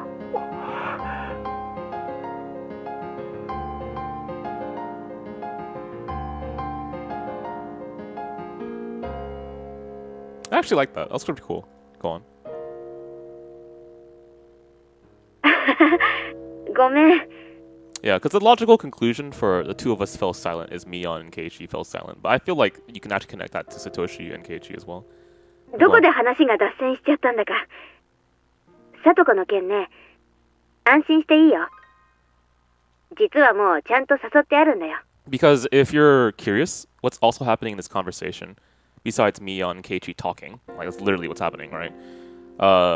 Keiichi is kind of having a, in quotes, conversation with Satoshi and going through his thoughts and how he actually can understand, finally now, why he did the things that he did, right? He's in his shoes, pretty much. But the one thing that seems disconnected is the choice to buy the doll and not come back. え？本当かよ。祭りの準備でみんなで神社に行った時さ、 Or the bear, whatever サ it ト was. コを祭りに呼ぼうって話になったんだよ。それで集会所の電話でそのまま電話して誘ったんだ。おじのやつよそよそしくて勝手にしろみたいな感じだったけど、明日みんなで待ち合わせしていくことになってるんだよ。 You already did that. Not sure if that's a lie or not, but okay. 安心した？サトシ。バカ、俺はサトシじゃないって。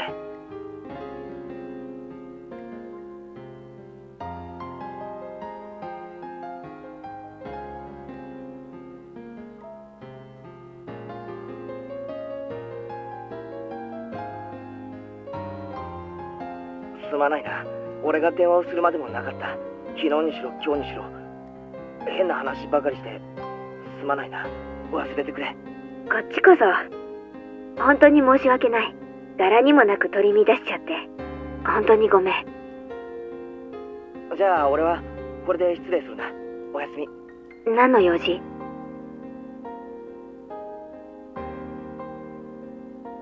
それもまたサトシと同じように言えない？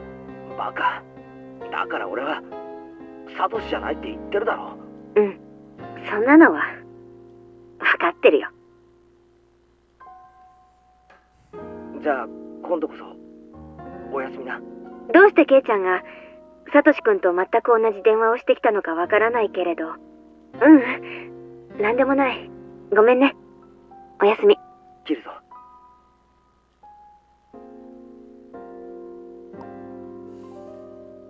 Okay.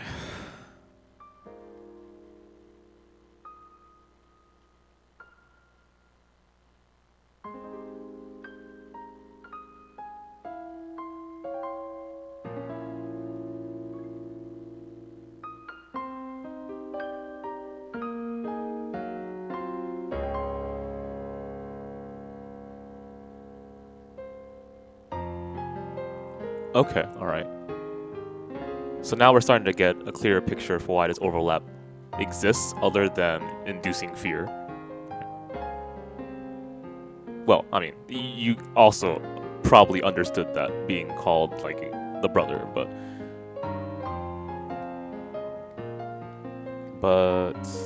let's keep going on.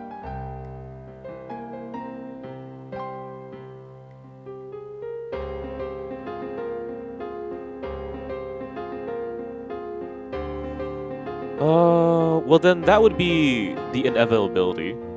Well, I wouldn't, more like the cyclical nature of the story, right? Because he's saying that in the end I'm actually different. I will not actually follow him, but we know that's not gonna be the case. Let's get real here. He's gonna kill, or at least attempt to kill the uncle.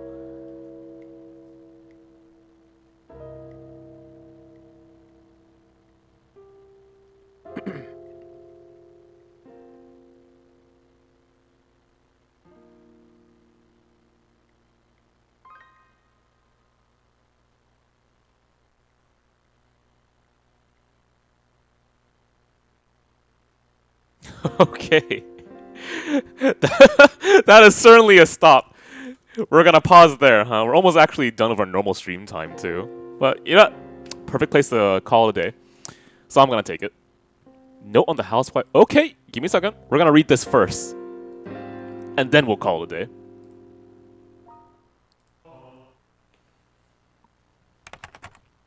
(1982). Okay. So, just the year before.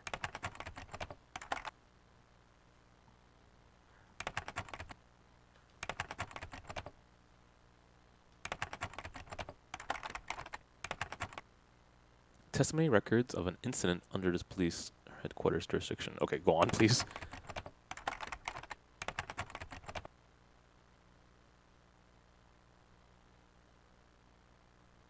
Okay.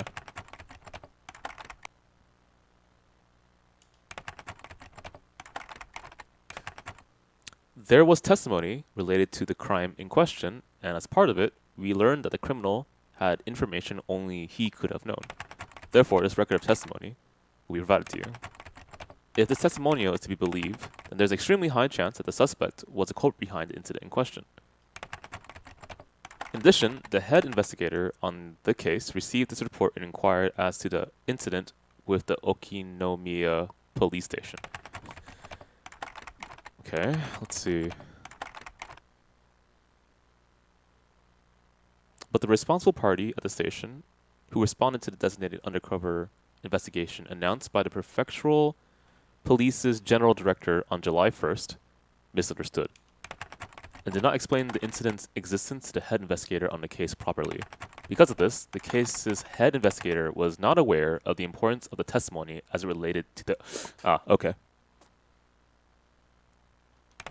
As a result, was negligent when combing the scene. We apologize for having left it in the dark until now. In addition, there is a postscript stating the suspect blank died while in confinement yesterday.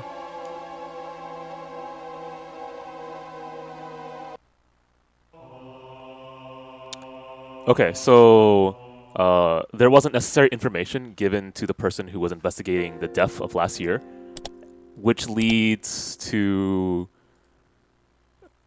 it possibly being someone else. The person who did do the crime died in jail. Randomly. Okay. Anyway, It is now 1:45 in the morning for me. I'm probably going to call it quits, so I'm definitely calling it quits. Let's go ahead and just do the usual really fast. Anyway, if you're new to FinestKO, I am Koopa. I stream on Tuesdays and Wednesdays and sometimes the weekends at 8 p.m. PDT. The other streamer is Spirit Juice, who covers Mondays, Thursdays, and Fridays, also at 8 p.m. PDT. Before we call it quits, I just want to say thank you again, Strifeheart, for the tip. And I'll do a brief summary of what he said. He said thank you for the stream because it helped him out during college. And really, I didn't know that. Thank you. Apparently, he would watch the stream late at night while studying, and I really appreciate that, man. And he wanted to support by giving a tip as thank you for our streams late at night. I always feel really thankful that we've done a lot for people in tough times, because that's a feeling that always makes me smile, that we've helped out with people with our streams. So thank you. Thank you for the tip, and thank you for staying around with us, man. Okay, so the last thing is our social media. If you haven't followed us already on our Twitter and our Facebook, I do recommend that you do. Twitter and Facebook are places where I announce streams and events. Same thing with Discord as well, which I'll put into the chat right now.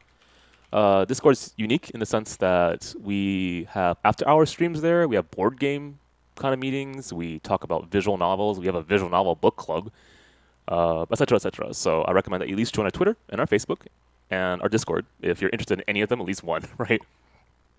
Okay, that's it for now. I'm going to go ahead and host the channel. Stick around to support them. Otherwise, I'll see you later today at 8 p.m. PDT.